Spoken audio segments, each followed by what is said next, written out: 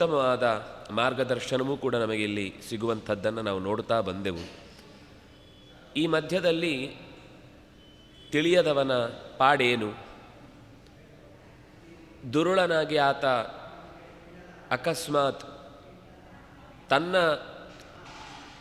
ಚೌಕಟ್ಟಿನಲ್ಲೇ ಎಲ್ಲವನ್ನೂ ನಡೆಸ್ತೇನೆ ಅಂತ ಹಠಕ್ಕೆ ಬಿದ್ದರೆ ಆತನ ಪರಿಸ್ಥಿತಿ ಏನಾಗುತ್ತೆ ಅನ್ನುವುದನ್ನು ಕಪಿಲ ಮಹರ್ಷಿ ಈ ಮಾತುಗಳಲ್ಲಿ ತಿಳಿಸ್ತಾ, ಯಂ ಯಂ ಅರ್ಥಮುಪಾದತ್ತೆ ದುಃಖೇನ ಸುಖಹೇತವೇ ತಂ ತಂ ಧುನೋತಿ ಭಗವಾನ್ ಪುಮಾಂಶ್ಚೋಚತಿ ಯತ್ಕೃತೆ.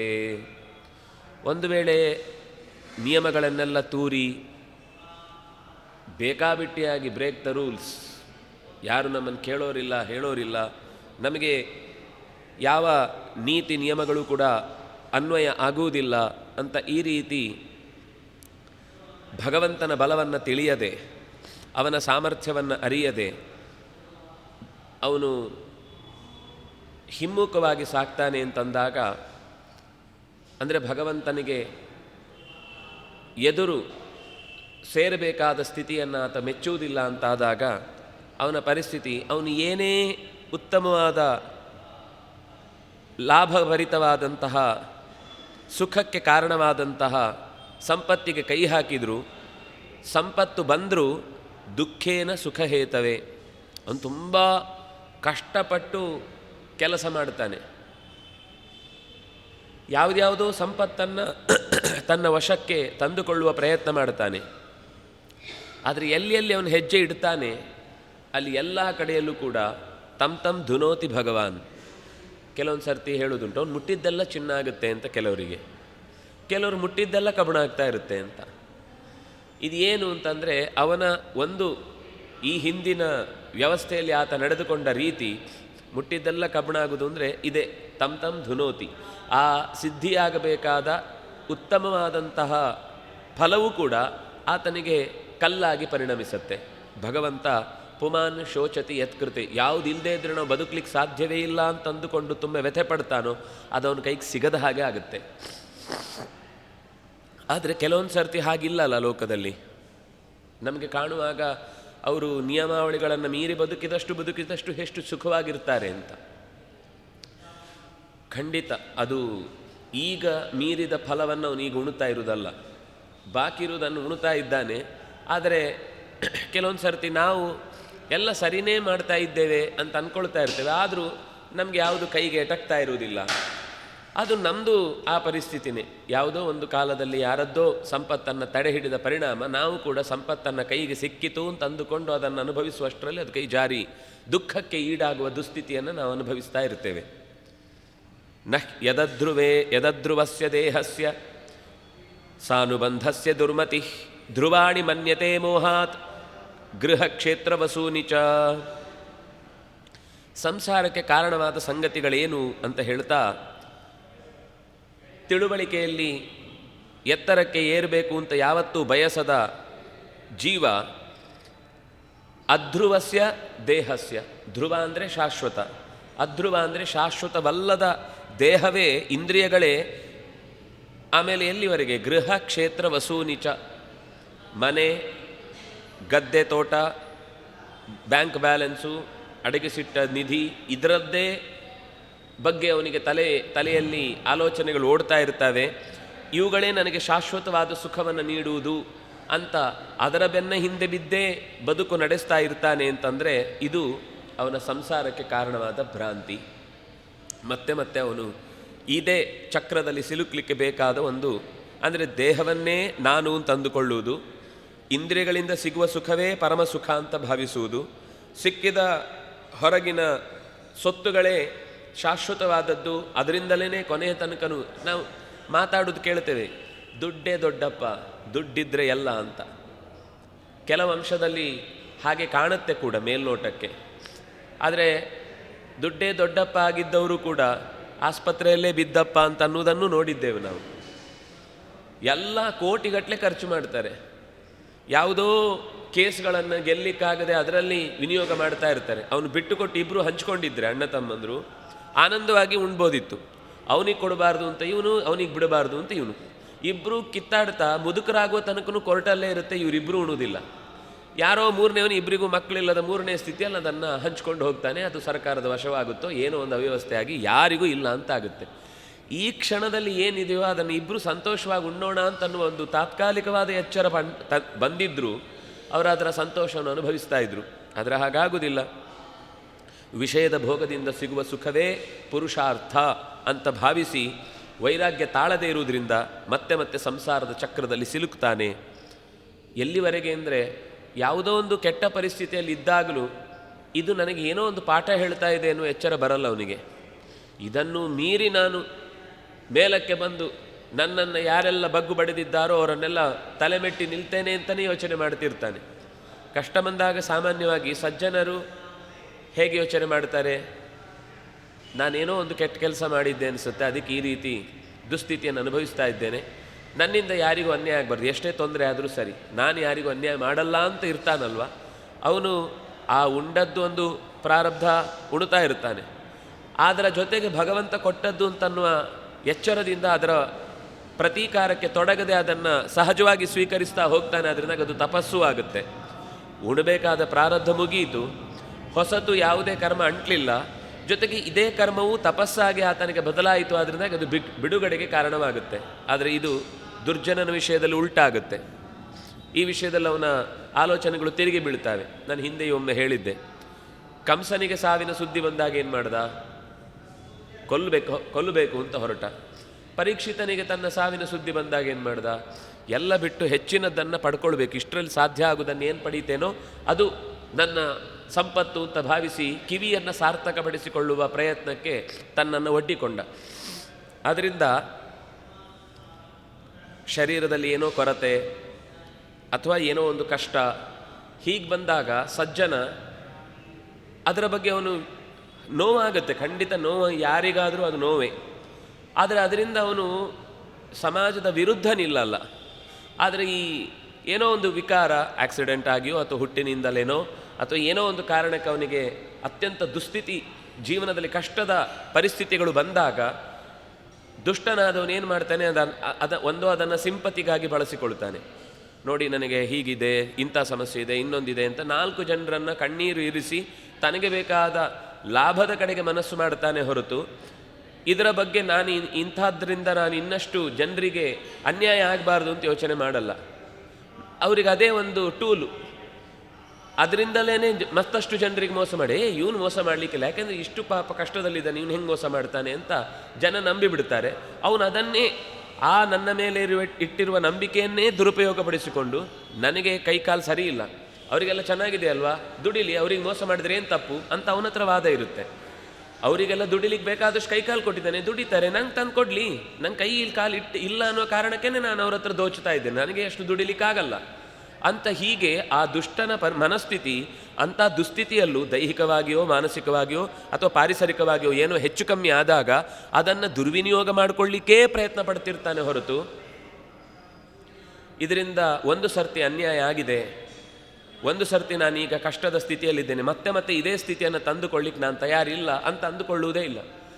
ತಾನು ಕಷ್ಟದಲ್ಲಿದ್ದೇನೆ ಅಂದರೆ ಇನ್ನೊಬ್ಬರನ್ನು ಅವನಿಗೆ ಅಷ್ಟು ಸುಖ ಯಾಕೆ ಅಂತ ಅಸೂಯೆಯಿಂದ ಮೋಸ, ಅನ್ಯಾಯ ಇದೆಲ್ಲವನ್ನು ಸಮರ್ಥಿಸಿಕೊಳ್ತಾ ಬದುಕಲಿಕ್ಕೆ ಶುರು ಮಾಡ್ತಾನೆ. ಇದು ಸಂಸಾರದ ಮತ್ತಷ್ಟು ಬಿಗಡಾಯಿಸುವಿಕೆಗೆ ಕಾರಣವಾಗುತ್ತೆ. ಇನ್ನು ಕೆಲವೊಮ್ಮೆ ನಾನು, ನನ್ನವರು, ಹೆಂಡತಿ, ಮಕ್ಕಳು, ನಮ್ಮ ಪರಿಸರ, ನಾನು ಸಾಕುವ ಪ್ರಾಣಿಗಳು, ನೆಂಟರು, ಜಾಗ ಇತ್ಯಾದಿಗಳೆಲ್ಲವೂ ಕೂಡ ಬಹಳ ವ್ಯಾಮೋಹದಿಂದ ಅದನ್ನು ಪೋಷಿಸ್ತಾ ಇರ್ತಾನೆ. ಪೋಷಿಸುವುದಿಲ್ಲ ಅಂತಿಲ್ಲ, ಎಲ್ಲರನ್ನೂ ಚೆನ್ನಾಗಿ ನೋಡ್ಕೊಳ್ತಾ ಇರ್ತಾನೆ. ಆದರೆ ಆ ಮೋಹ ಎಲ್ಲಿವರೆಗೆ ಅಂದರೆ, ನಾನಿಲ್ಲದೆ ಇದ್ದರೆ ಇವ್ರು ಯಾರಿಗೂ ಕೂಡ ಗತಿ ಇಲ್ಲ, ನಾನೇ ಇವರ ಪೋಷಕ, ಅಂದರೆ ನನ್ನನ್ನು ನಾನು ನೋಡ್ಕೊಳ್ತೇನೆ, ಇವರನ್ನೆಲ್ಲ ನಾನೇ ನೋಡ್ಕೊಳ್ತೇನೆ ಅಂತ ಮತ್ತಷ್ಟು ಮೋಹಕ್ಕೆ ಯಾರು ಬೀಳ್ತಾನೋ ಅವನಿಗೆ ಆತ್ಮಾನಂ ಬಹುಮನ್ಯತೆ, ತನ್ನಂತಾನೆ ಎಲ್ಲದಕ್ಕಿಂತ ದೊಡ್ಡದು ಅಂತ ಯಾರು ಭಾವಿಸ್ತಾನೋ ಮತ್ತೆ ಈ ಅಭಿಮಾನ ಅವನ ಸಂಸಾರದ ಚಕ್ರಕ್ಕೆ ಕಾರಣವಾಗುತ್ತೆ. ಇಲ್ಲಿ ಪೂರ್ತಿ ಸಂಸಾರದ ಬಂಧನಕ್ಕೆ ಕಾರಣವಾದ ಅನೇಕ ಗೊಂದಲಗಳನ್ನು ಬಿಡಿಸಿ ಹೇಳ್ತಾ ಹೋಗ್ತಾ ಇದ್ದಾನೆ. ಇನ್ನು ಕೆಲವೊಮ್ಮೆ ದುರಭಿಮಾನದಿಂದ ತಪ್ಪಾದರೂ ಸರಿ ಅಂತ ಸಮರ್ಥಿಸುವ ದುಸ್ಥಿತಿಗೆ, ಸಾಹಸಕ್ಕೆ ಕೈ ಹಾಕಿ ಅದನ್ನೇ ಕರ್ತವ್ಯ ಮೂಢನಾದರೂ ಇದನ್ನು ಮಾಡಿಬಿಡ್ತೇನೆ ಅಂತ ನಿಂತು ಬಿಡ್ತಾನೆ. ಇದು ಮತ್ತಷ್ಟು ಪಾಪಕರ್ಮಗಳಿಗೆ ಕಾರಣವಾಗುವುದರಿಂದ ಸಂಸಾರದಲ್ಲಿ ಸಿಕ್ಕಿಬೀಳ್ತಾನೆ. ಅಂದರೆ ಈ ವಿಷಯಕ್ಕಾಗಿ ಎಷ್ಟು ಪರಿತಪಿಸ್ತಾನೆ ಅಂದರೆ ಒಳ್ಳೆ ಕೆಲಸಕ್ಕಷ್ಟು ಪರಿತಪಿಸುವುದಿಲ್ಲ. ಏನಾದರೂ ಒಂದು ಚೂರು ತನ್ನ ವಸ್ತು ಮಿಸ್ ಆಗುತ್ತೆ ಅಂತ ಅನ್ನಿಸಿದರೆ ತಾನು ಸಂಪಾದಿಸಿದ ಸೊತ್ತು ಯಾರದ್ದೋ ಅಂದರೆ ಯಾರಿಗೂ ಅಗತ್ಯ ಇದ್ದವರಿಗೆ ಸೇರ್ತಾ ಇರುತ್ತೆ. ಆದರೆ ಇವನು ಅಂದ್ಕೊಂಡವ್ರಿಗೆ ಸೇರಲಿಲ್ಲ, ಇನ್ಯಾರಿಗೋ ಸಿಕ್ಕಿತು. ಇವನು ಅಂದ್ಕೊಂಡವ್ರ ಹತ್ರ ಬೇಕಾದಷ್ಟಿತ್ತು, ಆದರೆ ಇನ್ಯಾರಿಗೋ ಅದು ಸೇರಿತು ಅಂತಂದಾಗ ಅದರ ಬಗ್ಗೆ ವ್ಯಥೆ ಪಡ್ತಾ ಒಳಗಿನೊಂದೇ ಖುದ್ದು ಅದರ ವಿರುದ್ಧವಾಗಿ ನಿಂತು ಬಿಡ್ತಾನೆ. ಇದು ಮತ್ತೆ ಆತನ ಬದುಕಿಗೆ ಮುಳುವಾಗುತ್ತೆ. ಇನ್ನು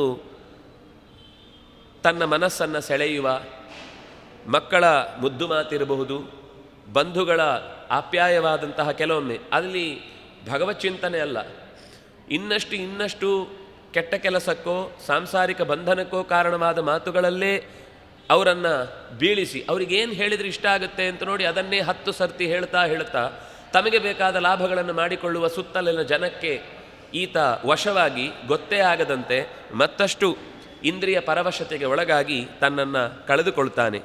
ಹೀಗೆ ಕೆಲವೊಮ್ಮೆ ಎಲ್ಲ ಕೂಟಧರ್ಮಗಳೇ ಮನಸ್ಸಿನಿಂದ ಯಾವ ಪ್ರಾಮಾಣಿಕವಾದ ಮಾತುಗಳನ್ನು ಆಡುವುದಿಲ್ಲ. ದುಃಖತಂತ್ರೇಷು ಅತಂದ್ರಿತಃ. ಇದಕ್ಕಾಗಿ ದುಃಖದ ತಂತ್ರವನ್ನು, ಅಂದರೆ ದುಃಖವನ್ನು ಕೊಡುವ ತಂತ್ರ, ನನಗೆ ದುಃಖ ಆಯಿತು ಅವರಿಗೆ ದುಃಖ ಆಗುವಂತೆ ಮಾಡಬೇಕು, ಅಷ್ಟೇ ಸುಖ ಅವನಿಗೆ. ಅವರು ಸುಖವಾಗಿದ್ದಾರೆ, ನಾನು ಸುಖವಾಗಿರ್ತೇನೆ, ಇದು ಸುಖವೇ ಅನಿಸಲ್ಲ ಅವನಿಗೆ. ನನಗೆ ದುಃಖಕ್ಕೆ ಅಥವಾ ನನ್ನ ಸುಖಕ್ಕಿಂತ ಹೆಚ್ಚಿನ ಸುಖದಲ್ಲಿ ಇರುವವರನ್ನು ಕೆಳಗಿಳಿಸುವುದೇ, ಅದಕ್ಕೋಸ್ಕರ ತುಂಬ ಕಷ್ಟಪಡ್ತಾನೆ. ಆ ಕಷ್ಟಪಡುವುದರಲ್ಲಿ ಸುಖ ಪಡ್ತಾನೆ. ಏನು ಅಂದರೆ ಅವರ ದುಃಖವನ್ನು ನಾನು ಕಮ್ಮಿ ಮಾಡ್ತೇನಲ್ವಾ. ಈ ದುರ್ಯೋಧನ ಎಲ್ಲ ತಲೆ ಉರುಳಿದಾಗಲೇ ಸುಖ ಆಯಿತು ಅವನಿಗೆ. ಹಾಗೆ ಈ ಒಳಗಿನಿಂದ ಒಂದು ಇನ್ನೊಬ್ಬರಿಗೆ ತೊಂದರೆ ಆಯಿತು ಅಂತಂದಾಗ ಸುಖ ಪಡ್ತಾನಲ್ಲ, ಸುಖವನ್ನು ಗೃಹ್ಯತೆ ಗೃಹಿ, ದುಃಖ ಪ್ರತೀಕಾರ ಮಾಡುವುದೇ ಸುಖ ಅಂತ ಭಾವಿಸಿ ಯಾರು ಬದುಕ್ತಾನೋ ಅವನಿಗೂ ಚಕ್ರ ಮತ್ತೆ ಸುತ್ತಿಟ್ಟದ್ದೇ, ತಪ್ಪಿಸಿಕೊಳ್ಳಿಕ್ಕಾಗುವಂಥದ್ದಲ್ಲ. ಕ್ರೂರವಾದ ಹಿಂಸಾಮಯವಾದ ಬುದ್ಧಿಯಿಂದ ತಾನು ಸಂಪಾದಿಸಿದ ದುಡ್ಡನ್ನು ಪರಿವಾರದ ಪೋಷಣೆಗೆ ಬಳಸುವುದು, ತಾನು ಉಣ್ಣುವುದು ಎಲ್ಲ ಮಾಡ್ತಾ ಇದ್ದರೂ ಅವನಿಗೆ ನಿಜವಾದ ಜೀವನದ ಈ ಹೊಟ್ಟೆ ಪೋಷಣೆ ಅಥವಾ ಬಂಧು ಮಿತ್ರರ ಪೋಷಣೆ ಯಾಕಾಗಿ ಅಂತಲೇ ಅವನಿಗೆ ಪ್ರಶ್ನೆನೇ ಬರುವುದಿಲ್ಲ. ಅಂಥವನು ಕೂಡ ಅಧೋಗತಿಗೆ ಈಡಾಗ್ತಾನೆ. ನನಗೆ ಇದೆಲ್ಲ ಸಿಕ್ಕಿರುವುದು ನಾನೇನೋ ಒಂದನ್ನು ಸಾಧಿಸಲಿಕ್ಕೋಸ್ಕರ ಇದೆ, ಆದರೆ ಇದು ಯಾವುದು ಯೋಚನೆ ಮಾಡಿದೆ, ಇವತ್ತಿದ್ದಾಯಿತು ನಾಳೆ ಇದ್ದಾಯಿತು ನಾಳೆದಿದ್ದಾಯಿತು, ಮತ್ತೆ ತಿರುಗಿದ ನಾಳೆದ್ದಾಯಿತು ಅದರ ನಾಳಿದ್ದಾಯಿತು ಅದರ ನಾಳಿದ್ದಾಯಿತು, ಕೊನೆ ತನಕನೂ ಕೇವಲ ಅವತ್ತಿನ ಊಟ ತಿಂಡಿ ನಿದ್ದೆ ಬಂಧುಗಳ ಸುಖ ನನ್ನ ಸುಖ ಅಂತ ಇಷ್ಟನ್ನು ಯೋಚನೆ ಮಾಡ್ತಾ ಮಾತ್ರ ಯಾರು ತಲೆನೇ ಕೆಡಿಸ್ಕೊಳ್ಳೋದಿಲ್ಲ. ಮುಂದಿನ ಎಲ್ಲಿಂದ ಬಂದೆ, ಮುಂದೆ ಎಲ್ಲಿಗೆ ಹೋಗಲಿಕ್ಕಿದೆ, ವೃದ್ಧಾಪ್ಯದ ಇದೆಲ್ಲ ಸಾಮಾನ್ಯ. ದೇಹ ಜರ್ಜರಿತ ಆದಮೇಲೆ ಕೆಲವೊಮ್ಮೆ ಶುರುವಾಗುತ್ತೆ. ನಮ್ಮ ಕೈಯಲ್ಲಿ ಇದಾಗಲ್ಲ ಅಂತ ಅನಿಸಿದಾಗ ಈ ಪ್ರಶ್ನೆಗಳು ಶುರುವಾಗುತ್ತೆ. ಆದರೆ ಅದಕ್ಕಿಂತ ಮುಂಚೆನೇ ಶುರುವಾಗಿದ್ದರೆ ಅಲ್ಲಿಯ ತನಕ ಮನಸ್ಸಿನ ಪ್ರಿಪರೇಷನ್ನಿಂದಾಗಿ ಆ ಕಾಲದಲ್ಲೂ ಕಷ್ಟ ಆದರೂ ಕೂಡ ಇದೂ ಒಂದು ವ್ಯರ್ಥ ಅಲ್ಲ, ಬದುಕಿನ ಅರ್ಥಪೂರ್ಣವಾದ ಒಂದು ತಪಸ್ಸು ಅಂತ ಭಾವಿಸ್ಲಿಕ್ಕೆ ಆಗ್ತಿತ್ತು. ಆದರೆ ಕೊನೆ ಕಾಲಕ್ಕೆ ಅಲ್ಲಿಯ ತನಕ ಮಾಡಿದಂತಹ ಎಲ್ಲ ಅನರ್ಥಗಳ ಸಾಲು ಆ ಹೊತ್ತಿಗೆ ಆತನ ಮನಸ್ಸನ್ನು ಪೂರ್ತಿ ಜರ್ಜರಿತಗೊಳಿಸಿರುತ್ತಾರನಾಗಿ ದುಃಖ ಪಡಲಿಕ್ಕೂ ಆಗದಷ್ಟು ವ್ಯಥೆ ಆಗ್ತಾ ಇರುತ್ತೆ. ಮುಂದೆ ಹೇಳ್ತಾರೆ, ವಾರ್ತಾಯಾಂ ಲುಪ್ಯಮಾನಾಯಾಂ ಆರಬ್ಧಾಯಾಂ ಪುನಃ ಪುನಃ ಲೋಭಾಭಿಭೂತೋ ನಿಸ್ಸತ್ವ ಪರಾರ್ಥೇ ಕುರುತೆ ಸ್ಪೃಹಾಂ.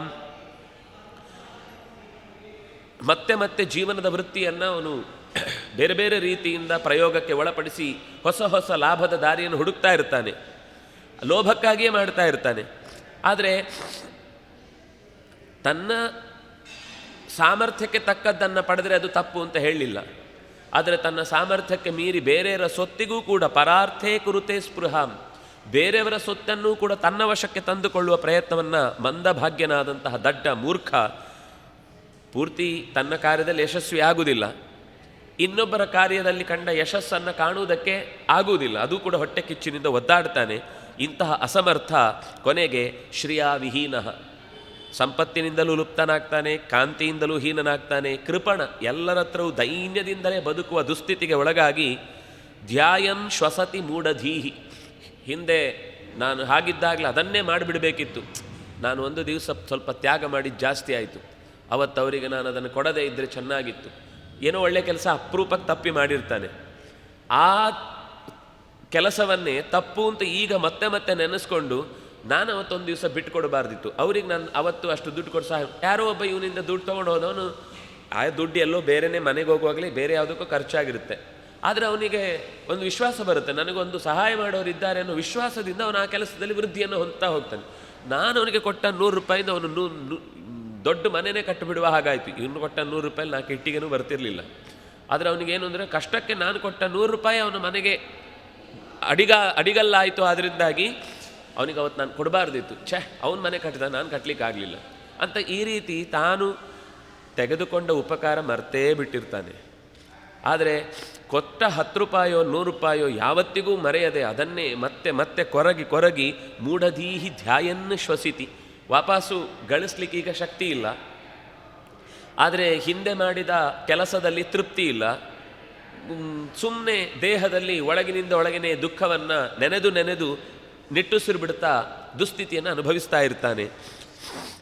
ಏವಂ ಸ್ವಭರಣಾಕಲ್ಪಂ ತತ್ಕಳತ್ರಾದಯಸ್ತದ ನಾದ್ರಿಯಂತೆ ಯಥಾಪೂರ್ವಂ ಕೀನಾಶ ಇವ ಗೋಚರಂ.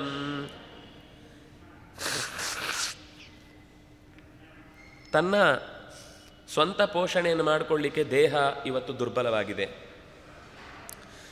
ತತ್ಕಳತ್ರಾದಯ, ಅವನ ಹೆಂಡತಿ ಮಕ್ಕಳು ಕೂಡ ಈಗ ಮೊದಲಾದರೆ ಏನಾದರೂ ಮಾಡಲಿಲ್ಲ ಅಂದರೆ ಎಲ್ಲದಕ್ಕೂ ಜೋರು ಮಾಡ್ತಿದ್ರು. ಈಗ ಜೋರು ಮಾಡಲಿಕ್ಕೆ ಆಗಲ್ಲ ಅಂತ ಗೊತ್ತಾಗ್ಬಿಟ್ಟಿದೆ. ಜೋರು ಮಾಡಿದರೆ ಕೆಮ್ಮು ಬರುತ್ತೆ, ಎದೆ ಹಿಡ್ಕೊಂಡ್ಬಿಡುತ್ತೆ, ಅಯ್ಯಯ್ಯೋ ಅಂತಾರೆ, ಮಲ್ಕೊಂಡ್ಬಿಡ್ತಾರೆ. ಆದ್ದರಿಂದಾಗಿ ಈಗ ಅವ್ರಿಗೆ ಜೋರು ಮಾಡಲಿಕ್ಕೆ ಬರಲ್ಲ ಅಂತ ಗೊತ್ತಿದೆ. ಆಗ ಅನಾದರ ಶುರು ಮಾಡ್ತಾರೆ. ಯಾವಾಗ ನಮ್ಮಲ್ಲಿ ಬಲ ಇದೆ ಅಂದರೆ ದುಡ್ಡಿನದ್ದೋ ಮಾತಿನದ್ದೋ ಏನೋ ಒಂದು ಅವರ ವೀಕ್ನೆಸ್ಸೋ ಏನೋ ಹಿಡ್ಕೊಂಡು ಏನೋ ನಾವು ಆಟ ಆಡಿಸ್ತಾ ಇದ್ದೇವೆ ಅಂತ ಹಮ್ಮು ಪಡ್ತಾ ಇದ್ದರೆ, ಆ ಯಾವಾಗ ವೀಕ್ನೆಸ್ ಅನ್ನೋದು ಅವನನ್ನೇ ಮುಕ್ಕಿ ತಿನ್ಲಿಕ್ಕೆ ಶುರು ಮಾಡುತ್ತೋ ಆವಾಗ ಅದೆಲ್ಲವೂ ಕೂಡ ಅವನ ಮಕ್ಕಳೇ, ಅವನ ಹೆಂಡತಿಯೇ, ಅವನ ಬಂಧುಗಳೇ, ಅವನ ಮಿತ್ರರೇ ಅವನನ್ನು ಕಸದಂತೆ ನೋಡ್ತಾರೆ. ನಾದ್ರಿಯಂತೆ ಯಥಾಪೂರ್ವಂ, ಮೊದಲಿನಂತೆ ಆದರ ತೋರುವುದಿಲ್ಲ. ಇನ್ನೂ ಹೇಳ್ತಾರೆ ಮುಂದೆ, ನಾಯಿಗೆ ಅನ್ನ ಹಾಕಿದ ಹಾಗೆ ಅವನಿಗೆ ಅನ್ನವನ್ನು, ಹಾಗಂತೇಳಿ ನಾಯಿಯನ್ನು ನೀವೇನ್ರಿ ನಾಯಿಯನ್ನು, ಅದು ನಮ್ಮ ಸಮಾಜದಲ್ಲಿ ಇವತ್ತು ಪೆಟ್ಟು ಅಂದರೆ ಅದು ಭಾರಿ ದೊಡ್ಡ ಪೆಟ್ಟೆ, ಅದು ಅದರ ಬಗ್ಗೆ ಮಾತಾಡಿದ್ರೆ ಪೆಟ್ಟೆ ಬೀಳುತ್ತೆ ಅಂತ ಕೇಳಿದರೆ ಅದರ ಅರ್ಥ ಅದರ ಬಗ್ಗೆ ಅಗೌರವ ತೋರಬೇಕು ಅಂತ ಹೇಳಲೇ ಇಲ್ಲ. ಆದರೆ ಅದನ್ನು ಎಲ್ಲಿಡಬೇಕೋ ಅಲ್ಲಿಡಬೇಕು. ಅದರ ದೈಹಿಕವಾದ ಸ್ಥಿತಿ ಮತ್ತು ನಮ್ಮ ದೇಹಕ್ಕೂ ನಮ್ಮ ಬದುಕಿಗೂ ಹೊಂದಿಕೆ ಆಗುವಂಥದ್ದಲ್ವೇ ಅಲ್ಲ.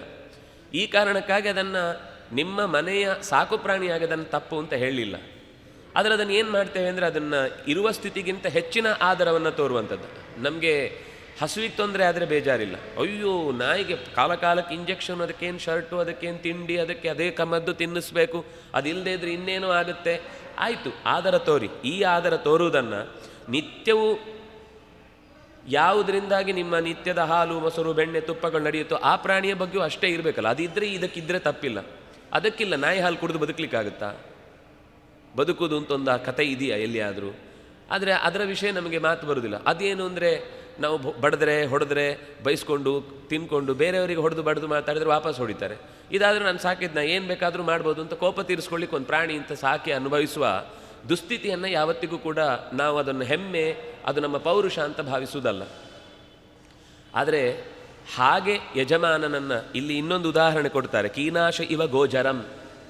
ಗೋಚರ ಅಂದರೆ ವಯಸ್ಸಾದ ಮುದಿ ಎತ್ತು ಉಳುವಾಗ ಚೆನ್ನಾಗಿ ಕೆಲಸ ಮಾಡ್ತಾ ಇರುತ್ತೆ.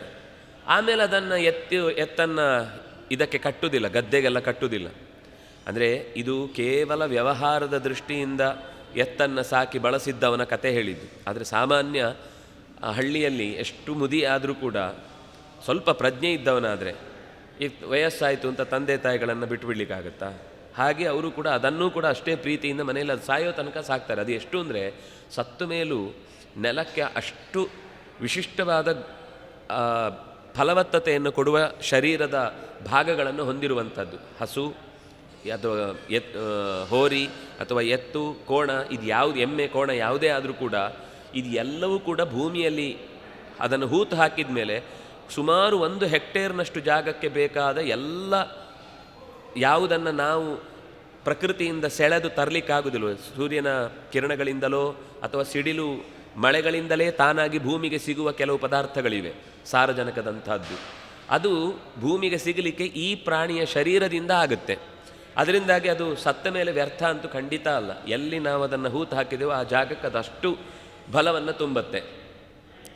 ಆದರೆ ಕೆಲವೊಮ್ಮೆ ದಡ್ಡ ಕೃಷಿಕ ಅದರ ಬಗ್ಗೆ ತಾತ್ಸಾರ ತಾಳ್ತಾನೆ, ಅದು ಸುಮ್ಮನೆ ಮನೆಯಲ್ಲೇ ಇರ್ತದೆ. ಅದನ್ನು ಮೊದಲಿನ ಹಾಗೆ ತಿರುಗಾಡಲಿಕ್ಕೆ ಕರ್ಕೊಂಡು ಹೋಗೋದು ಅಥವಾ ಅದನ್ನು ಬಿಟ್ಬಿಡೋದು ಇದನ್ನು ಮಾಡ್ತಾ ಇರ್ತದೆ. ಅದು ಎಲ್ಲೋ ಒಂದು ಕಡೆ ಇರುತ್ತೆ. ಉಳಿದವುಗಳಿಗೆ ಯಾವುದು ಈಗ ಕೆಲಸ ಮಾಡುತ್ತೋ ಅದಕ್ಕೆ ಹೆಚ್ಚು ಒತ್ತು ಕೊಡ್ತಾ ಇರ್ತಾನೆ.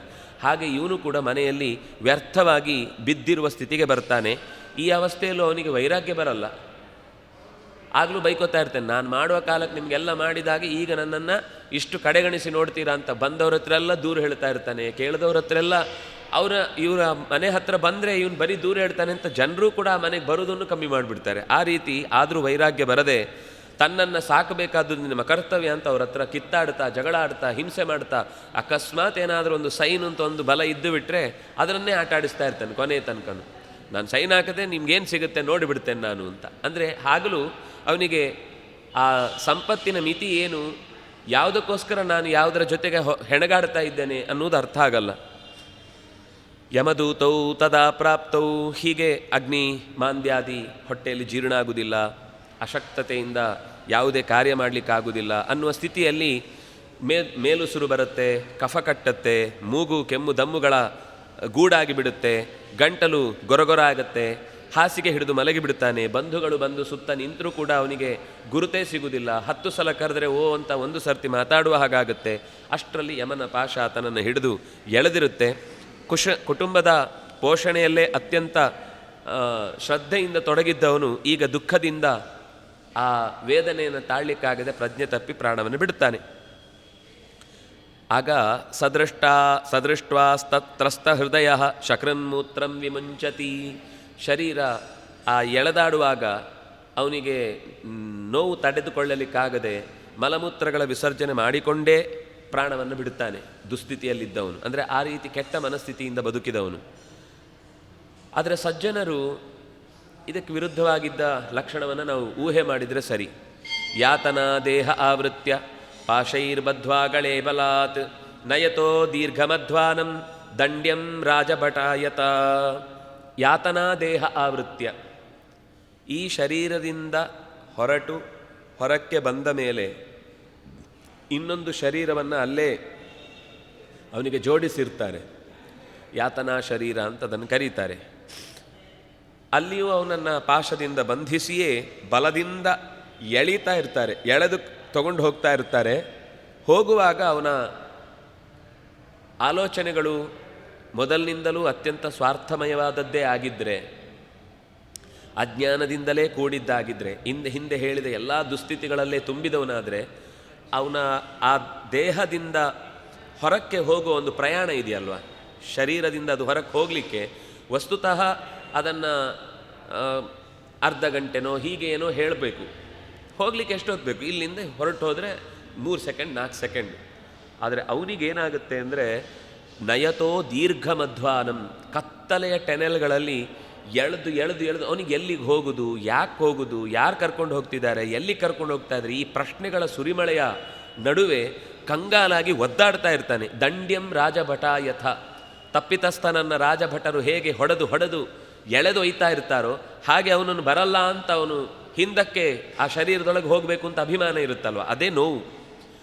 ದೇಹದಲ್ಲಿ ನೋವು ಅಂತಂದರೆ ಯಾವುದು ಅಂತಂದರೆ, ಸಾಯುವ ಹೊತ್ತಿಗೆ ಸಾವಿರಾರು ಕೀಟಗಳು ಒಟ್ಟಿಗೆ ಒಂದೇ ಸರ್ತಿಗೆ ಅವನನ್ನು ಕಚ್ಚಿ ಹಿಂಸಿಸಿದಂತೆ ಅನಿಸುವ ಕಾರಣ ಏನು ಅಂದರೆ, ಈ ನನ್ನದು ಅಂತನ್ನುವ ಈ ಶರೀರವನ್ನು ಬಿಟ್ಟು ಮುಂದೆ ಏನು ಒಂದು, ಇದನ್ನು ಬಿಟ್ಟು ಹೋಗಬೇಕಾ ಅದೊಂದು ನೋವು. ಇದರ ಮಧ್ಯದಲ್ಲಿ ಇವರು ಎಳೆದಾಡ್ತಾ ಇರುವವರ ಆರ್ಭಟ, ಒಂಚೂರು ಕರುಣೆ ಇಲ್ಲ, ನಮ್ಮ ಮೇಲೆ ಸ್ವಲ್ಪವೂ ಆದರ ಇಲ್ಲ, ಎಳೆದು ಕಸವನ್ನು ತಗೊಂಡು ಹೋದಾಗೆ ಎಳ್ಕೊಂಡು ಹೋಗ್ತಾ ಇದ್ದಾರಲ್ಲ ಅಂತ ಅದರ ಮೇಲೆ ಸ್ವಾಭಿಮಾನಕ್ಕೆ ಧಕ್ಕೆ. ಇದರ ಮೇಲೆ ಇಂಥ ಎಲ್ಲವೂ ಒಟ್ಟೊಟ್ಟಿಗೆ ಬಿದ್ದಾಗ ಅದರಲ್ಲಿ ಬೈತಾ ಇರ್ತಾರೆ.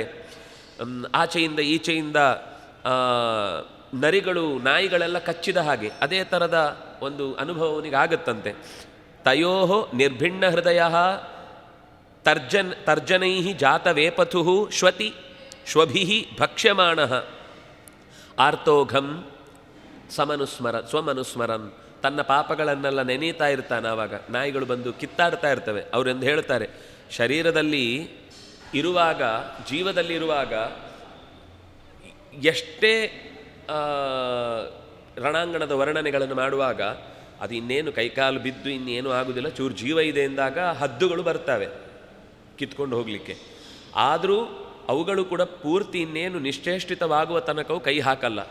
ನರಿಗಳಾಗಲಿ, ನಾಯಿಗಳಾಗಲಿ, ಅದೇ ರೀತಿ ಹದ್ದುಗಳಾಗಲಿ ಕಿತ್ತು ತೆಗೆಯುವಾಗ ಶರೀರದಲ್ಲಿ ಜೀವ ಇದೆ ಅಂದರೆ ಸ್ವಲ್ಪ ಹೊತ್ತು ಹಾಗೆ ಇರುತ್ತೆ. ಆದರೆ ಯಾವಾಗ ಈ ಸ್ಥಿತಿ ಬರುತ್ತೆ, ಓಡಾಡುವ ಸ್ಥಿತಿ, ಯಾತನಾ ಶರೀರವನ್ನು ಹೋಗ್ತಾ ಇರುವಾಗ ಇವನು ಇನ್ನೂ ಓಡಾಡ್ತಾ ಇದ್ದಾನೆ, ಆವಾಗಲೇ ಚಾಂತ್ರಾಭ್ಯುದ್ಧಾರ ಶ್ವಗೃಧ್ರ ಯಮಸಾಧನೆ ಸರ್ಪ ವೃಶ್ಚಿಕ ದಂಶಾದ್ಯೈ ಸ್ಮರದ್ಭಿಶ್ಚ ವೈಶಸಂ. ಹಿಂದೆ ಕಲ್ಲೆಸಿತೀಯ, ನಮಗೆ ನಮ್ಮ ಜಾತಿಯವರಿಗೆ ತೊಂದರೆ ಕೊಟ್ಟಿದ್ಯಾ ಅಂತ ನಾಯಿ ಬಂದು ಕಚ್ಚುತ್ತಂತೆ. ಆಮೇಲೆ ಚೇಳುಗಳು ನಮ್ಮನ್ನು ಮನೆಯಲ್ಲಿ ಬರಲೇಬಾರ್ದು ಅಂತ ಏನೇನು DDT ಪೌಡ್ರೆಲ್ಲ ಹಾಕಿ ನಮ್ಮನ್ನೆಲ್ಲ ನಾಶ ಮಾಡಿದ್ಯಾ ಅಂತ ಅವುಗಳು ಬಂದು ಕಚ್ತಾವಂತೆ. ಬ್ಯಾಟ್ ಇಟ್ಕೊಂಡು ಪಟಪಟ ಅಂತ ಪಟಾಕಿ ಹೊಡೆದಿದ್ಯಾ, ನಮ್ಮವರನ್ನೆಲ್ಲ ಕೊಂದು ಬಿಟ್ಟಿದ್ಯಾ ಅಂತ ಸೊಳ್ಳೆಗಳೆಲ್ಲ ಸರ್ಪ ವೃಶ್ಚಿಕ ದಂಶಾದ್ಯೈಹಿ ಅಂತ ಅವುಗಳೆಲ್ಲ ಬಂದು ಮುತ್ತಿ ಮೈಯ ನೆತ್ತರು ಹೀರಿ ಕಿತ್ತು ತಿನ್ನತ್ತಂತೆ. ನಮಗೆ ತಡಿಲಿಕ್ಕಾಗೋದೇ ಇಲ್ಲ, ಯಾಕೆಂದರೆ ಎಲ್ಲ ಕಟ್ಟಿ ಹಾಕಿದ ಬಂಧನದ ಸ್ಥಿತಿಯಲ್ಲಿ ಇರ್ತೇವೆ. ಆದರೆ ಪ್ರತಿಯೊಂದು ಪ್ರಾಣಿಯೂ ನಮ್ಮ ಮೇಲೆ ದಾಳಿ ಮಾಡ್ತಾ ಇರುತ್ತೆ. ಹದ್ದುಗಳು ಅದೇ ರೀತಿ ಯಾವ ಪ್ರಾಣಿಗೆ ಅವನು ಹಿಂಸೆ ಮಾಡಿದ್ದಾನೋ ಆಯಾ ಪ್ರಾಣಿಗಳು ಬಂದು ಅವನನ್ನು ಅಲ್ಲಲ್ಲಿಯೇ, ಎತ್ತುಗಳು ಈ ಹಸುಗಳು ಅವನೇನಾದರೂ ತೊಂದರೆ ಮಾಡಿದ್ರೆ ಅವನನ್ನು ಬಂದು ಗುಮ್ತಾ ಇರುತ್ತೆ, ಅವನನ್ನು ಬಂದು ಒದ್ದು ಮುಂದೆ ತಳ್ಳುತ್ತಾ ಇರುತ್ತೆ. ಅಂತೂ ಸ್ಮರದ್ಮಿಹಿ ಆತ್ಮವೈಶಸಂ, ನಮಗೆ ಮಾಡಿದ ತೊಂದರೆಯನ್ನು ಸೇಡಾಗಿ ತೆಗೆದುಕೊಂಡು, ಅದು ನಮಗೆ ಪುರಂಜನನ ಕಥೆಯನ್ನು ಹೇಳುವುದಕ್ಕೆ ಅಂತ ಹೊರಡುವ ಮುನ್ನ ಪ್ರಾಚೀನ ಬರಹಿಗೆ ಈ ಕಥೆಯನ್ನು ಹೇಳುತ್ತಾರೆ. ನೀನು ಯಾವಾಗ ಆಡಾಗ್ತಿ, ನಾವು ಯಾವಾಗ ನಿನ್ನನ್ನು ಯಜ್ಞದಲ್ಲಿ ಬಲಿ ಕೊಡ್ತೇವೆ ಅಂತ ನೋಡು, ಎಷ್ಟು ಆಡುಗಳು ನಿನ್ನನ್ನು ಕಾಯ್ತಾ ಇವೆ, ಮುಂದೆ ನಿನ್ನನ್ನು ಕಾಡಲಿಕ್ಕಿವೆ ಅಂತ ನಾರದರು ತೋರಿಸ್ತಾರೆ. ಹಾಗಾಗಿ ಯಜ್ಞದಲ್ಲಿ ಅವನಿಗೆ ಅದನ್ನು ಭಗವಂತನ ಪ್ರೀತಿಗೋಸ್ಕರ ಮಾಡುವುದು ಅಂತ ಮರೆತು ನಾನು ಎಷ್ಟು ಯಜ್ಞ ಮಾಡಿದೆ ಅನ್ನೋದನ್ನು ತೋರಿಸೋದಕ್ಕೋಸ್ಕರ ಮಾಡಿದ್ದಕ್ಕೆಲ್ಲ ಕಾಯ್ತಾ ಇದ್ದು. ಅದೇ ಯಜ್ಞವನ್ನು ಈಗ ಒಂದೊಂದು ಕಡೆ ಮಾತಿವೆ ಹೀಗೆ, ಏನು ಅಂದರೆ ಯಾವುದೋ ಈ ದುಷ್ಟ ಪ್ರಾಣಿಯಿಂದ ಈಗ ಎಲ್ಲೋ ಇರುತ್ತೆ ಅವುಗಳ ಪಾಡಿಗೆ, ಅಲ್ಲಲ್ಲಿ ಹೋಗಿ ಹೊಡೆದು ಕೊಲ್ಲುವುದು ಅನ್ನೋದು ಅಪರಾಧ. ಅದು ನಮ್ಮ ಮೈಗೆ ಬಂದು ಕಡಿತಾ ಇದೆ, ನಮ್ಮ ಏಕಾಗ್ರತೆಗೆ ತೊಂದರೆ ಆಯಿತು, ಅಥವಾ ಯಾರೋ ನಮ್ಮ ಮನೆಗೆ ಅತಿಥಿಗಳು ಸಜ್ಜನರು ಬಂದಿದ್ದಾರೆ ಅವ್ರಿಗೆ ತೊಂದರೆ ಆಗುತ್ತೆ. ಅಂಥ ಸಂದರ್ಭದಲ್ಲಿ ಅದನ್ನು ಓಡಿಸುವ ಹಾಗೆ ಏನಾದರೂ ಮಾಡಿದರೆ ನಾವು ಮಾಡಿದ ಕೆಲಸದಿಂದ ಇನ್ನೇನೋ ಒಂದು ಒಳ್ಳೆಯ ಕೆಲಸ ಆಗುತ್ತೆ ಅಂದರೆ ಈ ಕೆಲಸಕ್ಕೆ ಒಂಚೂರು ಪಶ್ಚಾತ್ತಾಪದಿಂದ ಪ್ರಾಯಶ್ಚಿತ್ತ ಇದೆ. ಆದರೆ ನಾವು ಹಾಗಲ್ಲದೆ ನಮ್ಮ ಮನೆ ಸುತ್ತ ಜಿರಳೆ ಇರಬಾರ್ದು, ಹಲ್ಲಿ ಇರಬಾರ್ದು, ಸೊಳ್ಳೆ ಇರಬಾರ್ದು, ಯಾವ ಪ್ರಾಣಿ ಇರಬಾರ್ದು, ಮನುಷ್ಯ ನಾನೊಬ್ಬನೇ ಇರಬೇಕು ಅನ್ನುವ ಹಠದಿಂದ ನಾವು ಮಾಡುವ ಏನೆಲ್ಲ ಬಂದೋಬಸ್ತಿದೆ. ಬಂದೋಬಸ್ತು ಅಂದರೆ ಬರದಂತೆ ಮಾಡೋದು ತಪ್ಪಲ್ಲ, ಆಗಲಿ ಅದು ಎಲ್ಲೋ ಅದು ಹೊರಗಡೆ ತನ್ನ ಪಾಡಿಗೆ ತಾನು ಹುಡ್ಕೊಳ್ಳುತ್ತೆ. ಜಾಗ ಕೊಡಲಿಲ್ಲ ಅಂತ ಅನ್ನೋದಕ್ಕೋಸ್ಕರ ನಮ್ಗೆ ಬೇರೆ ಥರದ ಸಮಸ್ಯೆ ಇದೆ. ನಾವೆಲ್ಲೆಲ್ಲೋ ಜಾಗ ಕೊಡ್ಲಿಕ್ಕೆ ಹೋಗ್ತೇವೆ, ಕೇಳಲಿಕ್ಕೆ ಹೋಗ್ತೇವೆ ಜಾಗ, ಆಗ ಅಲ್ಲಿ ಎಲ್ಲಿಯೂ ಜಾಗ ಸಿಗೋದಿಲ್ಲ. ಬಿಸಿಲಿನಲ್ಲಿ ಒದ್ದಾಡ್ತಾ ಇರ್ತಾನೆ, ಮರದ ಹತ್ರ ಹೋದರೆ ಮರ ಪಕ್ಕಕ್ಕೆ ಸರಿಯತ್ತಂತೆ, ನೆರಳೇ ಕೊಡಲ್ಲ. ಏನೋ ತಿನ್ನಲಿಕ್ಕೆ ಬೇಕು ಅಂತ ಹೇಳಿದ್ರೆ ಕೊಳ್ತು ಹೋದ ಹಣ್ಣನ್ನು ಅವನ ಮೈ ಮೇಲೆ ಎರಚಿ ಅದು ತಿನ್ನಲಿಕ್ಕೆ ಸಿಗದಂತೆ ಅವನಿಗೆ ಆ ವಾಸನೆಯಲ್ಲಿ ಒದ್ದಾಡುವ ಹಾಗಾಗುತ್ತೆ. ಹೀಗೆ ಒಂದೊಂದು ಚಾವಯವಶಃ ಗಜಾದಿಭ್ಯೋಭಿಧಾವನಂ ಪಾತನಂ ಗಿರಿಶೃಂಗೇಭ್ಯ ರೋಧನಂ ಬಂಧಗರ್ತಯೋ. ಶರೀರವನ್ನೆಲ್ಲ ಅವಯವಶಃ ತುಂಡು ತುಂಡಾಗಿ ಕತ್ತರಿಸಿ ಬಿಡ್ತಾರೆ, ಅವನೇನೋ ಅಂಥ ಅನರ್ಥ ಮಾಡಿದ್ದ ಅನ್ನುವ ಕಾರಣಕ್ಕಾಗಿ. ಆನೆಗಳು ಅಟ್ಟಿಸಿಕೊಂಡು ಓಡೋಡಿ ಬರ್ತಾವೆ. ಗಜಾದಿಭ್ಯ ಅಭಿಧಾವನಂ ಗಿರಿಶೃಂಗೇಭ್ಯ ಪಾತನಂ, ಬೆಟ್ಟದಿಂದ ಎತ್ತಿ ಹಾಕ್ತಾರೆ. ಯಾರನ್ನು ಒಬ್ಬನನ್ನು ಹಾಗೇ ಬೀಳಿಸಿದ್ದ ಅದನ್ನು ಅವನು ಅನುಭವಿಸ್ತಾನೆ. ಅದೇ ರೀತಿ ರೋಧನಂ, ತಡೆದು ನಿಲ್ಲಿಸ್ತಾರೆ. ಎಲ್ಲೋ ಅವನಿಗೆ ನೀರು ಕಾಣುತ್ತೆ, ಕುಡಿಬೇಕು ಅಂತ ಅದರ ಎದುರುಗಡೆ ಹೋಗ್ತಾನೆ ಅಂತಂದಾಗ ಅವನಿಗೆ ಹೋಗದಂತೆ ತಡೆದು ನಿಲ್ಲಿಸ್ತಾರೆ. ಇನ್ನು ದೊಡ್ಡ ಹಳ್ಳದಲ್ಲಿ ಆತನನ್ನು ಬೀಳಿಸ್ತಾರೆ. ಹೀಗೆ ಇದೆಲ್ಲ ಆತನೇ ಈ ಹಿಂದೆ ನಡೆಸಿದಂತಹ ತಪ್ಪು ಕೆಲಸಗಳಿಗೆ ಪ್ರಾಯಶ್ಚಿತ್ತ ರೂಪದಲ್ಲಿ ಪಶ್ಚಾತ್ತಾಪ ಅನುಭವಿಸಿ ಬಿಟ್ಟಿದ್ದ ಅಂದರೆ ಇಲ್ಲಿ ಅದೆಲ್ಲ ಲೆಸ್ ಆಗ್ತಾ ಹೋಗುತ್ತೆ. ಆದರೆ ಅದನ್ನು ಉದ್ದೇಶಪೂರ್ವಕವಾಗಿ ಆಸಕ್ತನಾಗಿ ಮಾಡಿದ್ದ ಅಂತಂದರೆ ಇಲ್ಲಿ ಎಲ್ಲವನ್ನು ಬಿಡದೆ ಅನುಭವಿಸಬೇಕಾಗುತ್ತೆ. ಇನ್ನೊಂದು ಮಾತು ಹೇಳಿದರು, ಈ ನರಕ ಅಂದರೆ ಶರೀರ ಬಿಟ್ಟ ಮೇಲೆ ಮಾತ್ರ ಅಲ್ಲ, ಅತ್ರೈವ ನರಕ ಸ್ವರ್ಗ ಇತಿ ಮಾತಃ ಪ್ರಚಕ್ಷತೆ ಯಾ ಯಾತನಾ ವೈ ನಾರಕ್ಯ ತಾ ಇಹಾಪ್ಯುಪಲಕ್ಷಿತಾ. ಕೆಲವೊಂದು ಸರ್ತಿ ನಾವು ನೋಡ್ತೇವೆ ಆಸ್ಪತ್ರೆಯಲ್ಲೋ ಇನ್ನೆಲ್ಲೋ ಹೇಗೋ ಬೆಡ್ಸೋರಾಗಿ ಮೈಯೆಲ್ಲ ನಾರಿ ತಡಿಲಿಕ್ಕಾಗದಷ್ಟು ವೇದನೆಯಲ್ಲಿ ಒದ್ದಾಡ್ತಾ ಇರ್ತಾರೆ. ಅದೆಲ್ಲ ಆತ ಇಲ್ಲೇ ಅನುಭವಿಸಿ ಮುಗಿಸಬೇಕು ಅಂತ ಅವನಿಗೆ ಏನಾದರೂ ಅಂದರೆ ಆ ಅನುಭವದ ಮಧ್ಯದಲ್ಲಿ ಅವನಿಗೆ ಭಗವತ್ ಪ್ರಜ್ಞೆಯಿಂದ ಅದರಿಂದ ಹೆಚ್ಚು ಹತ್ತಿರಕ್ಕೆ ಹೋಗುವ ಸ್ಥಿತಿ ಇತ್ತು ಅಂತ ಆದಾಗ ಅವನು ಇಲ್ಲೇ ನರಕದ ಅನುಭವವನ್ನು ಪಡೆದು ಮುಗಿಸ್ತಾನೆ. ಅದು ಎರಡು ಥರ. ಒಂದು ಅತ್ಯುತ್ಕಟೈಹಿ ಪುಣ್ಯಪಾಪೈಹಿ ಇಹೈವ ಫಲಮಶ್ನುತೆ ಅಂತ ಒಂದು ಮಾತು. ಉತ್ಕಟವಾದ ಪಾಪ ಇದ್ದಾಗ ಜನರಿಗೆ ಪಾಪ ಮಾಡಿದವನಿಗೆ ಖಂಡಿತ ಶಿಕ್ಷೆ ಇದೆ ಅನ್ನುವ ಭರವಸೆಯನ್ನು ಹುಟ್ಟಿಸುವ ಯಾವುದೋ ಒಂದು ನೆಪ ಒಂದು ಪರಿಸರದಲ್ಲಿ ಒಂದು ದೊಡ್ಡ ಏನೋ ಒಂದು ಪ್ರಭಾವವನ್ನು ಬೀರಬೇಕಿರುತ್ತೆ. ಇಲ್ಲದಿದ್ದರೆ ಅವರಲ್ಲಿ ಎಲ್ಲರಲ್ಲೂ ಅನಾಸ್ತಿಕ್ಯ ಅನ್ನೋದು ಮೂಡಿಬಿಡುವ ಸಾಧ್ಯತೆ ಇದ್ದಾಗ ಆ ತಪ್ಪು ಮಾಡಿದವನನ್ನು ಅಲ್ಲೇ ಎಲ್ಲರ ಮುಂದೆ ಶಿಕ್ಷಿಸುವಂತಹ ಒಂದು ಪ್ರಕೃತಿಯ ನಿಯಮ ಅಲ್ಲಿ ರೂಲು ಪಾಲನೆಗೊಳ್ಳುತ್ತೆ. ಅಂಥ ಸಂದರ್ಭದಲ್ಲಿ ತೀವ್ರವಾದ ಕೆಟ್ಟ ದುಃಖದ ಸ್ಥಿತಿಯನ್ನು ಒಬ್ಬ ದುಷ್ಟ ಅನುಭವಿಸ್ತಾನೆ ಅಂದರೆ ಅದು ನಮಗೇನು ಅಂದರೆ ನಮಗೆ ಎಲ್ಲ ಮರ್ತು ಹೋಗ್ತಾ ಇರುತ್ತೆ. ಆದ್ದರಿಂದಾಗಿ ನಂತರದ ಘಟನೆ ಹಿಂದಿನದಕ್ಕೆ ತಾಳೆ ಹಾಕಿ ನೆನಪಿಟ್ಕೊಳ್ಳಿಕ್ಕೆ ಬರಲ್ಲ. ಆದರೆ ಅನುಭವಿಸ್ತಾ ಇರೋವನಿಗೆ ಗೊತ್ತಾಗ್ತಾ ಇರುತ್ತೆ. ಎಷ್ಟೋ ಸರ್ತಿ ಅದರ ಪೆಟ್ಟು ಯಾಕೆ ಬಿತ್ತು, ನಾನು ಯಾಕೆ ಇದನ್ನು ಹಿಂದೆ ಮಾಡಿದೆ, ಅದನ್ನೇ ನಾನು ಯಾಕೆ ಒಬ್ಬರ ಮನೆ ಒಡೆಸಿದ ಅಂದರೆ ಅವನ ಮನೆಯೂ ಹಾಗೆ ಒಡೆಯುವ ಪ್ರಸಂಗ ಬರುತ್ತೆ. ಒಬ್ಬರ ಮನೆ ಕಲ್ಲೆಸ್ದ ಅಂದರೆ ಅವನ ಮನೆಗೂ ಕಲ್ಲು ಬೀಳುತ್ತೆ. ಅದು ನಿಶ್ಚಿತ ಅದು. ಆದರೆ ಬೇರೆಯವರಿಗೆ ಕೆಲವೊಮ್ಮೆ ನೆನಪಾಗುತ್ತೆ, ಕೆಲವೊಮ್ಮೆ ನೆನಪಾಗಲ್ಲ. ಹೀಗೆ ಇಲ್ಲಿಯೇ ಸ್ವರ್ಗ ನರಕಗಳು ಖಂಡಿತ ಕೆಲವೊಮ್ಮೆ ಉತ್ಕಟವಾದ ಪುಣ್ಯಕ್ಕೆ ಪಾಪಗಳಿಗೆ ಅವನು ಅನುಭವಿಸಲೇಬೇಕಾಗುತ್ತೆ. ಕೆಲವೊಂದು ಸರ್ತಿ ತುಂಬ ಉತ್ತಮವಾದ ದೊಡ್ಡ ಯಜ್ಞವನ್ನು ನಡೆಸ್ತಾನೆ, ಸ್ವಾರ್ಥದಲ್ಲಿ ಇಲ್ಲದೆ ಲೋಕದ ಹಿತಕ್ಕಾಗಿ ಅಂತ ನಡೆಸಿದಾಗ ಅದರ ಫಲವನ್ನು ಅವನು ಸುತ್ತಲಿನಲ್ಲಿ ಅವನಿಗೆ ಒಂದು ಎಲ್ಲರಿಂದಲೂ ಹೊಗಳಿಕೆ ಸಿಗುವಂತಹದ್ದು, ಬೇಕಾದ ಕೆಲಸದಲ್ಲಿ ತಡೆ ಆಗದಂತೆ ಎಲ್ಲರೂ ಬೆಂಬಲ ನೀಡುವಂಥದ್ದು, ಇದೆಲ್ಲವನ್ನು ಅವನು ಅನುಭವಿಸ್ತಾನೆ. ಹಾಗಾಗಿ ಉತ್ಕಟವಾದ ಪುಣ್ಯ ಪಾಪಗಳು ಇಲ್ಲಿಯೇ ಫಲಿಸತ್ತೆ ಅನ್ನುವುದಕ್ಕೆ ಇಲ್ಲಿಯೇ ನರಕ ಸ್ವರ್ಗಗಳು ಇವೆ. ಅಂದರೆ ಕರ್ಮದ ಫಲವಾಗಿ ಎಚ್ಚರ ಇದ್ದಾಗ ಇದು ಈ ಥರ. ಇನ್ನು ಕೆಲವೆಲ್ಲ ಹೇಗಿರುತ್ತೆ ಅಂದರೆ ಆತನಿಗೆ ಉತ್ತಮವಾದ ಯೋಗ ಇರುತ್ತೆ, ಆದರೆ ಒಂದು ಕೆಟ್ಟ ಪಾಪದ ಫಲವನ್ನು ಅನುಭವಿಸಲಿಕ್ಕಿರುತ್ತೆ. ಅನುಭವಿಸುವ ಸಮಯ ಬಂದಿದೆ, ಆದರೆ ಅವನ ಯೋಗ ಅವನನ್ನು ಯಾರೋ ದೊಡ್ಡವರ ಸೇವೆ ಮಾಡ್ತಾ ಇದ್ದಾನೆ, ಅಥವಾ ಒಂದು ದೊಡ್ಡ ದೇವಸ್ಥಾನದಲ್ಲಿ ಎಲ್ಲೋ ತುಂಬ ಚೆನ್ನಾಗಿ ಕರ್ತವ್ಯ ನಿರ್ವಹಣೆಯಲ್ಲಿದ್ದಾನೆ, ಅಥವಾ ಒಂದು ದೊಡ್ಡ ಅಧಿಕಾರದಲ್ಲಿದ್ದು ಪ್ರಾಮಾಣಿಕವಾದ ಸೇವೆಯನ್ನು ಸಲ್ಲಿಸ್ತಾ ಇದ್ದಾನೆ. ಇಂಥ ಸ್ಥಿತಿಯಲ್ಲಿ ಅವನಿಗೆ ಯೋಗ ಮತ್ತು ಪ್ರಭಾವ ಎರಡೂ ತುಂಬ ಚೆನ್ನಾಗಿದೆ. ಆದರೆ ಪಾತಕ ಒಂದು ಅವನ ಹಿಂದಿನದ್ದು ಈಗ ಅನುಭವಿಸ್ಲಿಕ್ಕೆ ಎದುರುಗಡೆ ಇದೆ. ಅದನ್ನು ಹೇಗೆ ಪರಿಹಾರ ಮಾಡ್ತಾನೆ ಅಂದರೆ ದೇವರು ಬಹಳ ಚಂದ ಕೆಲವೆಲ್ಲ ನಿಯಮಗಳು ಭಗವಂತನ ವ್ಯವಸ್ಥೆಯಲ್ಲಿ. ಅವನು ಮಾಡೋದು ಅಂದರೆ ಯಾರದ್ದೋ ಮೇಲಿನ ಕೃಪೆಯಿಂದ ಕಮ್ಮಿ ಮಾಡೋದು ಹೆಚ್ಚು ಮಾಡುವುದಲ್ಲ, ಅದರದ್ದೆಲ್ಲ ವಿಧಿಯೇ ಹಾಗೆ ಅಂತ ಜ್ಯೋತಿಷದಲ್ಲಿ ಈ ಮಾತುಗಳನ್ನು ಹೇಳ್ತಾರೆ. ಅವನಿಗೊಂದು ಕನಸು ಬೀಳುತ್ತೆ. ಕನಸಿನಲ್ಲಿ ನಿಮಗೆ ಬಿದ್ದ ಅರ್ಧ ಗಂಟೆಯ ಕನಸಾದರೂ ಅದು ಒಂದು ಅರ್ಧ ಆಯುಷ್ಯವನ್ನು ಪರಿಚಯಿಸಿಕೊಡುತ್ತೆ. ನಮಗೆ ಈಗ ಎದ್ದ ಮೇಲೆ ಅದನ್ನು ಹೇಗೆ ಅಂತ ಎಕ್ಸ್ಪ್ಲೇನ್ ಮಾಡೋದು ಕಷ್ಟ, ಆದರೆ ಕನಸಿನಲ್ಲಿ ನಾವು ಅಂಥ ಅನುಭವವನ್ನು ಪಡೆದಿರ್ತೇವೆ. ಆ ಅರ್ಧ ಗಂಟೆಯಲ್ಲಿ ಅಥವಾ ಅವನು ಕನಸು ಕಾಣುವ ಅಷ್ಟು ಹೊತ್ತಿನಲ್ಲಿ ಅವನಿಗೆ ಯಾವುದೋ ಒಂದು ಈ ಯಾತನೆ ಅನುಭವಿಸಬೇಕಾದ ಯಾವುದೋ ಒಂದು ದುಸ್ಥಿತಿ ಇರುತ್ತಲ್ಲ, ಒಂದು ಆಕ್ಸಿಡೆಂಟ್ ಆಗೋದು, ಅಲ್ಲಿ ಒದ್ದಾಡೋದು, ಗೊತ್ತಾಗದೆ ಕಷ್ಟಪಡೋದು, ಇದೆಲ್ಲ ಆಗಿ ಎಚ್ಚರ ಆದಾಗ ಆ ವೇದನೆ ನೆನಪಿರುತ್ತೆ ಅವನಿಗೆ. ಇಷ್ಟು ಅವ್ಯವಸ್ಥೆ ಆಗಿ ಹೋಯ್ತಲ್ವ, ಏನಾಯಿತು, ಒಂದು ಪ್ರಜ್ಞೆಯೂ ಬರುತ್ತೆ, ಜಾಗೃತವಾಗುತ್ತೆ. ಆದರೆ ಯಾತನೆ ಅನುಭವಿಸಿ ಆಯಿತು. ಆ ಯಾತನೆ ಅನುಭವಿಸುವಾಗ ನಿಜವಾಗಿಯೂ ಅವನು ಆಕ್ಸಿಡೆಂಟ್ ಆದಾಗ ಎಷ್ಟು ವ್ಯಥೆ ಪಡ್ತಾನೋ ಅಷ್ಟು ವ್ಯಥೆ ಅಲ್ಲಿ ಪಟ್ಟಿರ್ತಾನೆ.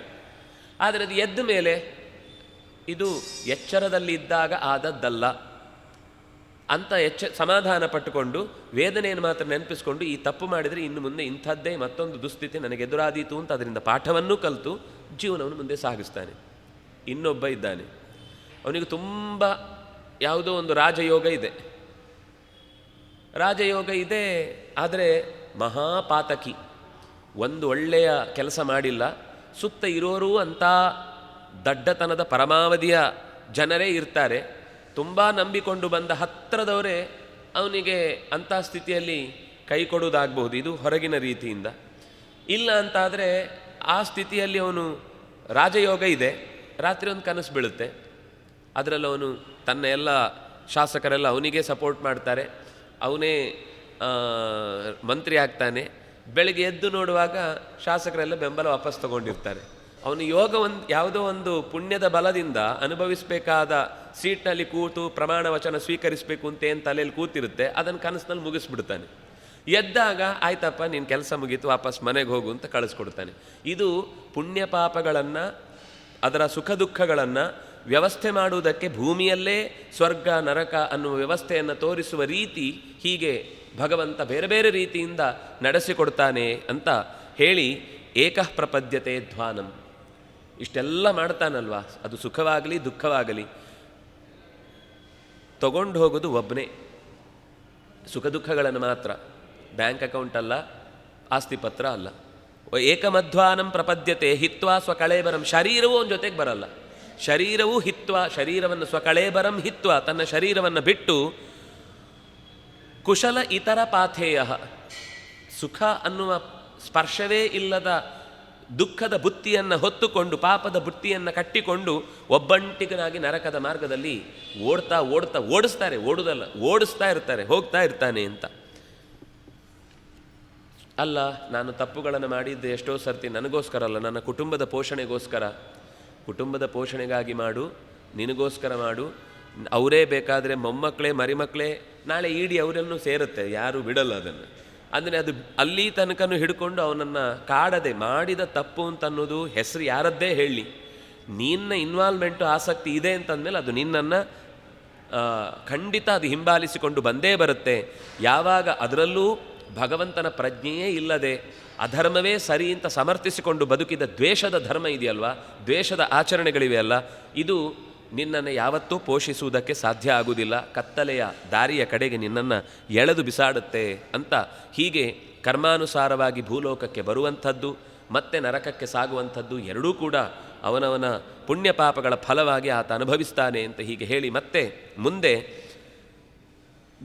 ಸರಿ ಸತ್ತ, ಪಾಪಗಳನ್ನು ಅನುಭವಿಸಿದ, ನರಕಕ್ಕೆ ಹೋಗಿ ಹಾಕಿದ್ರು, ಅಲ್ಲಿ ಮತ್ತೆ ಅವನು ಏನು ಎಷ್ಟು ದಿವಸಗಳ ಕಾಲ ಅನುಭವಿಸಬೇಕು ಅದೆಲ್ಲ ಅನುಭವಿಸಿದ, ಯಾವ್ಯಾವ ಶಿಕ್ಷೆಗಳಿವೆ ಅಂತ ಮುಂದೆ 5ನೆಯ ಸ್ಕಂಧದ ಕೊನೆಯ ಅಧ್ಯಾಯದಲ್ಲಿ ಎಲ್ಲ ಥರದ ವಿಭಾಗಗಳನ್ನು 22 ತರಕದ ನರಕದ ಸ್ವರೂಪಗಳನ್ನೆಲ್ಲ ಬಿಡಿಸಿ ಹೇಳ್ತಾರೆ. ಆಯಿತು, ಅವನ ನರಕದ ದರ್ಶನ ಆಯಿತು, ಅನುಭವಿಸಿದ, ಅಥವಾ ಸ್ವರ್ಗದ ಅನುಭವ ಆಯಿತು. ಆಮೇಲೇನು? ಆಮೇಲೆ ಅದರ ವಿವರವನ್ನು ಮತ್ತೆ ಕಪಿಲ ಮಹರ್ಷಿ ಹೇಳ್ತಾನೆ. ಕರ್ಮಣ ದೈವತಂತ್ರೇಣ ಜಂತುರ್ದೇಹೋಪಪತ್ತಯೇ ಸ್ತ್ರೀಯಾ ಪ್ರವಿಷ್ಟಂ ಉದರಂ ಪುಂಸೋ ರೇತಃ ಕಣಾಶ್ರಯ. ಶರೀರದಲ್ಲಿ ಇದ್ದಾಗ ಕೆಲವೊಂದೆಲ್ಲ ಬಯಸಿ ಆಗದೆ ಉಳಿದದ್ದು ಅನ್ನುವುದು ಆ ಶರೀರ ಬಿಟ್ಟು ಹೋಗುವ ಕಾಲದ ತನಕದ ಬಾಕಿ ಏನು ಆಯುಷ್ಯ ಇರುತ್ತೆ ಅದನ್ನು ಇಲ್ಲೇ ಕಳೀತಾ ಇರ್ತಾನೆ. ಅದು ಒಂಥರ ಪ್ರೇತ ಅಂದರೆ ಆ ಅರ್ಥದಲ್ಲಿ ಹೇಳೋದು. ಸಂಸ್ಕೃತದಲ್ಲಿ ಪ್ರೇತ ಅಂದರೆ ಶರೀರವನ್ನು ಚೆನ್ನಾಗಿ ಬುದ್ಧಿಪೂರ್ವಕವಾಗಿ ಬಿಟ್ಟವನು ಅಂತ ಅರ್ಥ. ಉಪನಿಷತ್ತುಗಳಲ್ಲಿ ಪ್ರೇತ ಅನ್ನುವ ಶಬ್ದವನ್ನು ಮುಕ್ತರು ಅನ್ನುವ ಅರ್ಥದಲ್ಲಿ ಬಳಸ್ತಾರೆ. ಆದರೆ ಲೋಕದಲ್ಲಿ ನಾವು ಬಳಸುವಂಥದ್ದೇನು ಅಂತಂದರೆ ಬಿಟ್ಟವರು, ಶರೀರವನ್ನು ಬಿಟ್ಟವರು. ಆದರೆ ನರಕಕ್ಕೂ ಸ್ವರ್ಗಕ್ಕೂ ಎಲ್ಲಿಗೂ ಹೋಗಿಲ್ಲ. ಯಾಕೆಂದರೆ ಶರೀರದ ಜೊತೆಗಿನ ಸಂಬಂಧ ಇದ್ದ ಆ ಆಯುಷ್ಯವನ್ನು ಬಿಟ್ಟು ಅದಕ್ಕಿಂತ ಮೊದಲೇ ಶರೀರದಿಂದ ಹೊರಗೆ ಬಂದಿದ್ದಾರೆ. ಏನೋ ಅನರ್ಥ ಮಾಡಿಕೊಂಡು, ಏನೋ ಅವ್ಯವಸ್ಥೆ ಮಾಡ್ಕೊಂಡು ಮಾಡಿದ್ದಾರೆ. ಆ ಸ್ಥಿತಿಯಲ್ಲಿ ಇದ್ದವನಿಗೆ ಶರೀರ ಇರುತ್ತೆ, ಎಲ್ಲ ವ್ಯಕ್ತಿಗಳು ಕಾಣಿಸ್ತಿರ್ತಾರೆ, ಯಾವುದನ್ನು ಅನುಭವಿಸ್ಲಿಕ್ಕಾಗ್ತಾ. ಆ ಕಾರಣದಿಂದಲೇ ಕೆಲವೊಮ್ಮೆ ನಮಗೆ ಅನ್ನಿಸ್ಬೋದು ಏನು ಅಂದರೆ ಈ ಶರೀರದಲ್ಲಿದ್ದಾಗ ಒಂಥರ ಸಿಕ್ಕಾಕೊಂಡಾಗಿರುತ್ತೆ. ಹೌದದು ಸಿಕ್ಕಾಕೊಂಡದ್ದೇ. ಆದರೆ ಈ ಶರೀರದಿಂದ ಹೊರಗೆ ಹೋದ್ಮೇಲೆ ಎಲ್ಲ ನೋಡ್ಬೋದು, ಎಲ್ಲ ಕೇಳ್ಬೋದು, ಎಲ್ಲಿಗೆ ಬೇಕಾದರೂ ಹೋಗ್ಬೋದು, ಎಣಿಸಿದರೆ ಸೀದಾ ಬದ್ರಿ ತನಕನೂ ಹೋಗ್ಬೋದು. ಅದೇ ಚಂದ ಅಲ್ವಾ ಅಂತ ನಮಗೆ ಒಂದು ಸರ್ತಿ ಅನಿಸತ್ತೆ. ಆಯಿತು, ಬದ್ರಿ ತನಕ ಹೋಗ್ತೀರಿ, ಏನು ಮಾಡ್ತೀರಿ ಅಲ್ಲಿ? ಒಂದು ಹನಿ ನೀರು ತೆಗೆದು ಹಾಕ್ಲಿಕ್ಕಾಗಲ್ಲ. ಕರ್ಮ ದೇಹದಿಂದ ಮಾಡಬೇಕಾದದ್ದೇನಿದೋ ಅದು ಮಾಡಿದ್ರೇ ಮನಸ್ಸಿನ ಕರ್ಮಗಳಿಗೆ, ವಾಚಿಕವಾದ ಕರ್ಮಗಳಿಗೆ ಅರ್ಥ ಬರುತ್ತೆ. ಶರೀರವೇ ಇಲ್ಲದ ಮೇಲೆ ಮಾತು ಹೊರಡುವುದಿಲ್ಲ. ಯಾಕಂದರೆ ಮಾತಾಡಿದರೂ ಯಾರಿಗೂ ಕೇಳುವಂಥದ್ದು ಅಲ್ಲ. ಮತ್ತು ಮನಸ್ಸಿನಿಂದ ಎಷ್ಟು ಮಾಡಿದರೆ ಅದಕ್ಕೊಂದು ಸಣ್ಣ ಫಲ ಇದೆ. ಮನಸ್ಸಿನಿಂದ ಮಾಡಿದ ಕೆಲಸಕ್ಕೆ ಫಲ ಇದೆ, ಇಲ್ಲ ಅಂತಿಲ್ಲ. ಆದರೆ ಅದು ಕಾರ್ಯರೂಪಕ್ಕೆ ಬಂದಾಗ ಅದು ಪೂರ್ಣ ಆಗೋದು. ಮನಸ್ಸಿನಲ್ಲಿದ್ದದ್ದು ಮಾತಿಗಿಳಿದು, ಮಾತಿನಲ್ಲಿದ್ದದ್ದು ಕರ್ಮಕ್ಕೆ ಬಂದರೆ ಕ್ರಿಯೆ ಪೂರ್ತಿ ಆಯಿತು ಅಂತ ಲೆಕ್ಕ. ಇದು ಕೇವಲ ಮನಸ್ಸಿನಲ್ಲಿ ತಿಳ್ಕೊಂಡು ಎಷ್ಟೋ ಸರ್ತಿ ಅನ್ನಿಸೋದುಂಟು. ಎಲ್ಲ ಮನಸ್ಸಿನ ಮಂಡಿಗೆ ಆದರೆ ಏನು ಉಪಯೋಗ? ಒಂದು ಸರ್ತಿ ಆದರೂ ಅದು ನಮ್ಮ ಎದುರುಗಡೆ ಕ್ರಿಯೆಗೆ ಕಾರ್ಯರೂಪಕ್ಕೆ ಬರುವುದಕ್ಕೆ ಸಿಗಬೇಕಲ್ವಾ ಅಂತ ನಾವು ಹೇಳುವುದುಂಟು. ಹಾಗೆ ತಿರುಗ್ತಾ ಇರ್ತಾನೆ. ಆಯುಷ್ಯ ಮುಗಿದ ಮೇಲೆ ಮತ್ತೆ ಮಕ್ಕಳು ಸರಿಯಾದ ಸದ್ಗತಿಗೆ ಬೇಕಾದ ಕರ್ತವ್ಯಗಳನ್ನು ನಿರ್ವಹಿಸಿದರು ಅಂದರೆ ಮತ್ತೆ ನರಕಕ್ಕೋ ಸ್ವರ್ಗಕ್ಕೋ ಎಲ್ಲೋ ಹೋಗ್ತಾನೆ. ಅಲ್ಲಿ ಮುಗಿಸಿ ಪುಣ್ಯದ ಈ ಅಕೌಂಟ್ ಮುಗಿದ ತಕ್ಷಣ ಮತ್ತೆ ಕೆಳಕ್ಕೆ ಗೆಳೆದು ಹಾಕಿಬಿಡ್ತಾರೆ. ತಿರುಗ್ತಾ ಇರ್ತಾನೆ ಆಕಾಶದಲ್ಲಿ. ಮಳೆಯಲ್ಲಿ ಬರ್ತಾನೆ, ಬೆಳೆಯಲ್ಲಿ ಬರ್ತಾನೆ, ಮತ್ತೆ ಯಾವುದೋ ಆಹಾರದಲ್ಲಿ ಬರ್ತಾನೆ, ಯಾವುದೋ ನಾಯಿ ತಿಂದು ಬಿಡುತ್ತೆ, ಏನು ಉಪಯೋಗ ಆಗಲ್ಲ. ಮತ್ತೆ ಮಲದಲ್ಲಿ ಸೇರ್ತಾನೆ, ಮತ್ತೆ ಯಾವುದೋ ಭೂಮಿಯಲ್ಲಿ ಸೇರ್ತಾನೆ, ಇನ್ಯಾವುದೋ ಬೆಳೆ ಆಗ್ತಾನೆ. ಈ ಚಕ್ರ ಜೀವಕ್ಕೆ ನಾನು ಯಾವುದಾದ್ರೂ ಒಂದು ಶರೀರವನ್ನು ಪ್ರವೇಶಿಸಿ ದೇಹ ಬರಬೇಕು ಬರಬೇಕು ಬರಬೇಕು ಅಂತ ನಿರಂತರ ಆಸೆ ಪಡ್ತಾ ಇರುತ್ತೆ. ಆದರೆ ಎಲ್ಲ ಒಂದು ಲಾಸ್ಟ್ ಮೂಮೆಂಟಲ್ಲಿ ತಪ್ಪಿ ಹೋಗ್ತಾ ಇರುತ್ತೆ.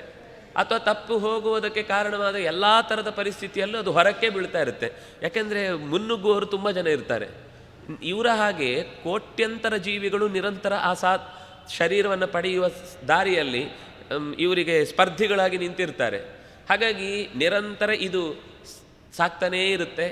ಯಾವುದೋ ಒಂದು ಪ್ರಸಂಗದಲ್ಲಿ ಕರ್ಮಣ ದೈವತಂತ್ರೇಣ, ಇವನಿಗೊಂದು ಬಲವಾದ ಕರ್ಮ ಇದೆ ಶರೀರ ಬರಬೇಕು ಅಂತ, ಅದರ ಜೊತೆಗೆ ದೈವತಂತ್ರ ಪರಮಾತ್ಮನ ಇಚ್ಛೆಯೂ ಬಂತು. ಓಹ್, ಇವನನ್ನು ಒಂದು ಸರ್ತಿ ಶರೀರದಲ್ಲಿ ಇಟ್ಟು ಬೆಳೆಸಬೇಕು ಅಂತ ಯೋಚನೆ ಬಂತು.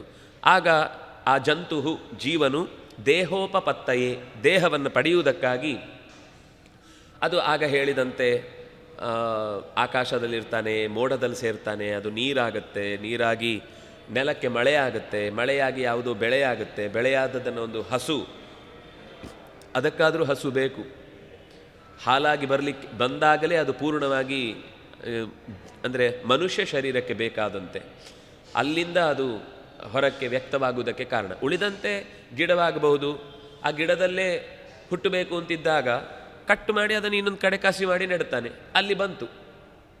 ಅದಕ್ಕೆ ಮತ್ತೆ ಗರ್ಭ ಪ್ರವೇಶ ಇತ್ಯಾದಿಗಳು ಇಲ್ಲವೇ ಇಲ್ಲ. ಈ ಮನುಷ್ಯ ಪ್ರಾಣಿಗಳ ಶರೀರ ಬಿಟ್ಟರೆ ಉಳಿದವು ಕಡೆಗಳಲ್ಲಿ ಈಗ ಜರ್ಮ್ಸ್ ಆಗಿ ಹುಟ್ಟಬಹುದು, ಅಥವಾ ಇನ್ನೇನೋ ಕ್ರಿಮಿಗಳಾಗಿ ಹುಟ್ಟಬಹುದು, ಏನು ಗೊಬ್ಬರದಲ್ಲಿ ಹುಟ್ಟಿ ಬರುತ್ತೆ, ಗೊಬ್ಬರದಲ್ಲಿ ಹುಟ್ಟಿ ಮತ್ತೆ ಅದು ಮಣ್ಣಾಗಿ ಮತ್ತೆ ಸತ್ತೋಗುತ್ತೆ, ಹೆಚ್ಚು ದಿವಸ ಆಯುಷ್ಯ ಇರಲ್ಲ. ಆದರೆ ಕರ್ಮದಲ್ಲಿ ಮಾಡಿದ ತಪ್ಪುಗಳಿಗೆ ಇದೆಲ್ಲ ಕೆಲವೊಮ್ಮೆ ವರಾಹವಾಗಿ, ಕೆಲವೊಮ್ಮೆ ಹಂದಿ ಅಂದರೆ ಚೇಳಾಗಿ, ಕೆಲವೊಂದು ಸರ್ತಿ ಇನ್ನೇನೋ ಆಗಿ ನೂರಾರು ಜನ್ಮಗಳನ್ನು ತಾಳ್ತಾ ತಾಳ್ತಾ ತಾಳ್ತಾ ಹಸುವಿನ ಶರೀರವನ್ನು ಪ್ರವೇಶ ಮಾಡಿದಾಗ ಹಾಲಾಗಿ ಅದು ಬದಲಾಗುತ್ತೆ. ಅದನ್ನು ಯಜ್ಞದಲ್ಲಿ ಸ್ವೀಕರಿಸಿದ, ಯಜ್ಞ ಅಂತಲೇ ಆಗಬೇಕಾಗಿಲ್ಲ, ಸ್ವೀಕರಿಸಿದ ಪದಾರ್ಥವಾಗಿ ಹಾಲಾಗಿ ಗಂಡಿನ ಶರೀರವನ್ನು ಪ್ರವೇಶ ಮಾಡುತ್ತೆ. ಅಲ್ಲಿಂದ ಸ್ತ್ರೀಯಾ ಪ್ರವಿಷ್ಟ ಉದರಂ, ಅಲ್ಲಿಂದ ಹೆಣ್ಣಿನ ಶರೀರವನ್ನು ರೇತಸ್ಸಿನ ರೇತಃ ಕಣಾಶ್ರಯ ಪುಂಸಃ, ರೇತಸ್ಸಿನಲ್ಲಿ ಸೇರಿಕೊಂಡು ಹೆಣ್ಣಿನ ಶರೀರದೊಳಗೆ ಹೋಗ್ತಾನೆ. ಹಾಗೆ ಹೋಗುವಾಗಲೂ ಆ ರೇತಸ್ಸಿನ ಕಣದಲ್ಲಿ ಇವನು ಒಬ್ಬನೇ ಇರುವುದಲ್ಲ, ಅಲ್ಲೂ ಲಕ್ಷಾಂತರ ಜೀವಿಗಳು ಆ ಶರೀರವನ್ನು ಪಡೆಯುವುದಕ್ಕೆ ಅಲ್ಲಿ ಹೋರಾಟ ಇರುತ್ತೆ. ಅದರಲ್ಲಿ ಯಾವುದೋ ಒಂದಕ್ಕೆ ಆ ಗರ್ಭಾಶಯದಲ್ಲಿ ಉಳ್ಕೊಳ್ಳಿಕ್ಕೆ ಅವಕಾಶ ಸಿಗುತ್ತೆ. ಯಾವುದರ ಕರ್ಮ ಗಟ್ಟಿ ಇದೆ, ಯಾವುದಕ್ಕೆ ದೈವದ ತಂತ್ರ ಇದೆ, ಬಲ ಇದೆ, ಅದನ್ನು ಉಳ್ಕೊಳ್ಳುತ್ತೆ. ಕೆಲವೊಂದು ಸರ್ತಿ 2 ಉಳಿಬೋದು, ಕೆಲವೊಂದು ಸರ್ತಿ 3 ಉಳಿಬೋದು. ಇದೆಲ್ಲ ಉಳಿ ಇತ್ಯಾದಿಗಳಿಗೆಲ್ಲ ಕಾರಣ ಆಗುತ್ತೆ. ಒಟ್ಟಂತೂ ಒಂದಾದ ಮೇಲೆ ಒಂದು ತಡೆಗಳು ಬರ್ತಾನೇ ಇರುತ್ತೆ. ಇಷ್ಟೆಲ್ಲ ಆಗಿ ಅಲ್ಲಿಗೆ ಹೋಗಿಯೂ ಕೂಡ ಅದು ಪಾತ ಆಗಬಹುದು, ನಾಶ ಆಗಬಹುದು, ಅಥವಾ ಅಲ್ಲಿ ಉಳ್ಕೊಳ್ಳಿಕ್ಕೆ ಆಗದೆ ಅದು ಸುಟ್ಟೆ ಅಥವಾ ನಷ್ಟವೇ ಆಗಬಹುದು. ಇದೆಲ್ಲದರ ಮಧ್ಯದಲ್ಲಿ ಭಗವಂತನ ದೃಷ್ಟಿಗೆ ಬಿದ್ದರೆ ಅವನು ಉಳಿತಾನೆ. ಆಯಿತು, ಉಳಿಯಿತು. ಕಲಲಂ ತ್ವೇಕರಾತ್ರೇಣ, ಒಂದು ರಾತ್ರಿ ಅದು ಆ ಗರ್ಭಾಶಯದಲ್ಲಿ ಉಳಿಯಿತು ಅಂತಂದರೆ ಆಗ ಅದು ನೆತ್ತರಿನ ಜೊತೆಗೆ ಸೇರಿ ಮಿಶ್ರವಾದಂತಹ ಒಂದು ದ್ರವ್ಯವಾಗುತ್ತೆ. ಪಂಚರಾತ್ರೇಣ ಬುದ್ಬುದಂ, 5 ರಾತ್ರಿಗಳು ಹಾಗೇ ಕಳೆದಾಗ ಒಂದು ರೀತಿ ನೊರೆ ನೊರೆಯಾದ ಅಂದರೆ ಅದನ್ನು ಚೆನ್ನಾಗಿ ಮಿಕ್ಸಿಯಲ್ಲಿ ಹಾಕಿ ತಿರುಗಿಸಿದರೆ ಪದಾರ್ಥವನ್ನು, ಬೆಣ್ಣೆಯನ್ನು, ಅದೊಂಥರ ನೊರೆ ನೊರೆಯಾಗಿ ಬರುತ್ತೆ. ಹಾಗೆ ಈ ಶರೀರದಲ್ಲಿ ಆ ನೆತ್ತರು ಶುಕ್ರ ಶೋಣಿತೆಗಳು ಮಿಕ್ಸ್ ಆದದ್ದು ಒಳಗಿನಿಂದ ನೊರೆ ಪದಾರ್ಥವಾಗಿ ನಿಲ್ಲತ್ತೆ. ದಶಾಹೇನತ ಕರ್ಕಂಧೂ, 10 ದಿವಸಗಳಾದಾಗ ಒಂದು ಥರ ಬೋರೆಯ ಹಣ್ಣಿನಂತೆ ಒಂದು ಆಕೃತಿಗೆ ಬಂದು ನಿಲ್ಲತ್ತೆ, ಒಂದು ಮುದ್ದೆ ಆಗುತ್ತೆ. ಪೇಷ್ಯಂಡಂ ವಾ ತತಃ ಪರಂ, ಹಾಗೆ ಅದು ತಿಂಗಳು ಹತ್ತಿರ ಬರುವ ಹಾಗೆ ನಿಧಾನಕ್ಕೆ, ಅಕಸ್ಮಾತ್ ಅದು ಪ್ರಾಣಿಯ ಶರೀರವಾಗಿದ್ದರೆ ಒಂದು ರೀತಿ, ಪಕ್ಷಿಗಳ ಶರೀರವಾಗಿದ್ದರೆ ಅಲ್ಲಿ ಅದು ಅಂಡ ಅಂದರೆ ಮೊಟ್ಟೆ ಆಗುವುದಕ್ಕೆ ಕಾರಣವಾದ ಸ್ಥಿತಿಗೆ ಬಂದು ನಿಲ್ಲುತ್ತೆ. ಅದಕ್ಕೆ ಮೊಟ್ಟೆ ಆಗುತ್ತೆ. ಅದು ಗಟ್ಟಿಯಾಗುವುದೇನಿದೆ ಅದರ ಹೊರಗೆ ಒಂದು ಪೊರೆ ಬರುತ್ತೆ, ಕವರಾಗಿ ಅದು ನಿಂತ್ಕೊಂಡು ಬಿಡುತ್ತೆ. ಉಳಿದಂತೆ ಆದರೆ ಜರಾಯುವಿನಿಂದ ಆವೃತವಾದ ಶರೀರ, ಪೇಶಿ, ಮಾಂಸದ ಮುದ್ದೆಯಾಗಿ ಸ್ವಲ್ಪ ಗಟ್ಟಿಯಾಗಿ ಪೇಶಿಯಾಗಿ, ಪೇಶ ಅಂದರೆ ಚೆನ್ನಾಗಿ ಪಿಷ್ಟ, ಚೆನ್ನಾಗಿ ಹಿಟ್ಟಿನಂತೆ ಕಲಸಿ ಮಾಡಿದಂಥ ಒಂದು ಮಣ್ಣಿನ ಅಥವಾ ಹಿಟ್ಟಿನ ಉಂಡೆಯಂತೆ ಆಗುತ್ತೆ. ಮಾಸೇನತು ಶಿರೋದ್ವಾಭ್ಯಾಂ ಬಾಹ್ವಂಗ್ರ್ಯಾದ್ಯಂಗ ವಿಗ್ರಹ ನಖಲೋಮಾಸ್ತಿ ಚರ್ಮಾಣಿ ಲಿಂಗಚ್ಛಿದ್ರೋ ಉದ್ಭವಸ್ತ್ರಿಭಿ. ಮಾಸೇನತು ಶಿರಃ, ಒಂದು ಮಾಸ ಆಗುವಾಗ ತಲೆ ಮೊದಲು, ಅದಕ್ಕೆ ಉತ್ತಮ ಅಂಗ ಅಂತ ಹೆಸರು ಈ ಕಾರಣಕ್ಕೂ ಕೂಡ. ದೇಹದಲ್ಲಿ ಎಲ್ಲದಕ್ಕಿಂತ ಮೊದಲು ಮೂಡುವುದು ಯಾವುದು ಅಂದರೆ ಪಿಂಡದಲ್ಲಿ, ಆ ಉಂಡೆಯಲ್ಲಿ ಮೂಡುವುದು ತಲೆ. ಹಾಗಾಗಿ ಮಾಸೇನತು ಶಿರಃ ದ್ವಾಭ್ಯಾಂ 2 ತಿಂಗಳಾಗುವಾಗ ಬಾಹು ಅಂಘ್ರಿ ಪಾದಗಳು ಮತ್ತು ತೋಳುಗಳು 2 ಹುಟ್ಟಿಕೊಳ್ಳುತ್ತವೆ. ಒಂದು ರೀತಿಯಲ್ಲಿ ಅಂಗವಿಗ್ರಹ, ಉಳಿದಂತೆ ಒಂದು ವಿಗ್ರಹದ ಆಕೃತಿ, ಕೈ, ಕಾಲು, ಹೊಟ್ಟೆ, ತಲೆ ಈ ರೀತಿಯಾದ ಒಂದು ರೂಪಕ್ಕೆ ಬಂದು ನಿಲ್ಲತ್ತೆ. ಅಂದರೆ ಶರೀರದ ಅವಯವಗಳಿಂದ ಕೂಡಿದ ನಿರ್ಮಾಣ ಆಯಿತು. ನಖಲೋಮಾಸ್ತಿ ಚರ್ಮಾಣಿ ಲಿಂಗ ಛಿದ್ರೋದ್ಭವ ಸ್ತ್ರಿಭಿ 3 ತಿಂಗಳಾಗುವಷ್ಟರಲ್ಲಿ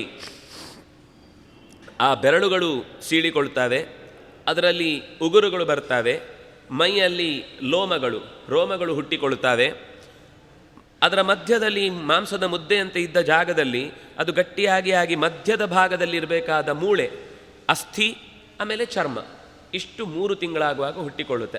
ಈ 2 ತಿಂಗಳ ಆಗುವ ಸಂದರ್ಭದಲ್ಲೇ ಹೃದಯದ ಬಡಿತದ, ಯಾಕೆಂದರೆ ಎದೆಗೂಡು ನಿರ್ಮಾಣ ಆಯಿತು ಅಂತಂದಾಗಲೇ ಆ ಹೃದಯದ ಪರಿಚಲನೆ, ರಕ್ತದ ಪರಿಚಲನೆಗೆ ಬೇಕಾದಂತಹ ಕೆಲಸ, ಮೊದಲ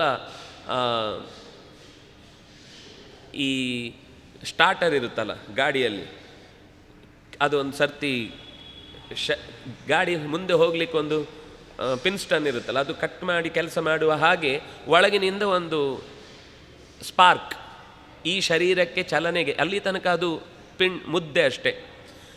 ಈ ಹೃದಯದ ಭಾಗಕ್ಕೆ ಬೇಕಾದ ಒಂದು ಮೊದಲಿನ ಕಿಕ್ ಸ್ಟಾರ್ಟ್ ಒಳಗಿಂದ ಈ ಉಳಿದದೆಲ್ಲ ರೆಡಿ ಇದೆ, ಬೇಕಾದು ಮಾಡ್ತಾರೆ.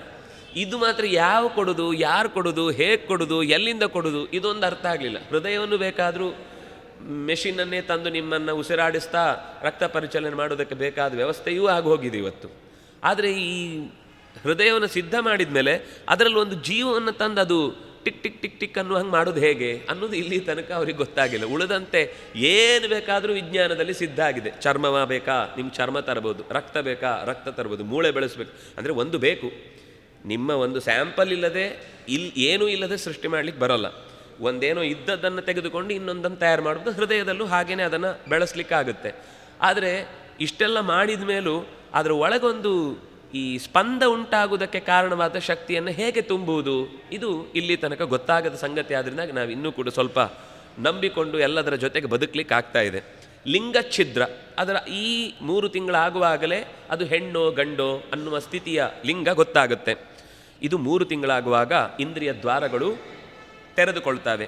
ಚತುರ್ಭಿರ್ಧಾತವ ಸಪ್ತ ಪಂಚಭಿಕ್ಷುತ್ರುಡುದ್ಭವ ಷಡ್ಭಿರ್ಜರಾಯುಣಾವೀತ ಕುಕ್ಷೋ ಭ್ರಾಮ್ಯತಿ ದಕ್ಷಿಣೆ. ಈ ಚಿಂತನೆ ನಿನ್ನೆಯೋ ಮೊನ್ನೆಯೋ ಎಲ್ಲೋ ಹೇಳಿದ್ದಲ್ಲ, ಸುಮಾರು 6,000-7,000 ವರ್ಷದ ಹಿಂದಿನ ಟೆಕ್ಸ್ಟ್ ಬುಕ್ ಇದು. ಆವಾಗದಿಂದ ಹೀಗೆ ನಡ್ಕೊಂಡು ಬಂದು ಇದನ್ನೇನು ಪ್ರೂವ್ ಮಾಡಬೇಕಾಗಿಲ್ಲ. ನಿಮ್ಮ ಭಾಗವತ ಎಷ್ಟು ಹಳೆಯದು ತೋರಿಸಿ ಅಂತ ಎಲ್ಲರಿಗೂ ನಂಬಿಕೊಂಡು, ನೀವು ಅಲ್ಲ ಅಂತ ಹೇಳೋರು ಪ್ರೂವ್ ಮಾಡಿ ಇದು ಅಷ್ಟು ಹಳೇದಲ್ಲ ಅಂತ. ನಮಗೆಲ್ಲರಿಗೂ ನಮ್ಮ ಅಜ್ಜನೂ ಅದೇ ಹೇಳಿದ್ದು, ನಮ್ಮ ಪಿಜ್ಜನು, ನಮ್ಮ ಮುತ್ತಜ್ಜನು ಎಲ್ಲರೂ ಹೇಳಿದ್ದು. ಈ ವಿಷಯದಲ್ಲಿ ನಮಗೆ ಸಂದೇಹ ಇಲ್ಲ. ಇದು ಕೇವಲ ಯಾವುದೋ ಒಂದು ಮನೆಯಲ್ಲಿದ್ದ ಸಂಗತಿ ಆದರೆ ನೀವು ಆಕ್ಷೇಪ ಮಾಡೋದು ಸರಿ. ದೇಶಾದ್ಯಂತ ಈ ಟೆಕ್ಸ್ಟ್ ಬುಕ್ ಇನ್ನೂ ಕೂಡ ಹೀಗೆ ಉಪದೇಶಕ್ಕೆ ಅರ್ಹವಾಗಿ ಸಿಕ್ಕಿದೆ ಅಂತಂದ ಮೇಲೆ ಇದು ಯಾವುದು ಕೂಡ ಮಧ್ಯದಲ್ಲಿ ಯಾರೋ ಸೇರಿಸಿದ್ದು ಏನು? ಇಡೀ ದೇಶದಲ್ಲಿರುವ ಕೋಟಿಗಟ್ಟಲೆ ಬುಕ್ಕಲ್ಲಿ ಎಲ್ಲರೂ ಬಂದು ಎಲ್ಲದರಲ್ಲೂ ಸೇರಿಸ್ಲಿಕ್ಕಾಗತ್ತಾ? ಕೆಲವೊಂದು ಸರ್ತಿ ಕೆಲವರದ್ದು ವಾದಕ್ಕೆ ಅದು ಯಾರೋ ಸೇರಿಸಿರ್ಬೋದು, ಆಮೇಲೆ ನಾವು ಮಾಡಿದ ಸಂಶೋಧನೆಯನ್ನು ನೋಡಿ ಇದರಲ್ಲಿ ಜೋಡಿಸಿರ್ಬೋದು. ಅಲ್ಲ ಪುಣ್ಯಾತ್ಮ, ನಿಮಗೆ ಇನ್ನೂ ಈ ವಿಷಯದಲ್ಲಿ ಎಷ್ಟೋ ವಿಷಯದಲ್ಲಿ ಕನ್ಫ್ಯೂಷನ್ನಲ್ಲೇ ಇದ್ದೀರಿ. ನೀವು ಇದನ್ನು ಹೇಳಲ್ಲ. ಇಷ್ಟೆಲ್ಲ ನೀವು ಹೇಳೋದನ್ನೆಲ್ಲ ನಾವು ಹೇಳಬೇಕು ಅಂತ ಯಾಕೆ? ನಿಮ್ಗೆ ಅಷ್ಟೆಲ್ಲ ಉಪಕಾರ ಮಾಡುವ ಯೋಚನೆ ನಮಗಂತೂ ಇರಲಿಲ್ಲ. ಅದರಿಂದಾಗಿ ಇದರ ಅಂತರಂಗದ ಶಕ್ತಿ ಏನು ಅನ್ನೋದನ್ನು ತಿಳಿಯುವ ಹಾಗೆ 4 ಮಾಸಗಳು ಕಳೆಯುವಾಗ ಧಾತವಃ, ಧಾತು ಅಂದರೆ ಉಳಿದಂತೆ ರಕ್ತ, ಮಾಂಸ, ಸ್ನಾಯು, ನರಮಂಡಲಗಳು ಇದೆಲ್ಲ ಕೂಡ. ಯಾಕೆಂದರೆ ಮೇಯ್ನ್ ಆದದ್ದು ಬೋನ್ ಅನ್ನೋದು ಈಗ ಹಿಂದೆ ಹೇಳಿ ಆಯಿತು. ಅದರ ಹೊರಭಾಗದ್ದು ಚರ್ಮ. ಇದರ ಮಧ್ಯದಲ್ಲಿ ಒಳಗೇನಿದೆ ಇನ್ನು ಉಳಿದದ್ದೆಲ್ಲ ತುಂಬಿಕೊಳ್ತಾ ಹೋಗಬೇಕು. ಅಂತಹ ಧಾತುಗಳು ಹುಟ್ಟಿದವು, ಸಪ್ತಧಾತವಃ. ಇನ್ನು ಪಂಚಬಿಹಿ 5ನೇ ತಿಂಗಳಾಗುವಾಗ ಕ್ಷುತ್ ತೃಟ್. ಕ್ಷುತ್ ಅಂದರೆ ಹಸಿವು, ತೃಟ್ ಅಂದರೆ ಬಾಯಾರಿಕೆ. ಹಸಿವು ಬಾಯಾರಿಕೆಗಳು ನಿಧಾನಕ್ಕೆ ಗೊತ್ತಾಗ್ಲಿಕ್ಕೆ ಶುರುವಾಯಿತು. ಅಲ್ಲಿ ತನಕ ಅವುಗಳಲ್ಲಿ ಹೆಚ್ಚು ಸ್ಪಂದ ಇರುವುದಿಲ್ಲ, ಇರುತ್ತೆ. ಆದರೆ ಹಸಿವಿಗಾಗಿ ನೀರಡಿಕೆಗಾಗಿ ಒದ್ದಾಟ ಅಂತ ಅನ್ನೋದು ಇರಲ್ಲ. ಆ ಒದ್ದಾಟ ಈ 5 ತಿಂಗಳಾಗುವಾಗ, ಯಾಕೆ ಅಂದರೆ ಆ 5 ತಿಂಗಳಲ್ಲೇ ಮನಸ್ಸು ಕೂಡ ಪ್ರವೇಶ ಮಾಡುತ್ತೆ. ಮನಸ್ಸು ಪ್ರವೇಶ ಮಾಡಿ ಅಲ್ಲಿ ತನಕ ಇದ್ದೇನೆ ಅಂತ ಅನ್ನೋದು ಗೊತ್ತಿರುತ್ತೆ. ಆದರೆ ನಾನಿದ್ದೇನೆ ಅನ್ನೋದು ಪೂರ್ತಿಯಾಗಿದೆ. ಒಟ್ಟು ಏನೋ ಇದೆ, ಎಲ್ಲೋ ಇದ್ದೇನೆ ಅನ್ನೋ ಥರ ಇರುತ್ತೆ. ಆದರೆ ನಾನು, ನನ್ನ ಶರೀರ, ನನ್ನ ದೇಹ, ನನಗಿರುವಂತಹ ಹಸಿವು, ನನಗೆ ಬಾಯಾರಿಕೆ, ಇದು ಯಾವುದು ಗೊತ್ತಿರಲ್ಲ. ಆದರೆ ಯಾವಾಗ ಈ 5 ಆಗುತ್ತೋ ಆವಾಗ ನನಗೆ ಬಾಯಾರಿಕೆ ಆಗ್ತಾ ಇದೆ, ನನಗೆ ಹಸಿವಾಗ್ತಾ ಇದೆ, ನನಗೆ ಕಾಲಕ್ಕೇನೋ ಸಿಗಬೇಕಿದೆ, ನನಗೆ ಯಾಕೋ ಮಲ್ಕೊಳ್ಳಿಕ್ಕೆ ಜಾಗ ಸಾಲ್ತಾ ಇಲ್ಲ, ನಾನು ಕೈಕಾಲು ಇನ್ನೂ ಬಿಡಬೇಕು ಅಂತ ಅನ್ನಿಸ್ತಾ ಇದೆ, ಇದು ಯಾಕೋ ಒಳಗಿನಿಂದ ಕರುಳು ಸುತ್ತಿ ಸುತ್ತಿ ನನ್ನನ್ನು ಬಂಧಿಸ್ತಾ ಇದೆ ಅಂತ ಏನೇನೋ ಅನ್ನಿಸ್ಲಿಕ್ಕೆ ಶುರುವಾಗುತ್ತೆ ಅದಕ್ಕೆ ಒಳಗಿನಿಂದ. ಷಡ್ಭಿಹಿ ಜರಾಯುಣ ವೀತಃ ಕುಕ್ಷೌ ಭ್ರಾಮ್ಯತಿ ದಕ್ಷಿಣೆ. 6 ತಿಂಗಳಾಗುವಾಗ ಆ ಗರ್ಭದ ಚೀಲ ಪೂರ್ತಿ ಅದನ್ನು ಆವರಿಸಿಕೊಂಡು ಬಿಡುತ್ತೆ. ಅಂದರೆ ಅದರ ಹೊರಗಿನ ಜರಾಯು ಪೊರೆ ಗಟ್ಟಿಯಾಗಿ ತಿರುಗಿಸಿಕೊಂಡು ಬಲಭಾಗಕ್ಕೆ, ಭ್ರಾಮ್ಯತಿ ದಕ್ಷಿಣೆ, ಬಲಭಾಗಕ್ಕೆ ಅದು ತಿರುಗಿಕೊಳ್ಳುತ್ತೆ. ಸಪ್ತಮೇ ಜನ್ಮಕರ್ಮಾಣಿ ಗತಾನಿ ಸ್ಮರತೆ ಋಷಿ. ಇದರಲ್ಲಿ ಒಬ್ಬ ತುಂಬ ಸಾಧನೆ ಮಾಡಿದ ಜೀವಿಯಾಗಿದ್ದರೆ ಇದು ಎಲ್ರಿಗೂ ಅಲ್ಲ ಅನ್ನೋದಕ್ಕೆ ಈ ಮಾತು ಸ್ಪಷ್ಟ. ಎಲ್ರಿಗೂ ಗೊತ್ತಾಗಲ್ಲ, ಕೆಲವರು ಇರ್ತಾರಷ್ಟೇ, ಕೊನೆಯವರೆಗೂ ಹುಟ್ಟುವಾಗಲೂ ಯಾಕೆ ಹುಟ್ಟಿದೆ ಅಂತಲೂ ಗೊತ್ತಾಗಲ್ಲ. ಆದರೆ ಒಬ್ಬ ಋಷಿ ಗತಾನಿ ಸ್ಮರತೆ. ಋಷಿ ನಮಗೆ ಈ ಭರತನ ಕಥೆಯಲ್ಲಿ ಬರುವಾಗ ಆತನಿಗೆ ಹಿಂದಿನ ಜನ್ಮದ ಸ್ಮರಣೆಯಿಂದಾಗಿ ನಾನು ಕೊನೆ ಕಾಲಕ್ಕೆ ಸಂಸಾರ ಎಲ್ಲ ಬಿಟ್ಟು ಮತ್ತೆ ಬಂದು ಜಿಂಕೆಯ ಪಾಲನೆ ಪೋಷಣೆಗೋಸ್ಕರ ನನ್ನ ಬದುಕನ್ನು ಮೀಸಲಿಟ್ಟು ಮತ್ತೆ ಕೆಟ್ಟ ಜಿಂಕೆಯ ಶರೀರಕ್ಕೆ ಬಂದುಬಿಟ್ನು. ಕೆಟ್ಟ ಶರೀರ ಅಂದರೆ ಸಾಧನೆ ಮಾಡಲಿಕ್ಕಾಗಲ್ಲ ಅಂತ ಅಷ್ಟೇ. ಕೆಟ್ಟ ಅಂತಂದರೆ ಜಿಂಕೆಯ ಶರೀರ ಕೆಟ್ಟದ್ದು ಅಂತ ಅರ್ಥ ಅಲ್ಲ. ನನಗಲ್ಲಿ ಏನು ಅಂದ್ಕೊಳ್ತೇನೆ ಅದನ್ನೇನು ಮಾಡಲಿಕ್ಕೆ ಸಾಧ್ಯ ಆಗ್ತಾ ಇಲ್ಲ ಅನ್ನುವ ಹಂತಕ್ಕೆ ನಾನು ಬಂದೆ ಅಂತ ಹೇಳುವಾಗ ಅವನು ಗರ್ಭದಲ್ಲಿ ಇದನ್ನೆಲ್ಲ ಯೋಚನೆ ಮಾಡ್ತಾನೆ. ಹಾಗೆ ಜನ್ಮ ಕರ್ಮಾಣಿ ಸಪ್ತಮೇ ಸ್ಮರತಿ. 7ನೇ ತಿಂಗಳಾಗುವಾಗ ಅವನಿಗೆ ಗತ ಜನ್ಮದ ಎಲ್ಲ ನೆನಪುಗಳು ಸ್ಮರಣೆಗೆ ಬರ್ತಾವೆ. ಸ್ಮರಣೆಗೆ ಬಂದು ಜಗತ್ಯಾಂ ಯಾನಿ ದೇವಸ್ಯ ಮಾಯೆಯ ಬಂಧಂ ಆತ್ಮನಃ. ಈ ಜಗತ್ತಿನ ಎಲ್ಲ ಸ್ಥಿತಿಗತಿಗಳು ಅವನ ಇಚ್ಛೆಯಂತೆ ಬಂಧನಕ್ಕೆ ಒಳಪಟ್ಟಿದೆ, ಸಂಸಾರದ ಬಂಧನದಲ್ಲಿ ನಾನು ಸಿಕ್ಕಿಬಿದ್ದಿದ್ದೇನೆ ಅನ್ನೋದನ್ನು ಯೋಚನೆ ಮಾಡ್ತಾನೆ. ತಾಯಿ ಸೇವಿಸುವ ಅನ್ನಪಾನಾದಿಗಳಿಂದ ನಿಧಾನಕ್ಕೆ ಶರೀರದಲ್ಲಿ ಪುಷ್ಟಿ ಬರುತ್ತೆ. ಈಗ ಬೆಡ್ ರಿಡನ್ನಾಗಿ ಬಿದ್ದಿದ್ರೆ ಅವನಿಗೆ ಇನ್ನೊಬ್ಬರು ತಂದು ಕೊಟ್ಟರೆ ಮಾತ್ರ ಆಹಾರ, ಇಲ್ಲಾಂದರೆ ಆಹಾರ ಇಲ್ಲವೇ ಇಲ್ಲ. ಕೆಲವೊಮ್ಮೆ ಬುದ್ಧಿವಂತಿಕೆಯಿಂದ ಏನೇನೋ ಕೇಳಬಾರ್ದು ಅನ್ನೋದಕ್ಕೆ ಒಂದು ಮಾತು, ಸುಮ್ಮನೆ ಈ ಮಾತು ನೆನಪಾಯಿತು ಅಂತ ಹೇಳ್ತಾ ಇದ್ದೀನಿ. ಯಾರೋ ಒಬ್ಬ ದೇವ್ರ ಹತ್ರ ವರ ಬೇಡಿದಂತೆ, ನಾನು ಕೂತು ತಿನ್ನುವ ಹಾಗಾಗಬೇಕು, ನನಗೆ ಎಲ್ಲೂ ಕೂಡ ಯಾವತ್ತೂ ಕೂಡ ದುಡಿದು ಕಷ್ಟಪಟ್ಟು ತಿನ್ನುವ ಹಾಗೆ ಆಗಬಾರ್ದು. ದೇವರು ತಥಾಸ್ತು ಅಂತ ಹೇಳಿದಂತೆ. ಯಾವುದೋ ಒಂದು ಆಕ್ಸಿಡೆಂಟ್ ಆಗಿ ಕಾಲು ಮುರ್ಕೊಂಡು ಆಸ್ಪತ್ರೆಯಲ್ಲಿ ಬಿದ್ದ. ಎಲ್ಲ ಕೂತೇ ತಿನ್ನೋದು, ಓಡಾಡಲಿಕ್ಕಿಲ್ಲ, ಕೇಳಲಿಕ್ಕಿಲ್ಲ. ಎಲ್ಲರೂ ತಂದು ಅಯ್ಯೋ ಪಾಪನೇ ಗೆಟ್ ವೆಲ್ ಸೂನ್ ಅಂತ ಮತ್ತೆ ಬರೆದು ಮಾತಾಡಿಸ್ಕೊಂಡು ತಿನ್ಕೊಂಡು ಹೋಗರು. ಅವನೇನು ಅಂದ್ಕೊಂಡಿದ್ದ, ಅವನಿಗೆ ವರ ಸುಳ್ಳಾಗಲಿಲ್ಲ, ಆದರೆ ಅದು ದಕ್ಕಿದ ರೀತಿ ಮೋಸ ಮಾಡುವ, ಅಂದರೆ ನಾವು ಏನೋ ಒಂದು ಸುಲಭವಾಗಿ ಪಡ್ಕೊಂಡು ಬಿಡ್ತೇನೆ ಅಂತ ನಮಗೆ ಸಿಕ್ಕಿದ ಸೌಕರ್ಯವನ್ನು, ಅವಕಾಶವನ್ನು ದುರುಪಯೋಗ ಪಡಿಸಿಕೊಂಡ್ರೆ ಅದರ ಪರಿಣಾಮ ಹೀಗಿರುತ್ತೆ ಎನ್ನುವ ಹಾಗೆ. ರೋಗಿಯೊಬ್ಬ ಹೇಗೆ ಕಷ್ಟಪಟ್ಟು ಇನ್ನೊಬ್ಬರು ಫೀಡ್ ಮಾಡಿದ್ದನ್ನೇ ತಿಂದು ಬದುಕಬೇಕಾದ ದುಸ್ಥಿತಿ ಬರುತ್ತೋ ಹಾಗೆ ಈ ಮಗುವಿಗೆ ಗರ್ಭದಲ್ಲಿ ತಾಯಿ ಎಂಥ ಪದಾರ್ಥ ತಿಂತಾಳೋ, ಅದು ಖಾರವೋ ಸಿಹಿಯೋ ಬಿಸಿಯೋ ತಣ್ಣಗಿರುತ್ತೋ ಏನನ್ನು ಆಪ್ಷನ್ ಇಲ್ಲ, ಮೆನು ಕಾರ್ಡ್ ತೋರಿಸ್ಲಿಕ್ಕಿಲ್ವೇ ಇಲ್ಲ. ಅಲ್ಲಿ ಏನು ಬಂತೋ ಅದನ್ನು ಒಳಗೆ ಸ್ವೀಕರಿಸ್ತಾ ಇರಬೇಕು. ಅವಳು ಏನೋ ತನಗೆ ಸುಸ್ತಾಯಿತು ಅಂತ ಬಲಕ್ಕೆ ತಿರುಗಿದರೆ ಇದು ಕೂಡ ಹೋಗಿ ಬಲಕ್ಕೆ ಬೀಳುತ್ತೆ, ಅವಳು ಕಷ್ಟ ಆಯಿತು ಅಂತ ಎಡಕ್ಕೆ ತಿರುಗಿದರೆ ಇದು ಹೋಗಿ ಎಡಕ್ಕೆ ಬೀಳುತ್ತೆ. ಅದಕ್ಕೆ ವಸ್ತುತ ಒಳಗಿನಿಂದ ನನಗೆ ಈ ಥರ ತಿರುಗಲಿಕ್ಕೆ ಇಷ್ಟ ಇಲ್ಲ ಅಂತ ಬೊಬ್ಬೆ ಹೊಡಿತಾ ಇರುತ್ತೆ, ತುಳಿತಾ ಇರುತ್ತೆ. ಆದರೆ ಅಮ್ಮನಿಗೆ ಎಲ್ಲವೂ ಗೊತ್ತಾಗಲ್ಲ. ಕೆಲವೊಮ್ಮೆ ಅವಳು ಒಳಗಿನಿಂದ ಫೀಲ್ ಆಗುತ್ತೆ, ಆದರೆ ಎಲ್ಲ ಸಂದರ್ಭದಲ್ಲಿ ಫೀಲ್ ಆಗದೇ ಇದ್ದಾಗ ಏನೋ ಮಾಡಲಿಕ್ಕೆ ಕೆಲವೊಂದು ಸರ್ತಿ ನಮ್ಗೆ ಫೀಲ್ ಆಗ್ತಾ ಇರುತ್ತೆ, ಆದರೆ ಅದಕ್ಕೆ ಆ ಥರ ಫೀಲ್ ಆಗ್ತಾ ಇರಲ್ಲ. ನಮ್ಮ ಮನಸ್ಸು ಈ ಪಾಪ ಮೀನು ಎಷ್ಟು ಕಷ್ಟಪಡುತ್ತೆ ಅಂತ ನಾವು ಎತ್ತಿ ತಂದು ನೀರಿನಿಂದ ಹೊರಗಿಟ್ಟದನ್ನು ಪೂಸಿ ನಮ್ಮ ಮನಸ್ಸಿನಲ್ಲಿ ಪಾಪ ಅದಕ್ಕೆ ನಾನು ಎಲ್ಲ ಫೀಡ್ ಮಾಡ್ತೇನೆ ಅಂತ ಯೋಚನೆ. ನೀರಿಂದ ಹೊರಗೆ ಬಂದದ್ದೇ ಅದಕ್ಕೆ ಕಷ್ಟ, ಅದು ನಮ್ಗೆ ಅರ್ಥ ಆಗದೇ ಇದ್ದರೆ ಹೇಗೋ ಹಾಗೆ ಕೆಲವೊಮ್ಮೆ ಮಕ್ಕಳಿಗೆ ನಮ್ಮ ಪ್ರೀತಿ ಏನೋ ತೋರಿಸೋದಿದೆಯಲ್ವ ಅದು ಹಿಂಸೆ ಆಗ್ತಾ ಇರುತ್ತೆ. ಆದರೆ ನಮ್ಗೆ ಗೊತ್ತಾಗಲ್ಲ, ನಮ್ಮ ಉದ್ದೇಶ ಮಾತ್ರ ಅದಕ್ಕೆ ತೊಂದರೆ ಆಗದ ಹಾಗೆ ನಾನೇನೇನೋ ಮಾಡ್ತಾ ಇದ್ದೇನೆ, ನಾನೇನೇನೋ ಅದನ್ನು ನೋಡ್ಕೊಳ್ತಾ ಇದ್ದೇನೆ, ನಾನು ಇದ್ದದ್ರಿಂದಲೇ ನಾನು ಇಷ್ಟು ದಿವಸ ಬದುಕಿತು ಅಂತ ಏನೇನೋ ಅದು ಅಕಸ್ಮಾತ್ ಆಗಲೇ ಹೇಳುವ ಬಾಯಿ ಗಟ್ಟಿ ಇದ್ದಿದ್ರೆ ಎಲ್ಲ ಹೇಳಿಬಿಡ್ತಿತ್ತು. ಇನ್ನೂ ಆಶ್ಚರ್ಯ ಏನಂದರೆ ಅಷ್ಟು ಅನುಭವಿಸಿ ದೊಡ್ಡದಾದ ಮೇಲೆ ಅದು ಯಾವುದು ನೆನಪಿರಲ್ಲ, ಅದರಿಂದಾಗಿ ಬಚಾವು, ನಾವು ಬಚಾವು ಅದು ಬಚಾವು. ಈ ಕಾರಣಕ್ಕಾಗಿ ಕ್ಷುಭಿಹಿ ಕ್ರಿಮಿಭಿಹಿ ಕ್ಷತ ಕಂಡ್ವಂಗ ಸೌಕುಮಾರ್ಯಾತ್ ಪ್ರತಿಕ್ಷಣಂ. ಆ ಶರೀರ ಅತ್ಯಂತ ಮೆತ್ತಗಿನ ತೊಗಲನ್ನು ಹೊಂದಿರುತ್ತೆ, ಚರ್ಮ ತುಂಬ ಮೆತ್ತಗಿರುತ್ತೆ, ತುಂಬ ಸೂಕ್ಷ್ಮ ಇರುತ್ತೆ. ಆದರೆ ಆ ಜರಾಯುವಿನ ಒಳಗೆ ಇರುವಂತಹ ಅದಕ್ಕೆ ಬೇಕಾದ ಪೋಷಕದ ಶರೀರವೇ ಆಗಿದ್ದರೂ ಕೂಡ ಆ ದೇಹದಿಂದ ತಿಂದ ಅನ್ನ ಮಲಮೂತ್ರವಾಗಿ ಹೋಗಲೇಬೇಕಲ್ವ, ಅದು ಅದೇ ಜರಾಯುವಿನ ಒಳಗೆ ತುಂಬಿಕೊಂಡಿರುತ್ತೆ. ಅದಕ್ಕೆ ಪೋಷಕವಾದ ಅಂಶವೂ ಇರುತ್ತೆ, ಅದಕ್ಕೆ ಈ ರೀತಿಯಾದ ಕ್ರಿಮಿ ಯಾವುದು ಮಲಮೂತ್ರಗಳ ಸಾರವೂ ತುಂಬಿರುತ್ತೆ. ಅದರಲ್ಲಿ ಕ್ರಿಮಿಗಳು ಹುಟ್ಟಿಕೊಂಡಿರ್ತವೆ. ಕ್ರಿಮಿಭಿಹಿ ಕೃತ ಕ್ಷತ ಕಂಡ್ವಂಗ. ಮೈಗೆಲ್ಲ ಆ ಮೆತ್ತನೆಯ ಚರ್ಮಕ್ಕೆ ಸಾವಿರಾರು ಕ್ರಿಮಿಕೀಟಗಳು ನಿರಂತರ ಕಚ್ಚುತ್ತಾ ಇರುತ್ತೆ. ಸೌಕುಮಾರ್ಯಾತ್, ಮೈ ಅತ್ಯಂತ ಮೆತ್ತಗಿರುತ್ತೆ. ಆ ಹೊತ್ತಿಗೆ ಪ್ರತಿಕ್ಷಣಂ, ಅದು 9ರಿಂದ ಮಧ್ಯಾಹ್ನ 5 ಗಂಟೆ ತನಕ ಮಾತ್ರ ಅಂತ ಟೈಮ್ ಟೇಬಲ್ ಇಟ್ಕೊಂಡಿರಲ್ಲ. ರಾತ್ರಿ ಅಂತಿಲ್ಲ, ಹಗಲಂತಿಲ್ಲ, ನಿರಂತರ ಒಳಗಿನಿಂದ ಇರುವ ಆ ಕೀವು ಮಲಮೂತ್ರ ಮಾಂಸದ ಮಧ್ಯದಲ್ಲಿರುವಂತಹ ದುಸ್ಥಿತಿಯಲ್ಲಿ ಆ ಮಗುವಿಗೆ ಮೂರ್ಛಾಂ ಆಪ್ನೋತಿ ಉರುಕ್ಲೇಶತಃ, ಮತ್ತೆ ಮತ್ತೆ ಪ್ರಜ್ಞೆ ತಪ್ಪಿ ಬೀಳ್ತಾ ಇರ್ತಾ, ನೋವು ತಡ್ಕೊಳ್ಳಿಕ್ಕಾಗದೆ. ಆದರೆ ಸಾಯಲ್ಲ, ಮತ್ತೆ ಪ್ರಜ್ಞೆ ತಪ್ಪತ್ತೆ, ಮತ್ತೆ ಎದ್ದೇಳುತ್ತೆ, ಮತ್ತೆ ಹಸಿವಾಗುತ್ತೆ. ಹಸಿವಾದದ್ದರಿಂದ ದೇಹದಲ್ಲಿ ಮತ್ತಷ್ಟು ಮಲಮೂತ್ರಗಳು ಹುಟ್ಟಿ ನಾಳೆ ನನಗೆ ಮತ್ತೆ ಅದು ತೊಂದರೆ ಆಗುತ್ತೆ ಅಂತ ಅನಿಸಿದ್ರು ಹಸಿವು ಬಿಡಲ್ಲ, ತೃಷೆ ತಡೆಯಲ್ಲ. ಅದರಿಂದಾಗಿ ಅದು ಮತ್ತೆ ತಾಯಿ ಮಾತೃ ಭುಕ್ತೈಹಿ ಉಪಸೃಷ್ಟ ಸರ್ವಾಂಗೋತ್ಥಿತ ವೇದನ, ಸರ್ವ ಅಂಗ ಉತ್ಥಿತ ವೇದನ. ಎಲ್ಲ ಇಂದ್ರಿಯಗಳಲ್ಲೂ ವೇದನೆ ಉಂಟಾಗುತ್ತೆ, ಎಲ್ಲ ಇಂದ್ರಿಯಗಳಿಗೂ ಒಳಗಿನಿಂದ ವ್ಯಥೆ ಆಗ್ತಾ ಇರುತ್ತೆ. ಆದರೆ ಹೇಳಲಿಕ್ಕಿಲ್ಲ. ಆಯಿತು, ಗರ್ಭಚೀಲದಿಂದ ಆವೃತವಾಗಿ ಕರುಳುಗಳಿಂದ ಸಿಕ್ಕಿ ಹಾಕಿಕೊಂಡು ಬಿಗಿಯಲ್ಪಟ್ಟು ಎಷ್ಟೆಷ್ಟೋ ಸರ್ತಿ ಏನೇನೋ ಆಗುತ್ತೆ ಒಳಗಿನಿಂದ. ಪಂಜರದಲ್ಲಿ ಸಿಕ್ಕಿದ ಹಕ್ಕಿಯಂತೆ ಪರಾಧೀನನಾಗಿ ಕೈಕಾಲು ಆಡಿಸ್ಲಿಕ್ಕೆ ತಲೆ ಕೆಳಗಾಗಿ ಕಾಲು ಮೇಲಾಗಿ ಒದ್ದಾಡ್ತಾ ಇರ್ತಾನೆ. ಅಲ್ಲ, ಅಲ್ಲಿ ಯಾಕೆ ನಿಂತಾಗ ತಲೆ ಮೇಲೆ ಕಾಲು ಕೆಳಗೆ ಮಾಡ್ಬೋದಲ್ಲ ಅಂತ ನಮಗೆ ಪ್ರಶ್ನೆ ಬರುತ್ತೆ. ಆದರೆ ಅದು ಆಮೇಲೆ ಡಾಕ್ಟರ್ ಹೇಳ್ತಾರೆ, ಇದು ತಿರುಗಿಬಿಟ್ಟಿದೆ, ನಿಮಗೇನು ಮಾಡಲಿಕ್ಕಾಗೋದಿಲ್ಲ ಅಂತ. ಈಗ ಇತ್ತೀಚೆಗೆ ನಾವು ಈ ಸೌಲಭ್ಯಗಳನ್ನು ನೋಡ್ತಾ ಇರೋದು. ಈ ಹಿಂದೆ ಇಂಥದ್ದು ಎಷ್ಟೋ ಜನ ಹುಟ್ಟಿದ್ದಾರೆ, ಹೆತ್ತಿದ್ದಾರೆ, 10 ಹೆತ್ತು ಕೂಡ ಗಟ್ಟಿ ಇದ್ದಾರೆ. ನಮಗಿವತ್ತು ಒಂದು ಹೆರುವುದಕ್ಕೂ ಕೂಡ ಕಷ್ಟ ಅಂತ ಹೇಳಿ ಮೊದಲೇ ಡಾಕ್ಟರ್ ಅಲ್ಲಿ ತನಕ ಮಾತಾಡಲ್ಲ. ಆ ಲಾಸ್ಟ್ ಮೊಮೆಂಟಿಗೆ ನಿಮ್ಮನ್ನು ಹೆದರಿಸಿಟ್ಬಿಡ್ತಾರೆ. ನೀವು ಹೀಗೆ ಮಾಡಿದರೆ ಹಾಗಾಗುತ್ತೆ, ಹಾಗೆ ಮಾಡಿದರೆ ಹೀಗಾಗುತ್ತೆ, ಸಿಸರೇನ್ ಆಗಲೇಬೇಕು, ಇನ್ನೊಂದು. ಈಗ ಅಬ್ನಾರ್ಮಲೇ ನಾರ್ಮಲ್ ಆಗಿಬಿಟ್ಟಿದೆ, ನಾರ್ಮಲ್ ಆಗಿ ಹೆರುವುದೇ ಅಬ್ನಾರ್ಮಲ್ ಆಗಿಬಿಟ್ಟಿದೆ. ಈ ಸ್ಥಿತಿಯಲ್ಲಿ ಮನುಷ್ಯನನ್ನು ಹೇಗೆ ಭಾವುಕತೆಯ ಬಂಧನಕ್ಕೆ ಹಿಡಿದು ದುಡ್ಡನ್ನು ಹೀರುವುದು ಅಂತನ್ನುವ ವ್ಯವಹಾರವೇ ದೊಡ್ಡ ಚಿಕಿತ್ಸೆಯ ದಾರಿಯನ್ನು ಹಿಡಿದು ಬಿಟ್ಟಿದೆ ಅನ್ನುವ ಕಾರಣಕ್ಕಾಗಿ ನಮಗದನ್ನು ವಿವರಿಸುವುದು ಕಷ್ಟ. ಆದರೆ ಮಗು ಸಹಜವಾಗಿಯೇ ತಲೆ ಕೆಳಗಾಗಿ ಕಾಲು ಮೇಲಾಗಿ ಕೈಯನ್ನು ಬಿಗಿದುಕೊಂಡು ಒಳಗಿನಿಂದ ಕತ್ತಲೆಯ ಕೋಣೆ, ಯೋಚನೆ ಮಾಡಿ, ನಿರಂತರ ಕತ್ತಲೆ. ನಮಗೆ ಕರೆಂಟ್ ಹೋದಾಗಲೇ ಕಿರಿಕಿರಿ ಆಗ್ತಾ ಇರುತ್ತೆ.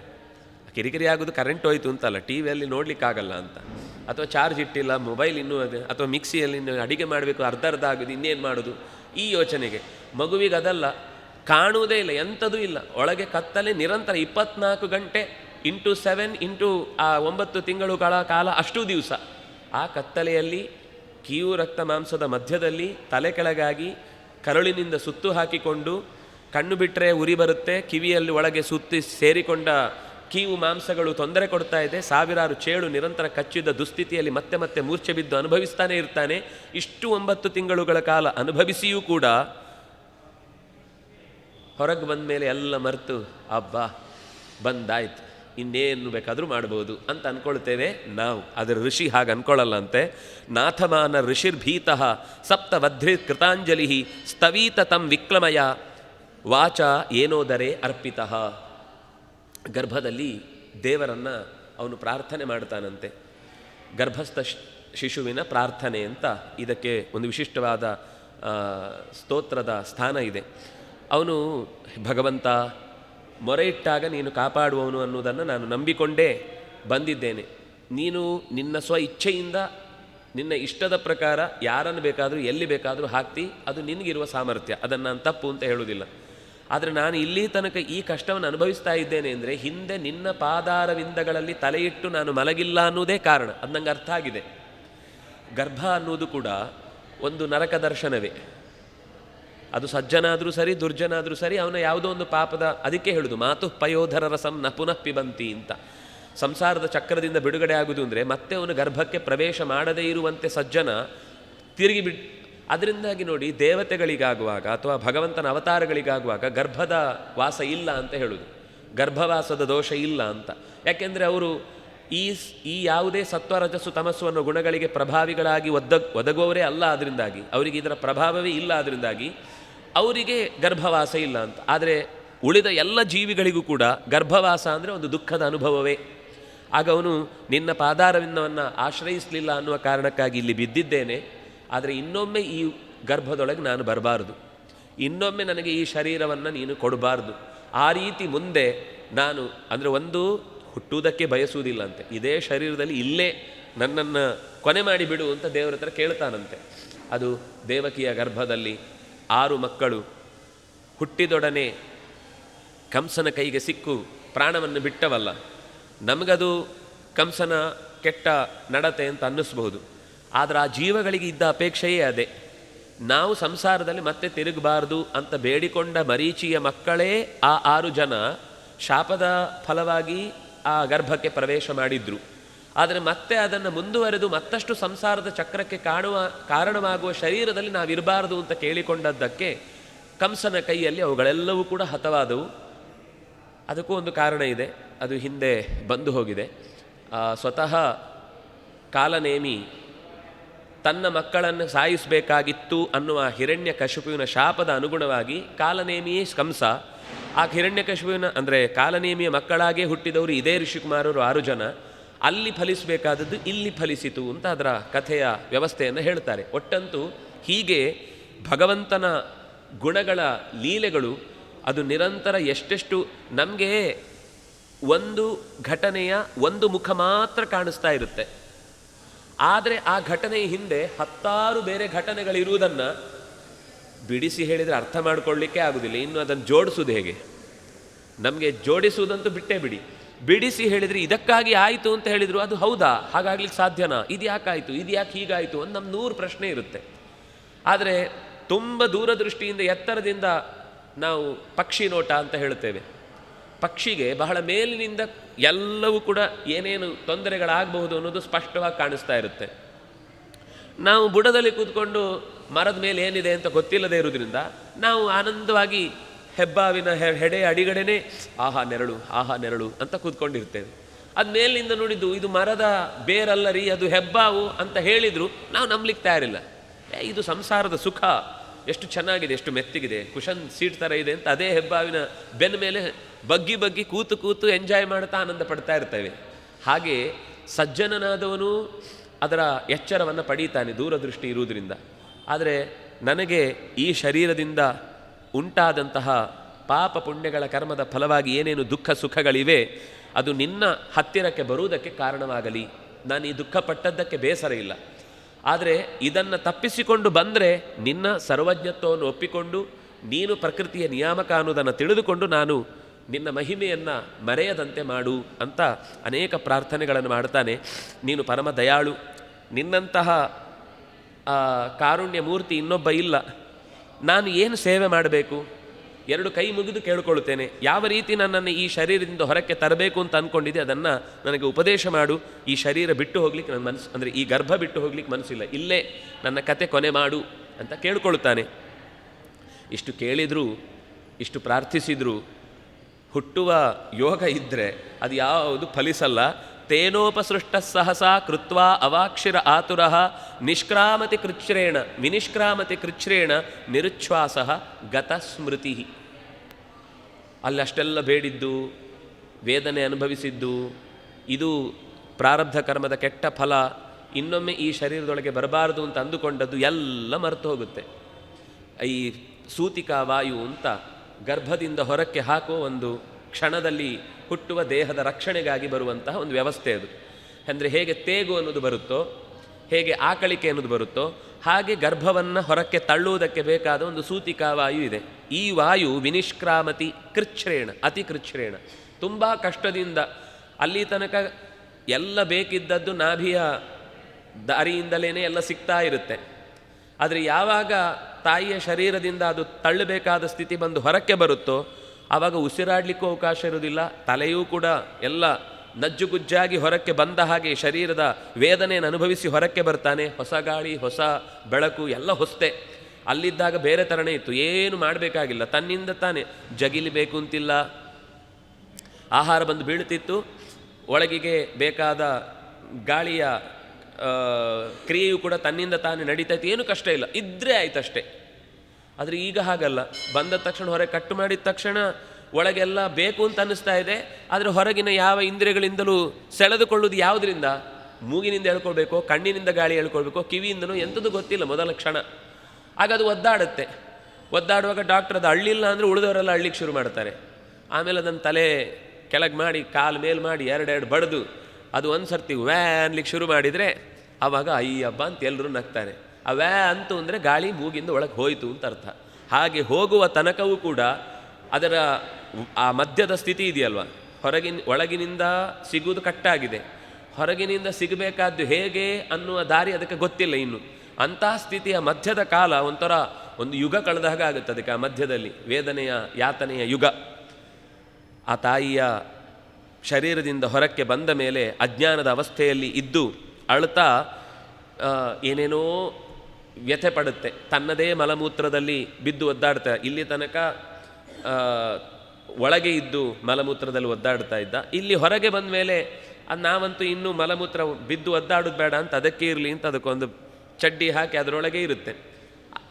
ಕೊನೆಗೆ ಅದು ನಮಗೆ ಇನ್ನೇನು ಕೆಲಸ ಇಲ್ಲ, ಪುರುಸೊತ್ತಾಯಿತು ಅಂದರೆ ಆಮೇಲೆ ನಿಧಾನಕ್ಕೆ ತೆಗೆದು ಹೊರಗೆ ಹಾಕಿ ಅದನ್ನು ಕ್ಲೀನ್ ಮಾಡೋದು ಅಂತ ನಮ್ಮ ಅಭ್ಯಾಸ ಇರುತ್ತೆ. ಆದರೆ ಅದು ಹೊರಕ್ಕೆ ಹೋಗಿಬಿಟ್ರೆ ಅದಕ್ಕೆ ಒಂಥರ ಸುಖ. ಆದರೆ ಅದರ ಮೇಲೇ ಬಿದ್ದು ಒದ್ದಾಡುವಂಥ ದುಸ್ಥಿತಿ ಬರುತ್ತೆ. ಮೈ ತುರಿಕೆ ಆಗುತ್ತೆ, ಏಳಬೇಕು ಅಂತ ಅನಿಸುತ್ತೆ, ಮಗ್ಗಲಾಗಬೇಕು ಅಂತ ಅನಿಸುತ್ತೆ. ಅಲ್ಲೇ ಇರುವ ಅಶುದ್ಧವಾದ ಮಲಮೂತ್ರದಿಂದ ಏನೇನೋ ಕ್ರಿಮಿಕೀಟಗಳು ಕಾಣದಂತೆ ಅದಕ್ಕೆ ಕಡಿತಾ ಇರುತ್ತೆ. ಆದರೆ ದೊಡ್ಡವರು ಏನಾಗಲ್ಲ, ಕ್ಲೀನ್ ಮಾಡಿದ್ದೇನೆ ಅಂತ ಒಂದು ಸರ್ತಿ ತಣ್ಣಗಿನ ಬಟ್ಟೆಯನ್ನು ಒರೆಸಿ ಮತ್ತೆ ಹಾಗೆ ಮಲಗಿಸ್ಬಿಡ್ತಾರೆ. ಇದರ ವೇದನೆಯನ್ನು ಹೇಳೋರಿಲ್ಲ, ಕೇಳೋರಿಲ್ಲ. ತುದಂತ್ಯಾಂ ಅತ್ವಚಂ ದಂಶಾಹ ಮಶಕ ಮತ್ಕುಣಾದಯ ರುದಂತಂ ವಿಗತ ಜ್ಞಾನಂ ಕ್ರಮಯಂ ಕ್ರಮಿಕಂ ಯಥಾ. ಈ ಎಲ್ಲ ಮೈಗೆ ಅಹಿತವಾಗುವಂತಹ ಘಟನೆ ಮನಸ್ಸಿಗೆ ಹಿತವಾಗುವುದಿಲ್ಲ, ಮೈಗೆ ಹಿತವಾಗುವುದಿಲ್ಲ, ಹೊಟ್ಟೆಗೆ ಹಿತ ಅಂತ ಅನಿಸೋದಿಲ್ಲ. ಏನೋ ಕುಡಿಸ್ತಾರೆ, ಏನೋ ತಿನ್ನಿಸ್ತಾರೆ, ಏನೋ ಮಾಡ್ತಾರೆ. ಇದರಿಂದ ಒದ್ದಾಡಿ 5 ವರ್ಷದ ತನಕದ ಆ ಶೈಶವದ ಕಾಲ ಇದೆಯಲ್ಲ, ಅದರ ದುಃಖ ಅದಕ್ಕೆ ಮಾತ್ರ ಗೊತ್ತು. ಯೌವನ ಅದು ಅಲ್ಲಿ ತನಕ ಏನು ಅಂದ್ಕೊಳ್ತಾ ಇರ್ತದೆ, ದೊಡ್ಡವನಾಗಬೇಕು, ಬೇಗ ದೊಡ್ಡವನಾಗಬೇಕು, ನಾನು ಬೇಕಾದನ್ನು ನಾನೇ ಕೈಯಲ್ಲಿ ತೊಗೊಂಡು ತಿನ್ನಬೇಕು ಅಂತ ಯೋಚನೆ ಮಾಡ್ತಾ ಇರುತ್ತೆ. ಯೌವನ ಬರುವ ತನಕ ಅಂದರೆ ಇತ್ಯೇವಂ ಶೈಶವಂ ಭುಕ್ತ್ವ ದುಃಖಂ ಪೌಗಂಡಮೇವಚ. ಈ 5ರಿಂದ 12 ತನಕ ನಡುವೆ ಪೌಗಂಡ. ಈ ಸ್ಥಿತಿಯಲ್ಲಿ ದೊಡ್ಡವರಂತೂ ನಿನಗೆ ಗೊತ್ತಾಗಲ್ಲ, ನೀನು ಅದನ್ನು ಮಾಡಬೇಡ, ನೀನು ಅದನ್ನು ಇಡಬೇಡ, ನೀನು ಅಲ್ಲಿ ನಿಲ್ಲಬೇಡ, ಇದನ್ನು ಆ ಮಗುವಿಗೆ ಅನ್ನಿಸ್ತಾ ಇರುತ್ತೆ, ನಂಗೆ ಗೊತ್ತಾಗ್ತಾ ಇದೆ ನಾನು ಮಾಡಬೇಕು ಅಂತ ಅನ್ನಿಸ್ತಾ ಇರುತ್ತೆ. ಎಲ್ಲದಕ್ಕೂ ಬೈತಾ ಇರುತ್ತೆ. ಆಗ ಅದಕ್ಕೆ ಇನ್ನೂ ಅನ್ನಿಸ್ಲಿಕ್ಕೆ ಶುರು ನಾನು ಇನ್ನೂ ಬೇಗ ದೊಡ್ಡವನಾಗಬೇಕು, ಇವರೆಲ್ಲರನ್ನೂ ನಾನು ಹೇಳಿದಾಗ ಕೇಳುವಾಗ ಮಾಡಬೇಕು. ಯಾಕೆ ಇವರನ್ನೇ ಕೇಳಬೇಕು, ಅದನ್ನು ಮಾಡಲ, ಇದನ್ನು ಮಾಡಲ, ಇನ್ನೊಂದು ಮಾಡಲ, ನಾನು ಸ್ವತಂತ್ರವಾಗಿ ಎಲ್ಲ ಮಾಡಬೇಕು. ಯಾಕೆಂದರೆ ದೇಹ ಬೆಳೆದ ಹಾಗೆ, ಯೌವನ ಬಂದ ಹಾಗೆ, ನನ್ನ ಕೈಯಲ್ಲಿ ಎಲ್ಲ ಆಗುತ್ತೆ ಅಂತ ಗೊತ್ತಾದ ಹಾಗೆ ಸ್ವಾತಂತ್ರ್ಯದ ಭ್ರಮೆಯ ಜೊತೆಗೆ ನಾನೇ ಎಲ್ಲ ಮಾಡಬೇಕು ಅನ್ನೋ ಹಠ ಅದಕ್ಕೆ ಹುಟ್ಟುತ್ತಾ ಹೋಗುತ್ತೆ. ಅದು ಎಲ್ಲರಿಗೂ, ಯಾರೋ ಒಬ್ಬನಿಗೆ ಅಂತಲ್ಲ. ಅದು ದುಷ್ಟ ಸಜ್ಜನ ಅನ್ನುವ ಯಾವ ಲೆಕ್ಕಾಚಾರ ಇಲ್ಲ, ಎಲ್ಲರಿಗೂ ಹೀಗೆ ಅನಿಸುತ್ತೆ. ಆದರೆ ಏನಾಗ್ತದೆ ಅಂದರೆ ಹಾಗೆ ಹೋಗ್ತಾ ಹೋಗ್ತಾ ಆ ಯೌವನಕ್ಕೆ ಬಂದಾಗ ಪರಮಾತ್ಮನ ಅಸ್ತಿತ್ವವೇ ಮರೆತು ಹೋಗುವ ಸ್ಥಿತಿಗಳೇ ಹೆಚ್ಚು.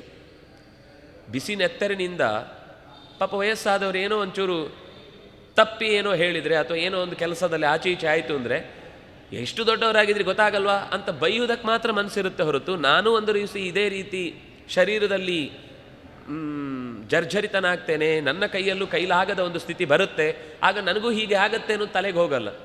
ಎಲ್ಲ ಗೊತ್ತಾಗಲ್ಲ, ಇವರೆಲ್ಲ ಬಂದುಬಿಡ್ತಾರೆ, ಇವರೆಲ್ಲ ಮಾತಾಡ್ಬಿಡ್ತಾರೆ, ಇವರೆಲ್ಲ ಹೇಳಿಬಿಡ್ತಾರೆ ಅಂತ ಇವ್ರು ಏನು ನಮ್ಗೆ ಹೇಳೋದು, ನಮಗೆ ನಮ್ಮದೇನು ಮಾಡ್ಕೊಳ್ಬೇಕು ಅಂತ ಗೊತ್ತಿದೆ, ನಿಮ್ಮ ಕಾಲ ಬೇರೆ ನಮ್ಮ ಕಾಲ ಬೇರೆ ಅನ್ನುವ ಈ ಗ್ಯಾಪು ಬೆಳೀತಾನೇ ಹೋಗುತ್ತೆ. ಕರೋತಿ ವಿಗ್ರಹಂ ಕಾಮಿ, ಎಲ್ಲದಕ್ಕೂ ಜಗಳಾಡ್ತಾನೆ. ವಿಗ್ರಹ ಅಂದರೆ ಗಲಾಟೆ, ಎಲ್ಲದಕ್ಕೂ ಜಗಳನೇ ಆಗ್ತಾ ಇರುತ್ತೆ. ಯಾಕೆಂದರೆ ದೇಹೇನ ಮಾನೇನ, ನನ್ನ ದೇಹ ನಾನು, ನಾನೇ ದೇಹ, ನನ್ನ ದೇಹ ನಾನೇ ದೇಹ ಅನ್ನುವ ಈ ವರ್ಧಮಾನವಾದ ಕೋಪ ಎಲ್ಲ ಕಡೆಯಲ್ಲೂ ಸಿಟ್ಟು ಸೆಡವುಗಳಿಂದ ಸಂಬಂಧಗಳಿಗೆ ಬೆಲೆಯೇ ಕೊಡದೆ ಎಲ್ಲವೂ ನನಗೆ ಬೇಕಾದನ್ನು ಮಾಡ್ಕೊಳ್ತೇನೆ, ನೀವು ಇಲ್ಲದೇ ಇದ್ರೂ ಬದುಕ್ತೇನೆ. ಕೊನೆ ಎಲ್ಲಿವರೆಗೆ ಅಂದರೆ ನಿಮಗೆ ನನ್ನನ್ನು ಹುಟ್ಟಿಸ್ಲಿಕ್ಕೆ ನಾ ಹೇಳಿದ್ನ ಅನ್ನೋ ತನಕದು ಮಾತು ಹೋಗಿಬಿಡುತ್ತೆ. ಅಂದರೆ ಇದು ಆಕ್ರೋಶದಿಂದ ಬರುವ ಮಾತಾಗಿರುತ್ತೆ. ನಾಳೆ ಇದೇ ಮಾತು ಮತ್ತೆ ನಮಗೆ ತಿರುಗಿ ಬರಲಿಕ್ಕಿದ್ದಾಗಲೂ ನಾವು ಸಹಿಸಿಕೊಳ್ಳಿಕ್ಕೆ ತಯಾರಿದ್ದೇವೆ ಅಂದರೆ ಇವತ್ತಿನ ಈ ಮಾತಿಗೆ ಅರ್ಥ ಬರುತ್ತೆ. ಆದರೆ ಆಗ ತಡಿಲಿಕ್ಕಾಗಲ್ಲ.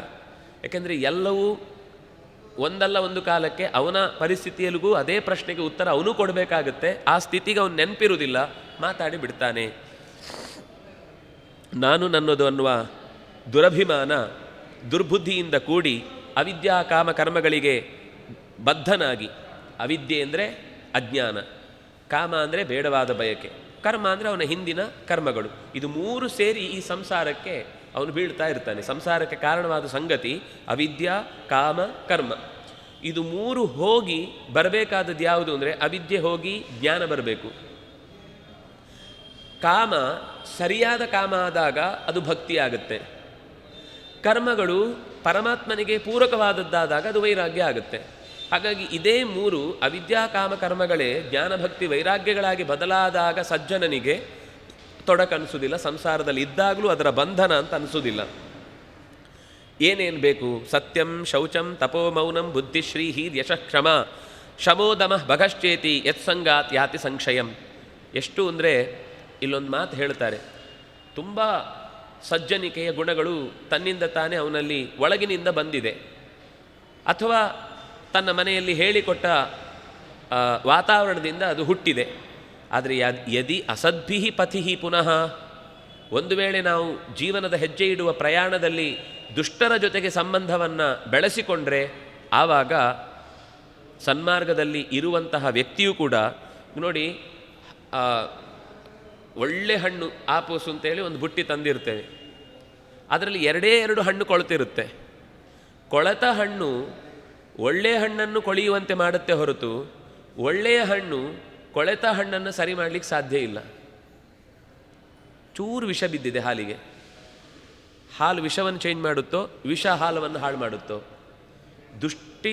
ದುಷ್ಟರ ಸಂಘ ಅಥವಾ ದುಸ್ಥಿತಿ ಅಂತನ್ನುವುದು, ದುರ್ಜನರ ಸ್ವಭಾವ ಅಂತನ್ನುವುದು ಸಜ್ಜನರಿಗೆ ಹೆಚ್ಚು ಮಾರಕ ಹೊರತು ಕೆಲವೊಂದು ಸರ್ತಿ ಅಂಥ ಸಜ್ಜನ ಇರಬೇಕು, ಅವನು ಎಲ್ಲವನ್ನೂ ಮೀರಿ ನಿಂತ ಒಬ್ಬ ಅಪ್ರತಿಮ ವ್ಯಕ್ತಿತ್ವ ಸಂತ ಅಂತಾಗಿದ್ದರೆ ಅವನ ಪ್ರಭಾವಕ್ಕೆ ಬಂದವರು, ತಪ್ಪು ಮಾಡ್ತಾ ಇದ್ದವರು ಕೂಡ ತಿದ್ದಿಕೊಂಡು ನಾವೇ ತಪ್ಪು ಅಂತ ಶರಣಾಗುವುದು. ಅಂದರೆ ಅದರ ಕ್ವಾಂಟಿಟಿ ಸಜ್ಜನಿಗೆ ಸಿಕ್ಕಾಪಟ್ಟೆ ಜೋರಿದ್ದು ಸ್ವಭಾವದಿಂದ ಪ್ರಭಾವಿಸುವ ಶಕ್ತಿ ಇದ್ದರೆ ಆವಾಗ ಕೆಲವೊಮ್ಮೆ ಕೆಲಸ ಮಾಡುತ್ತೆ. ಆದರೆ ಹೆಚ್ಚು ಬಾರಿ ಅಸಜ್ಜನಿಕೆಯೇ ಸಜ್ಜನಿಕೆಯನ್ನು ನುಂಗಿ ಹಾಕುತ್ತೆ. ಎಲ್ಲಿವರೆಗೆ ಅಂದರೆ ಅವನಲ್ಲಿರುವ ಪ್ರಾಮಾಣಿಕತೆ, ಶುದ್ಧತೆ, ಒಳ್ಳೆಯ ಆಲೋಚನೆ, ಮನನಶೀಲತೆ, ವಿವೇಚನೆ, ಹೆದರಿಕೆ ಅಂದರೆ ಕೆಟ್ಟ ಕೆಲಸ ಮಾಡಲಿಕ್ಕಿರುವ ನಾಚಿಕೆ, ಆಮೇಲೆ ಒಂದು ಸಹಜವಾಗಿದ್ದ ಮುಖದಲ್ಲಿರುವ ಕಾಂತಿ, ಒಳ್ಳೆಯ ಹೆಸರು, ಅವನಿಗಿದ್ದ ಸಹಿಸುವ ಗುಣ, ಅಥವಾ ಭಗವಂತನಲ್ಲಿ ಪ್ರೀತಿ, ಅಥವಾ ಇಂದ್ರಿಯಗಳಲ್ಲಿರುವ ನಿಗ್ರಹ, ಈ ಎಲ್ಲವೂ ಕೂಡ ಯತ್ಸಂಗಾತ್ ಯಾತಿ ಸಂಕ್ಷಯಂ. ಇಷ್ಟೂ ಕೂಡ ದುರ್ಜನರ ಸಂಘದಿಂದ ನಾಶವೇ ಆಗಿ ಹೋಗುತ್ತೆ, ಕಮ್ಮಿ ಆಗುವುದಲ್ಲ, ನಾಶವೇ ಆಗಿ ಹೋಗುತ್ತೆ. ಅದರ ವಿರುದ್ಧವಾದ ಗುಣಗಳೇ ಆತನಲ್ಲಿ ಬೆಳೆದು ಬಿಡುತ್ತೆ. ಅದರಿಂದಾಗಿ ದೇವರ ಹತ್ರ ಕೇಳ್ಕೊಳ್ತಾನಂತೆ, ತೇ ಶ್ವಶಾಂತೇಶು ಮೂಢೇಶು ಖಂಡಿತಾತ್ಮಾವಸಾಯಿಷು ಸಂಗಮ್ನ ಕುರಿಯಾತ್, ದಯವಿಟ್ಟು ದುಷ್ಟರ ಸಂಘವನ್ನು ದೂರ ಇಡು ಅಂತ ಹೇಳಿ, ಪ್ರಜಾಪತಿ ಸ್ವಾಂ ದುಹಿತರಂ ದೃಷ್ಟ್ವಾ ತದ್ರೂಪದರ್ಶಿತಃ ರೋಹಿದ್ಭೂತಾಂ ಸೋನ್ವಧಾವತ್ ಋಷ್ಯರೂಪಿ ಹತತ್ರಪ. ತ್ರಪ ಅಂದರೆ ನಾಚಿಕೆ, ಹತತ್ರಪ ಅಂದರೆ ನಾಚಿಕೆ ಬಿಟ್ಟವನಾಗಿ ಎಲ್ಲ ತಪ್ಪುಗಳನ್ನು ಕೂಡ ಸರಿ ಅಂತ ಸಮರ್ಥಿಸಿಕೊಂಡು ಹೋಗುವ ಸ್ಥಿತಿಗೆ ಬಂದು ನಿಂತವನು. ಸಹಜವಾಗಿ ಮಾಯೆ ಅನ್ನುವುದು ಯಾರನ್ನೂ ಬಿಡಲ್ಲ ಅಂದರು. ಅದು ಬೇರೆ ಬೇರೆ ರೀತಿಯಿಂದ ಬರುತ್ತೆ. ಸಂಪತ್ತಿನಿಂದ ಅವನನ್ನು ಆಕ್ರಮಿಸಬಹುದು, ದುಷ್ಟ ಸ್ತ್ರೀಯಾಗಿ ಆತನನ್ನು ಆಕರ್ಷಿಸಬಹುದು, ದುಷ್ಟ ವ್ಯಸನವಾಗಿ ಆತನನ್ನು ಆಕರ್ಷಿಸಬಹುದು. ಅದು ಸಂಪತ್ತು. ನಿಮ್ಮ ಯಾವುದರಿಂದ ದಾರಿ ಕೆಡುತ್ತೋ ಅದೆಲ್ಲವೂ ಕೂಡ ಮಾಯೆಯದ್ದೇ ಬೇರೆ ಬೇರೆ ರೂಪ. ಮಾಯೆಗೆ ಹೀಗೆ ಒಂದು ರೂಪ ಅಂತ ಹೇಳಲಿಕ್ಕೆ ಬರುವುದಿಲ್ಲ. ಅದರಿಂದಾಗಿ ಮನಸ್ಸನ್ನು ಕೆಡಿಸುವ ಚತುರ್ಮುಖನು ಕೂಡ ಇದು ಒಂದು ಸೂಚನೆಯ ರೂಪದಲ್ಲಿ ಕೊಟ್ಟದ್ದಿಲ್ಲಿ. ಏನು ಅಂದರೆ, ಚತುರ್ಮುಖನೂ ಕೂಡ ಸೃಷ್ಟಿ ಮಾಡಿದ ಮೇಲೆ ಸರಸ್ವತಿಯನ್ನು ಮಗಳು ಅನ್ನುವ ರೀತಿಯಲ್ಲಿ ಲೋಕದಲ್ಲಿ ನೋಡುವುದು. ಮಗಳಲ್ಲ, ಅದನ್ನು ಹರಿವಂಶ ಹೇಳುವಾಗ ಸ್ಪಷ್ಟವಾಗಿ ಬಿಡಿಸಿ ಹೇಳುತ್ತೆ, ತನ್ನ ಹೆಂಡತಿ ಅಂತಲೇ ಸೃಷ್ಟಿ ಮಾಡಿದೆ. ಯಾಕೆಂದರೆ ಹೆಣ್ಣು ಕೊಡೋರು ಬೇರೆ ಯಾರಿಲ್ಲ, ಸೃಷ್ಟಿ ಮಾಡುವ ನಾನೇ. ಹಾಗಾದರೆ ನನಗೊಬ್ಬಳು ಹೆಂಡತಿ ಬೇಕು ಅಂದರೆ ನಾನು ಹೆಂಡತಿ ಅಂತಲೇ ಸೃಷ್ಟಿ ಮಾಡಬೇಕು.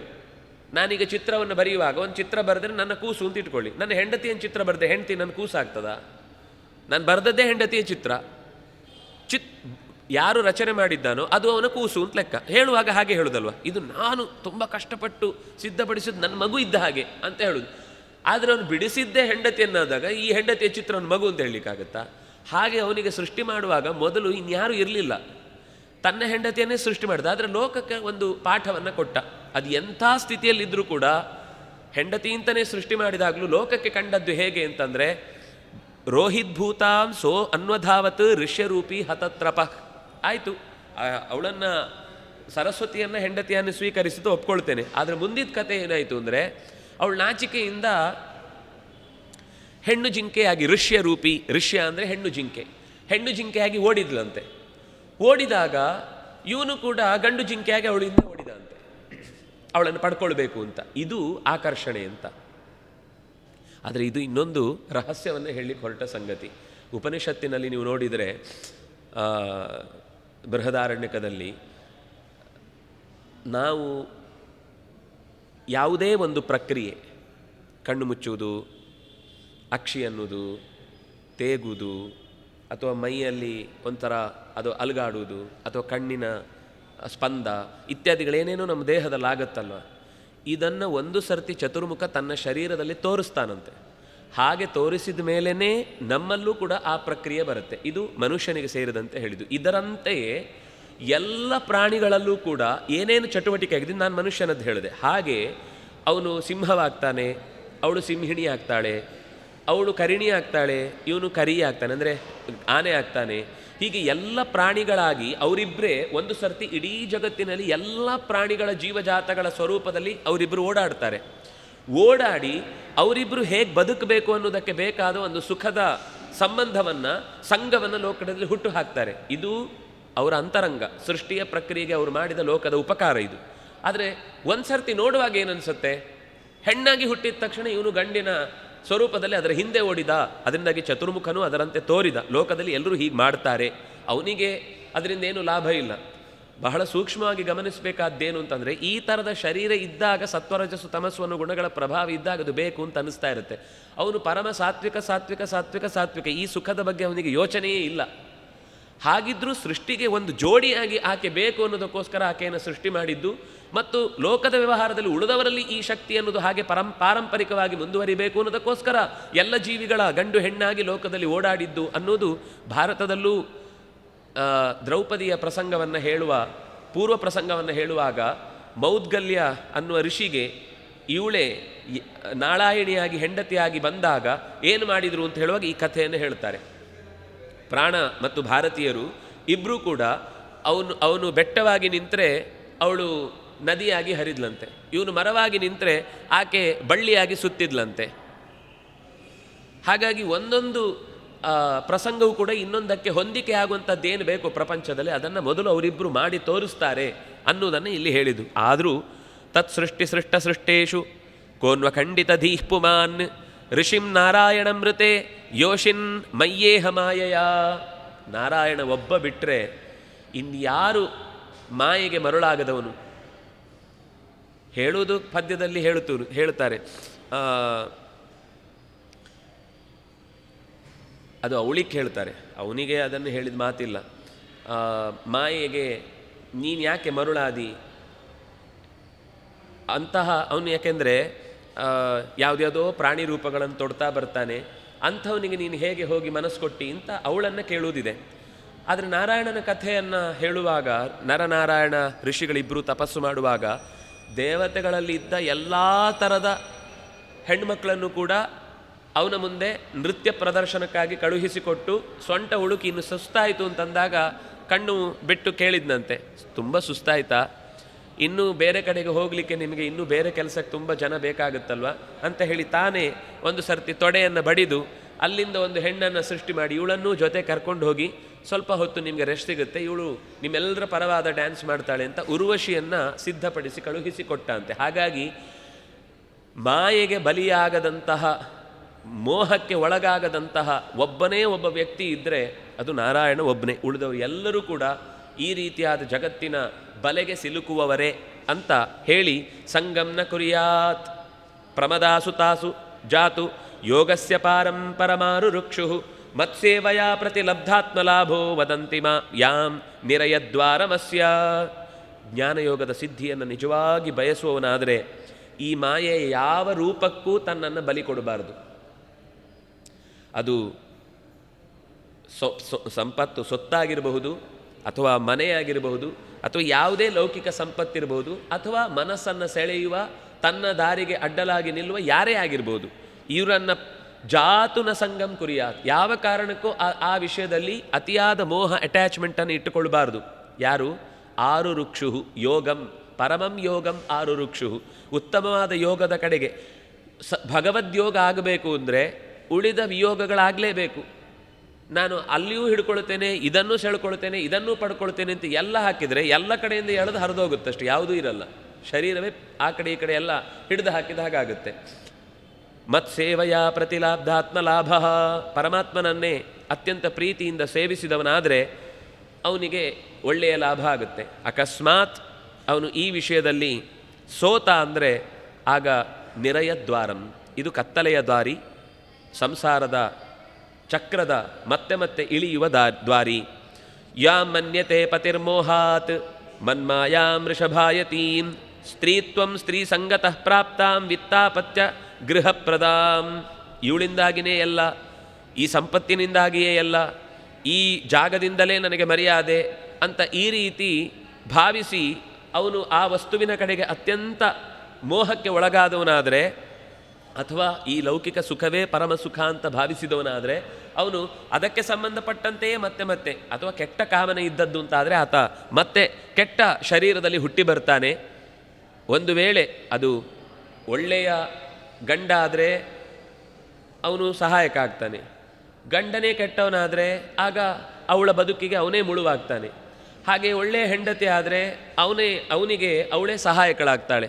ಕೆಟ್ಟ ಹೆಂಡತಿ ಆಗಿಬಿಟ್ರೆ ಅವಳೇ ಅವನಿಗೆ ಮುಳುವಾಗ್ತಾಳೆ. ಇದು ಪರಸ್ಪರ ಇಬ್ಬರೂ ಸಹಕಾರ ಅಸಹಕಾರದ ಕಾರಣಗಳಾಗಿ ಜಗತ್ತಿನಲ್ಲಿ ಮೂಡುತ್ತೆ. ಮೋಹ ಅನ್ನೋದು ಎಲ್ಲದಕ್ಕೂ ಮುಖ್ಯವಾದ ತಡೆಯಾಗಿ ನಿಲ್ಲುತ್ತೆ ಅಂತ ಹೀಗೆ ಹೇಳಿ, ಹೇಗೆ ಬೇಡನ ಸಂಗೀತವನ್ನು ಕೇಳಿ ಜಿಂಕೆ ಬಲಿಯಾಗಿ ತನ್ನ ಪ್ರಾಣವನ್ನು ಕಳೆದುಕೊಳ್ಳುತ್ತೋ ಹಾಗೆ ಸೇವಕರು, ಮಕ್ಕಳು, ಮನೆ, ಹೆಂಡತಿ ಅಥವಾ ಗಂಡ ಈ ಯಾವುದೇ ಸಾಂಸಾರಿಕ ಬಂಧಗಳ ಬಲೆಯಲ್ಲಿ ಇದಕ್ಕಿಂತ ಮೇಲಿನದ್ದಿಲ್ಲ ಅಂತ ಭಾವಿಸಿ ಬಿದ್ದವನಿಗೆ ಮತ್ತೆ ಬದುಕಿಲ್ಲ ಅಂತಾಗುತ್ತೆ ಅಂತ ಹೀಗೆ ಹೇಳಿ, ಮುಂದೆ ಪರಮಾತ್ಮನಲ್ಲಿ ಅನನ್ಯವಾದ ಭಕ್ತಿಯೇ ಎಲ್ಲದಕ್ಕೂ ಮುಕ್ತಿ, ಎಲ್ಲ ಥರದ ಬಿಡುಗಡೆಗೂ ಮುಕ್ತಿಗೂ ಕಾರಣ. ಏಚ ಧರ್ಮಜ್ಞ ದುಹ್ಯಂತಿ ಧೀರಾ ಕಾಮಾರ್ಥ ಹೇತವೇ ನಿಸ್ಸಂಗಾನ್ಯಸ್ತಕರ್ಮಾಣ ಪ್ರಶಾಂತ ಶುದ್ಧ ಚೇತಸ. ಸಾತ್ವಿಕರು ಕೇವಲ ಅರ್ಥಕಾಮಗಳಿಗಾಗಿ ಧರ್ಮ ಮಾಡುವುದಿಲ್ಲ. ಧರ್ಮ ಮಾಡುವುದು ಭಗವಂತನ ಪ್ರೀತಿಗಾಗಿ. ನಾವು ಧರ್ಮ ಮಾಡುವುದು ಯಾಕೆ ಅಂದರೆ, ನಾವೊಂದು ಯಾವುದೋ ಒಂದು ಧರ್ಮ ಸಂಸ್ಥೆ ನಡೆಸುವುದು ಯಾಕೆ ಅಂದರೆ ಆ ಧರ್ಮ ಸಂಸ್ಥೆಯಿಂದ ಎಷ್ಟು ಲಾಭ ಇದೆ ಅಂತ ನೋಡಲಿಕ್ಕೆ. ಹೆಸರಿಗೆ ಧರ್ಮ ಸಂಸ್ಥೆ, ಆದರೆ ಅದು ಎಷ್ಟು ಪ್ರಾಫಿಟ್ ಕೊಡುತ್ತೆ ಅಂತಲೇ ಯೋಚನೆ ಮಾಡಿ ನಾವು ಆ ಕಾರ್ಯ ಮಾಡ್ತಾ ಇದ್ದೇವೆ ಅಂದರೆ ಅದು ಮತ್ತೆ ಬಂಧನಕ್ಕೆ ಕಾರಣ. ಧರ್ಮ ಮಾಡಬೇಕು ಅಂತಿದ್ದವರಿಗೆ ಈ ಸಂಸ್ಥೆ ಅವಕಾಶ ಕೊಡುತ್ತೆ ಅನ್ನುವುದಕ್ಕೂ, ನಿಮಗೆ ಧರ್ಮ ಮಾಡಬೇಕಾದ್ರೆ ಇಷ್ಟು ಅರ್ಥ ಕೊಡಬೇಕು ಅಂತ ಆದೇಶ ಮಾಡುವುದಕ್ಕೂ ವ್ಯತ್ಯಾಸ ಇದೆ. ಅದರಿಂದಾಗಿ ಕೆಲವೊಂದು ಸರ್ತಿ ಹೀಗೆ ಮಾಡೋದ್ರಿಂದಲೂ ಒಂದಿಷ್ಟು ಧರ್ಮ ಉಳಿಯತ್ತೆ ಅನ್ನೋದು ಸತ್ಯವೇ, ಇಲ್ಲ ಅಂತ ಹೇಳಲ್ಲ. ಮನೆಯಲ್ಲಿ ಮಾಡಲಿಕ್ಕೆ ಆಗೋದಿಲ್ಲ ಅನ್ನೋರಿಗೆ ಈ ಥರದ ವ್ಯವಸ್ಥೆ ಒಂದು ಅನುಕೂಲ ಕೊಡುತ್ತೆ. ಆದರೆ ಅದನ್ನು ನಡೆಸುವವನಿಗೆ ಉದ್ದೇಶ ಏನಿರಬೇಕು? ಇದರಿಂದ ಲಾಭ ಆಗಬೇಕು ಅಂತ ಅಷ್ಟೇ ಉದ್ದೇಶದಿಂದ ಒಂಥರ ಅಲ್ಲಿ ಆಹಾರ ಮಾರುವುದಕ್ಕೂ ಇಲ್ಲಿ ಆಹಾರ ಮಾರುವುದಕ್ಕೂ ವ್ಯತ್ಯಾಸ ಇಲ್ಲ. ಹೆಸರು ಮಾತ್ರ ಒಂಚೂರು ಬೇರೆ ಇರುತ್ತೆ. ಅಲ್ಲಿ ಎಲ್ಲೋ ಕೂತು ತಿನ್ನೋದು, ಇಲ್ಲೆಲ್ಲೋ ಇನ್ನೊಂದು ಹೆಸರು ಹೇಳಿ ತಿನ್ನೋದು ಅಂತ. ಈ ಥರ ಆಗದೆ ನಮ್ಮ ನಿಜವಾದ ಭಗವತ್ ಪ್ರಸಾದದ ಸ್ವೀಕಾರ, ಸಜ್ಜನರ ಸಂಘ ಇತ್ಯಾದಿಗಳ ಜೊತೆಗೆ ನಮ್ಮ ಬದುಕು ಸೇರುವುದು ಅಂತಾದರೆ ಅದಕ್ಕೆ ಒಳ್ಳೆಯ ಅರ್ಥ ಬರುತ್ತೆ. ಹಾಗಾಗಿ ಯಾವುದೇ ಕರ್ಮ ಮಾಡಿದರೂ ಕೂಡ ಅದು ನಿಷ್ಕಾಮ ಕರ್ಮ ಆಗಬೇಕು. ನಾನು ನನ್ನದು ಅನ್ನುವ ಅಭಿಮಾನ ಅಲ್ಲಿ ತೊರೆದು ಪರಮಾತ್ಮನೇ ಸರ್ವತಂತ್ರ ಸ್ವತಂತ್ರ ಕರ್ತೃವಾಗಿ ನನ್ನ ಅಂತರಂಗದ ಬಿಡುಗಡೆಗೂ ಆತನೇ ಕಾರಣನಾಗ್ತಾನೆ ಅಂತ ಅರ್ಚಿರಾದಿ ಮಾರ್ಗದಿಂದ ಮುಕ್ತಾಮುಕ್ತ ನಿಯಾಮಕನಾದಂತಹ ಪರಮಾತ್ಮನ ಸ್ವರೂಪವನ್ನು ಹೊಂದುವುದಕ್ಕೆ ಈ ಎಲ್ಲ ಹೆಜ್ಜೆಗಳು ಕೂಡ ಪೂರಕವಾದ ಅಂಶಗಳೇ ಆಗಿದ್ದಾವೆ. ಮುಕ್ತಿಯಲ್ಲಿ ಅಲ್ಲಿಯೂ ಕೂಡ ಯಥಾ ಪ್ರಕಾರ ವೇದ ದೃಷ್ಟ್ಯಾಭಿಮಾನೇನ ನಿಸ್ಸಂಗೇನಾತ್ಮಕರ್ಮಣ ನಿಸ್ಸಂಗೇನಾಪಿ ಕರ್ಮಣ ಕರ್ತೃತ್ವಾತ್ ಸಗುಣಂ ಬ್ರಹ್ಮ ಪುರುಷಂ ಪುರುಷರ್ಷಭಂ. ಇಲ್ಲಿಯೂ ಹೇಗೆ ಭಿನ್ನ ಅಭಿಪ್ರಾಯಗಳಿರ್ತಾವೋ, ಭಿನ್ನಾಭಿಪ್ರಾಯ ಇದೆ ಎಂದ ತಕ್ಷಣ ದ್ವೇಷಿಗಳಾಗಬೇಕಾಗಿಲ್ಲ. ಭಿನ್ನಾಭಿಪ್ರಾಯ ಅಂತಂದರೆ ಭಕ್ತಿಯೇ ಪ್ರಧಾನ ಅಂತ ಕೆಲವರು, ಜ್ಞಾನವೇ ಪ್ರಧಾನ ಅಂತ ಮತ್ತೆ ಕೆಲವರು, ಇಲ್ಲ ನಮಗೆ ಕರ್ಮದಿಂದಲೇ ಸುಖ, ಕರ್ಮದಿಂದಲೇ ತೃಪ್ತಿ ಅಂತ ಅನ್ನೋರು ಕೆಲವರು. ಆದರೆ ಎಲ್ಲರೂ ಹೋಗೋದು ಭಗವಂತನಲ್ಲಿಗೇನೆ. ಈ ಭೇದ, ಈ ಭಿನ್ನ, ನಮಗೆ ಭೇದ ಅನ್ನುವ ಶಬ್ದ ಕೇಳಿದ ತಕ್ಷಣ ಏನೋ ಪರಸ್ಪರ ಜಗಳ, ದ್ವೇಷ ಈ ಶಬ್ದಗಳ ಕಡೆಗೆ ಮನಸ್ಸು ಹೋಗುತ್ತೆ. ಆದರೆ ಭೇದ ಅನ್ನುವ ಶಬ್ದದ ಅರ್ಥ ವಸ್ತು. ಈಗ ಈ ಪುಸ್ತಕವನ್ನು ನನಗೆ ನೋಡುವಾಗಲೇ ಈ ಪುಸ್ತಕ ನಾನಲ್ಲ ಅಂತ ನನಗೆ ಗೊತ್ತಾಗುತ್ತೆ. ಈ ಪುಸ್ತಕ ಇನ್ನೊಂದು ಪುಸ್ತಕ ಅಲ್ಲ. ಈ ಪುಸ್ತಕ ಮೇಜಲ್ಲ, ಈ ಪುಸ್ತಕ ಮೈಕಲ್ಲ, ಈ ಪುಸ್ತಕ ಜಗತ್ತಿನಲ್ಲಿ ಇನ್ಯಾವ್ಯಾವ ವಸ್ತು ಇದೆಯೋ ಅದು ಯಾವುದೂ ಅಲ್ಲ ಅಂತ ಪುಸ್ತಕ ನೋಡುವಾಗಲೇ ಒಟ್ಟಿಗೆ ಅದರ ಸ್ವರೂಪವಾಗಿ ಗೊತ್ತಾಗುತ್ತಲ್ವ, ಅದನ್ನು ಭೇದ ಅಂತ ಹೇಳಿದ್ದು. ಭೇದ ಅಂದರೆ ಮಧ್ಯದಲ್ಲಿ ಒಬ್ಬರ ನಡುವೆ ಇನ್ನೊಬ್ಬರಿಗೆ ತಂದಿಡುವುದು ಅಂತ ಅನ್ನುವ ಅರ್ಥದಲ್ಲಿ ಹೇಳಿದ್ದಲ್ಲ. ಭೇದ ಅನ್ನುವ ಶಬ್ದಕ್ಕರ್ಥ ಆ ವಸ್ತು ಉಳಿದ ವಸ್ತುಗಳಿಗಿಂತ ಭಿನ್ನ, ಆ ವಸ್ತು ತನ್ನ ಗುಣದಿಂದಲೇನೆ. ಯಾಕೆಂದರೆ ಇದು ಶಬ್ದವನ್ನು ಹೆಚ್ಚು ಮಾಡುತ್ತೆ, ಇದು ಶಬ್ದವನ್ನು ತೋರಿಸಿಕೊಡುತ್ತೆ, ಇದು ಶಬ್ದವನ್ನು ಹೊತ್ತಂಥ ಪುಸ್ತಕಕ್ಕೆ ಆಧಾರವಾಗಿ ನಿಂತಿದೆ. ಹೀಗೆ ಅದರಲ್ಲೇ ಆದ ಬೇರೆ ಬೇರೆ ಗುಣಗಳಿಂದಾಗಿ ಅದು ಭಿನ್ನವಾಗಿ ಕಾಣುವುದಷ್ಟೇ ಹೊರತು ಒಂದಕ್ಕೊಂದು ಸಂಬಂಧ ಇಲ್ಲ ಅನ್ನುವ ಕಾರಣದಿಂದಾಗಿ ಅದಕ್ಕೆ ಯಾವತ್ತೂ ಒಟ್ಟಿಗೆ ಇರಲಿಕ್ಕೆ ಸಾಧ್ಯ ಇಲ್ಲ ಅನ್ನುವ ಅರ್ಥ ಅಲ್ಲ. ತುಂಬ ವಿಸ್ತಾರವಾಗಿ ಆ ಮಾತುಗಳನ್ನು ಬಿಡಿಸಿ ಹೇಳ್ತಾರೆ. ಇಲ್ಲಿ ಹೇಗೆ ಪರಸ್ಪರ ಒಬ್ರಿಗೊಬ್ರು, ಯಾಕೆಂದರೆ ನಾವು ಎಷ್ಟೇ ತುಂಬ ಆತ್ಮೀಯರಾದರೂ ಕೂಡ ಕೆಲವು ವಿಷಯದಲ್ಲಿ ನಾವು ಕೆಲವನ್ನು ಒಪ್ಕೊಳ್ಳೋದೇ ಇಲ್ಲ. ನೀನು ಹೇಳಪ್ಪ, ನಿನ್ನ ಬಗ್ಗೆ ನಾನೇನು ಹೇಳಲ್ಲ, ನಾನು ಅದನ್ನು ಒಪ್ಕೊಳ್ಳಲ್ಲ. ಆದರೆ ಒಳ್ಳೆಯ ಆತ್ಮೀಯರು ಕೆಲಸಕ್ಕೆ ಕೂಡಲೇ ಸಹಾಯ ಮಾಡ್ತಾರೆ, ಏನು ಬೇಕೋ ಅದನ್ನು ಕೇಳ್ತೇನೆ, ಆದರೆ ನನ್ನ ಹತ್ರ ಅದನ್ನು ಮಾಡು ಅಥವಾ ನಾನು ಅದನ್ನು ಹೇಳು ಅಂತ ಹೇಳಬೇಡ, ಉಳಿದದ್ದೆಲ್ಲವೂ ನಿನಗೆ ಸಪೋರ್ಟ್ ಮಾಡ್ತೇನೆ ಅನ್ನುವ ಇಷ್ಟು ಆತ್ಮೀಯತೆ ಇದ್ದಾಗಲೂ ಒಂದು ಭೇದ ಇದೆಯಲ್ವ, ಭಿನ್ನಾಭಿಪ್ರಾಯ ಇದೆಯಲ್ವ. ಇದು ಇಲ್ಲಿ ಮಾತ್ರ, ಇದಕ್ಕೆ ಸ್ವರೂಪದ್ದಾದ್ರಿಂದ ಸ್ವರೂಪ, ತನ್ನದೇ ರೂಪ ಆದ ಆ ಭಿನ್ನಾಭಿಪ್ರಾಯ ಅನ್ನೋದು ತನ್ನದೇ ಸ್ವರೂಪ. ಅದು ಮೋಕ್ಷಕ್ಕೆ ಹೋದಾಗಲೂ ಸಿದ್ಧೈ ಯೋಗ ಪ್ರವರ್ತಕೈ ಯೋಗೇಶ್ವರೈ ಕುಮಾರಾದ್ಯೈ, ಇದು ಎಷ್ಟು ಯೋಗದ ನಿಜವಾದ ತುದಿಯನ್ನೇರಿದಾಗಲೂ ಈ ಭೇದವನ್ನು ಕಳಚಿ ಬದುಕಲಿಕ್ಕೆ ಸಾಧ್ಯ ಇಲ್ಲ. ಮುಕ್ತರಲ್ಲೂ ಕೂಡ ಇದು ಇಲ್ಲಿ ಮಾತ್ರ ಅಲ್ಲ, ಪವಮಾನ ಉಪಾಂತ್ಯ ಸೂಕ್ತದಲ್ಲೂ ಅಲ್ಲೂ ಕೂಡ ಸಿದ್ಧರಾದ ಅಂದರೆ ಸಿದ್ಧರು ಅಂದರೆ ಮುಕ್ತರಾದಂತಹ ಮೋಕ್ಷ ಜೀವಿಗಳು ಅಥವಾ ಮುಕ್ತರಾದ ಬ್ರಹ್ಮಾದಿ ದೇವತೆಗಳು ಅಲ್ಲಿಯೂ ಕೂಡ ನಿರಂತರ ತಮ್ಮ ಕೈಂಕರ್ಯವನ್ನು ಭಗವಂತನ ಪ್ರೀತಿಗಾಗಿ ಮಾಡ್ತಾನೇ ಇದ್ದಾರೆ. ಪ್ರಮುದ ಆಸತೆ ಇಂದ್ರ ಎಂದು ಪರಿಶ್ರಮ ಅಂತ ಪ್ರಾರ್ಥಿಸುವಾಗ ಎಲ್ಲ ಜೀವಿಗಳು ಅಲ್ಲೂ ಕೂಡ ಇದೇ ರೀತಿ ಇಲ್ಲಿ ಹೇಗೆ ಪರಸ್ಪರ ಬೇರೆ ಬೇರೆಯಾಗಿ ಜಗತ್ತಿನಲ್ಲಿ ಎಲ್ಲ ವಸ್ತುಗಳಿವೆಯೋ ಮೋಕ್ಷದಲ್ಲೂ ಕೂಡ ಅದೇ ರೀತಿಯಾದ ಭಿನ್ನ ಅಂಶಗಳು ಇದ್ದೇ ಇದೆ. ಇಲ್ಲಿಯ ಏರಿಳಿತ ಏನಿದೆ, ತಾರತಮ್ಯ, ಅದು ಅಲ್ಲಿಯೂ ಕೂಡ ಯಥಾ ಪ್ರಕಾರ ಹಾಗೆ ಮುಂದುವರಿಯುತ್ತೆ. ಇಲ್ಲಿ ಅಭಿಮಾನ ಇದೆ, ಆದ್ದರಿಂದಾಗಿ ನಮಗೆ ಪರಸ್ಪರ ಒಬ್ಬರಿಗಿಂತ ಒಬ್ಬರು ಹೆಚ್ಚು ಕಮ್ಮಿ ಅನ್ನೋದು ಯಾಕೆ ಅಲ್ಲ ಹೌದು ಅನ್ನೋದು ಗೊತ್ತಾಗ್ತಾ ಇಲ್ಲ. ಅಲ್ಲಿ ಆ ಅಭಿಮಾನ ಇರುವುದಿಲ್ಲ, ಆದ್ದರಿಂದಾಗಿ ಅಭಿಮಾನ ಇರುವುದಿಲ್ಲ ಅಂದರೆ ಯಾರ ಮೇಲೂ ಪ್ರೀತಿ ಇರುವುದಿಲ್ಲ ಅಂತ ಅರ್ಥ ಅಲ್ಲ. ಅಭಿಮಾನ ಅಂತಂದರೆ ನಾನು ಯೋಚನೆ ಮಾಡಿದ್ದಷ್ಟೇ ಸರಿ ಅನ್ನುವ ಯೋಚನೆ ಇರುವುದಿಲ್ಲ. ಪ್ರತಿಯೊಂದು ವಸ್ತು ಹೇಗಿದೆಯೋ ಹಾಗೆಯೇ ಅದನ್ನು ಸ್ವೀಕರಿಸಬೇಕು ಅನ್ನುವ ವಿಶದವಾದ ವಿಸ್ತಾರವಾದ ಮನಸ್ಥಿತಿ ಅನ್ನೋದು ಬೆಳೆದಿರುತ್ತೆ ಅನ್ನುವ ಕಾರಣಕ್ಕೆ ಆತ ಎತ್ತರಕ್ಕೆ ಏರ್ತಾನೆ. ಈ ಮೋಕ್ಷದಲ್ಲೂ ಜ್ಞಾನ ಭಕ್ತಿ ಅನ್ನೋದು ಇದ್ದೇ ಇದೆ, ಅಲ್ಲಿಯೂ ಜ್ಞಾನ ಇದೆ. ಭಗವಂತನ ಜ್ಞಾನ ಇಲ್ಲದೆ ಇದ್ದರೆ ಮೋಕ್ಷಕ್ಕೆ ಹೋಗಿ ಏನು ಉಪಯೋಗ? ಎಲ್ಲಿ ಸುಖ ಪಡ್ತಾ ಇದ್ದೇವೆ ಅಂತ ಗೊತ್ತಿಲ್ಲ. ಇಲ್ಲಿಂದ ಕರ್ಕೊಂಡು ಹೋಗಿ ನಿಮ್ಮನ್ನು ಒಳ್ಳೆ ಮನೆಯಲ್ಲಿ ನಿದ್ದೆಗೆ ಬಿಟ್ಟರೆ ಇಂಜೆಕ್ಷನ್ ಕೊಟ್ಟು ನಿದ್ದೆ ಮಾಡಿಸ್ಬಿಡ್ದು, ನಿಮ್ಮನ್ನು ಇಷ್ಟು ದಿವಸ ನಾವು ಒಳ್ಳೆ ಮನೆಯಲ್ಲಿ ಇಟ್ಟಿದ್ದೀವಿ ಅಂತ. ಏನು ಗೊತ್ತಿಲ್ಲದ, ಯಾವುದೇ ಪ್ರಜ್ಞೆ ಇಲ್ಲದ ಆ ಮನೆಯಲ್ಲಿ ಅಷ್ಟು ದಿವಸ ಇದ್ದೆ ವಾಪಸ್ ತಂದ ಅವನನ್ನು ಆಸ್ಪತ್ರೆಯಲ್ಲಿ ಇಟ್ಟರು ಅದೇ ಅನ್ನಿಸ್ತಾ ಇರುತ್ತೆ ಅವನಿಗೆ. ಅಲ್ಲಿದ್ದರೂ ಒಂದೇ ಅನಿಸ್ತದೆ, ಏನು ವ್ಯತ್ಯಾಸ ಗೊತ್ತಾಗೋದು ಇಲ್ಲ ರೀ, ನಾನು ಬೇಕಾದ್ರೆ ಫೋಟೋ ತೋರಿಸ್ತೇನೆ ಅಂತ ಇವು ನಿದ್ದೆ ಮಾಡಿದ್ದ ದೊಡ್ಡ ದೊಡ್ಡ ಬಂಗಲೆಯ ಮನೆಗಳು ಆ ಫೋಟೋ ಎಲ್ಲ ಕೊಡಿಸಿ ಅಲ್ಲಿ ಏನು ತಿನ್ನಿಸ್ತಾ ಇದ್ರು, ಎಂಥ ಪ್ರೆಷಿಯಸ್ ಆದ ಪದಾರ್ಥಗಳನ್ನೆಲ್ಲ ನಿಮಗೆ ಫೀಡ್ ಮಾಡಿ ನೆತ್ತರ್ನಲ್ಲಿ ಕೊಡಲಿಕ್ಕೋಸ್ಕರ ಏನಾದರೂ ಒಂದಾದರೂ ತಿಂದು ರುಚಿಯಾಗಿ ಎತ್ತರ ಇದ್ದರೆ ತಾನೇ ಅದ್ರ ಖುಷಿ ಆಗೋದು. ಭಗವಂತನ ಪ್ರಜ್ಞೆ, ನನ್ನ ಪ್ರಜ್ಞೆ, ಭಗವಂತ ನನ್ನನ್ನು ನೋಡಿಕೊಳ್ಳುವ ಅನ್ನೋ ಭಕ್ತಿ, ಅವನ ಮೇಲೆ ಮತ್ತಷ್ಟು ಆ ತಿಳ್ಕೊಳ್ಬೇಕು ಅದಕ್ಕೋಸ್ಕರ ಪ್ರವೃತ್ತಿ, ಇದೆಲ್ಲ ಇದ್ದರೆ ಮೋಕ್ಷಕ್ಕರ್ಥ. ಅಲ್ಲಿ ಹೋದ್ಮೇಲೆ ಏನು ಇಲ್ಲ ಆಗೋದು, ಯಾವ ತಿಳುವಳಿಕೆಯೂ ಇಲ್ಲ ಅಂತ ಆಗೋದು, ಇದು ಸುಖಕ್ಕೆ ಕಾರಣವಾದ ಸಂಗತಿ ಅಲ್ಲ. ಅದರಿಂದಾಗಿ ಜ್ಞಾನ ಯೋಗ ಇದೆರಡೂ ಕೂಡ ಭಿನ್ನ ಅಲ್ಲ. ಜ್ಞಾನವೂ ಬೇಕು, ಕರ್ಮಯೋಗವೂ ಬೇಕು. ಇದೆಲ್ಲದರಿಂದಲೂ ಭಗವಂತನಲ್ಲಿ ಪ್ರೀತಿ ಅನ್ನೋದು ಹೆಚ್ಚುತ್ತೆ. ಭಗವತ್ ಶಬ್ದ ಲಕ್ಷಣ. ಅದರಿಂದಾಗಿ ಯಾರೂ ಕೂಡ ಯಾವ ಕಾರಣಕ್ಕೂ ಕೂಡ ನಾನು ಜ್ಞಾನದ ದಾರಿಯಲ್ಲಿದ್ದೇನೆ, ನಾನು ಶ್ರೇಷ್ಠ, ಅವನು ಏನೋ ಮಾಡ್ಕೊಂಡಿದ್ದಾನೆ, ಅವನು ಕನಿಷ್ಠ. ನಮಗೆ ಸಾಮಾನ್ಯ ಹಾಗೆ ಆಗುತ್ತೆ. ಚೂರು ಓದಿದ ತಕ್ಷಣ ನನ್ನಷ್ಟು ಓದ್ದವ್ರು ಯಾರಿದ್ದಾರೆ, ಚೂರೇನೋ ಒಳ್ಳೆ ಕೆಲಸ ಮಾಡಿದ ತಕ್ಷಣ ನನ್ನದು ಕೇಳೋ ಕೆಲಸ ಮಾಡೋರು ಯಾರಿದ್ದಾರೆ, ಚೂರೇನೋ 2 ಜಪ ಅನುಷ್ಠಾನ ಜಾಸ್ತಿ ಮಾಡಿಸ ಇವರೆಲ್ಲ ಜಪ ಮಾಡದವುಗಳು ಅಂತ ಅದರ ಬಗ್ಗೆ ಒಂದು ತಾತ್ಸಾರ ಭಾವ. ನಮ್ಮಷ್ಟು ಉಪನ್ಯಾಸ ಕೇಳೋದು, ಉಪನ್ಯಾಸಕ್ಕೆ ಬರದೆ ಹಾಳಾಗೋಗ್ತಾ ಇದ್ದಾರೆ ಅಂತ ದಾರಿಯಲ್ಲಿ ಹೋಗೋವ್ರ ಬಗ್ಗೆ ನಮಗೊಂದು ಭಾರಿ ಒಂದು ನಿರ್ಲಕ್ಷ್ಯ ಭಾವ ಬರುತ್ತೆ. ಅವನು ಅಲ್ಲಿಗಿಂತ ಇಲ್ಲಿ ಕೇಳೋದನ್ನು ಅವನು ಅದಕ್ಕಿಂತ ಹೆಚ್ಚು ಆಸಕ್ತಿಯಿಂದ ಕೇಳ್ಬೋದು, ಗೊತ್ತಿಲ್ಲ ನಮಗೆ. ಅದನ್ನಾಗಿ ಒಬ್ಬರನ್ನು ನಮ್ಮ ದೃಷ್ಟಿಕೋನದಿಂದ ಸರಿ ತಪ್ಪು ಎತ್ತರ ತಗ್ಗು ಈ ಯಾವುದನ್ನು ಯೋಚನೆ ಮಾಡದೆ ನನ್ನ ಕರ್ತವ್ಯ ಏನು, ನಾನು ಅದನ್ನು ಪ್ರಾಮಾಣಿಕವಾಗಿ ಮಾಡ್ತೇನೆ ಅಂತ ಮುಂದೆ ಸಾಗಬೇಕಾದ ನಮ್ಮ ಕರ್ತವ್ಯ ಅಂತ ಹೀಗೆ ಹೇಳಿದಾಗ ಕಪಿಲನ ಮಾತು ಕೇಳಿ ತಾಯಿ ತುಂಬ ಸಂತೋಷಪಟ್ಟು ತುಂಬ ಸುಂದರವಾದ ಒಂದು ಪ್ರಾರ್ಥನೆ ಮಾಡ್ತಾಳೆ. ಕಪಿಲನನ್ನು ದೇವಹೂತಿ ಪ್ರಾರ್ಥನೆ ಮಾಡ್ತಾಳೆ. ಮಾಡಿದಾಗ ಭಗವಂತ ತುಂಬ ಸಂತೋಷ ಪಡ್ತಾನೆ. ನೀನು ಮಗನಾಗಿ ನನ್ನ ಹೊಟ್ಟೆಯಲ್ಲಿ ಇದ್ದಿ ಅಂತ ಅನ್ನೋದು, ನಾನು ನಿನ್ನನ್ನು ಹೆತ್ತೆ ಅನ್ನುವ ಹೆಗ್ಗಳಿಕೆ ನನಗಿಲ್ಲ ಅನ್ನೋದು ಈಗ ಪೂರ್ತಿ ಸ್ಪಷ್ಟ ಆಗಿದೆ. ನಿನ್ನ ಹೊಟ್ಟೆಯಲ್ಲಿ ನಾನಿರುವುದು, ನನ್ನ ಹೊಟ್ಟೆಯಲ್ಲಿ ನೀನಿದ್ದಿ ಅನ್ನೋದು ನೀನು ನನಗೆ ತೋರಿದ ಕಾರುಣ್ಯ. ಆದರೆ ಕಪಿಲನ ತಾಯಿ ಅನ್ನುವ ಈ ಒಂದು ಹೆಗ್ಗಳಿಕೆ ಇದೆಯಲ್ವಾ, ಇದನ್ನು ನೀನು ತರಿಸ್ಲಿಕ್ಕೋಸ್ಕರ ನನಗಿಷ್ಟೆಲ್ಲ ಅನುಗ್ರಹ ಮಾಡಿದ್ದಿ ಅಂತ ಜಗತ್ತಿನ ಸೃಷ್ಟಿಯ ಬಗ್ಗೆ ಸಂತೋಷ ಆಯಿತು. ಏಳಿಗೆಗೆ ಕಾರಣವಾದದ್ದು ಯಾವುದು, ಬೀಳುವಿಕೆಗೆ ಕಾರಣ ಯಾವುದು? ಅಹೋಬತ ಶ್ವಪಚೋತ ಗರೀಯಾನ್ ಯಜ್ಜಿಹ್ವಾಗ್ರೇ ವರ್ತತೆ ನಾಮ ತುಭ್ಯಂ ತೇ ಪುಸ್ತಪಸ್ತೆ ಜುಹುವುಹು ಸಸ್ನುರಾರ್ಯಾಹ ಬ್ರಹ್ಮಾನೂಚುಹು ನಾಮ ಗೃಣಂತಿ ಏತೆ.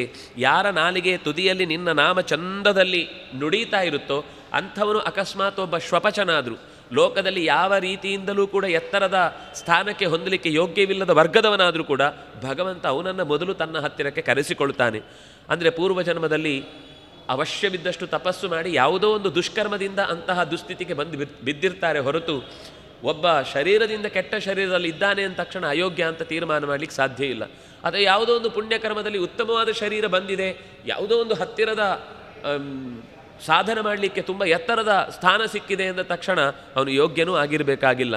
ಅದರಿಂದಾಗಿ ಭಗವಂತನ ನಾಮ ಯಾರ ಬಾಯಿಯಲ್ಲಿ ತಪ್ಪಿಲ್ಲದಂತೆ ಶ್ರದ್ಧೆಯಿಂದ ಇದು ನನ್ನ ಭಾಗ್ಯ ಅಂತ ಸಿಕ್ಕಿದ ಪ್ರತಿಯೊಂದು ಸಂಗತಿಯನ್ನು ಕೂಡ ದೇವರ ಸೇವೆಗಾಗಿ ಬಳಸ್ತಾ ಇರ್ತಾನೋ ಅವನು ಉತ್ತಮನು ಅಂತ ಅನಿಸ್ಕೊಳ್ತಾ ಇರ್ತಾನೆ.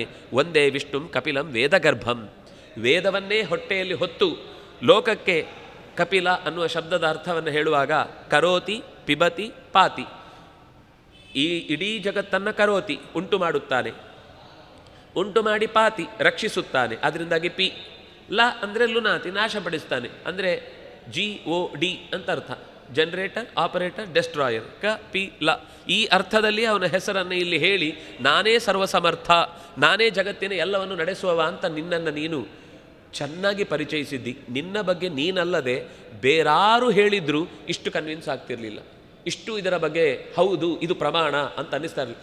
ನೀನು ಇಷ್ಟು ಹೇಳಿದ ಮೇಲೂ ನನಗೆ ಅರ್ಥ ಆಗಲಿಲ್ಲ ಅಂದರೆ ನನ್ನ ಒಳಗಿನ ದೋಷವೇ ಜಾಸ್ತಿ ಇದೆ ಅಂತ ಅರ್ಥ. ಆದರೆ ಅರ್ಥ ಆಗುವಂತೆ ನನಗೆ ಕಲ್ಪಿಸಿಕೊಟ್ಟಿದ್ದೆ ಅನ್ನೋದಕ್ಕೋಸ್ಕರ ಧ್ವಸ್ತ ಗುಣ ಪ್ರವಾಹಂ, ಸತ್ವರಜಸ್ಸು ತಮಸ್ಸು ಅನ್ನೋ ಗುಣಗಳ ಪ್ರವಾಹವನ್ನು ಸ್ವತೇಜಸ ನಿನ್ನ ತೇಜಸ್ಸಿನಿಂದ ಕತ್ತರಿಸಿ ಎಲ್ಲರಿಗಿಂತ ಎತ್ತರದಲ್ಲಿ ಇದ್ದು ಪ್ರತ್ಯಕ್ ಸ್ರೋತಸಿ ಆತ್ಮನಿ, ಪ್ರತಿಯೊಬ್ಬ ಜೀವನ ಒಳಗೂ ಪ್ರತ್ಯೇಕವಾಗಿ ನಿನ್ನ ಬಿಂಬವನ್ನು ತುಂಬಿಸಿ ಅದಕ್ಕೆ ಬೇಕಾದ ಕಾರ್ಯಪ್ರವೃತ್ತಿಯನ್ನು ನೀನು ಮಾಡಿ ಅದರ ಯಾವ ಪ್ರಭಾವಕ್ಕೂ ಒಳಗಾಗದೆ ನಡೆಸುವಂತಹ ನಿನ್ನ ಮಾತಿಗೆ ನಾನು ಯಾವ ಮಾತು ಹೇಳಿದರೂ ಕಮ್ಮಿನೇ. ನಿನಗೆ ಕೃತಜ್ಞತೆ ಹೇಳುವುದು ಅಂತ ಅನ್ನೋದು ದೊಡ್ಡ ಮಾತು.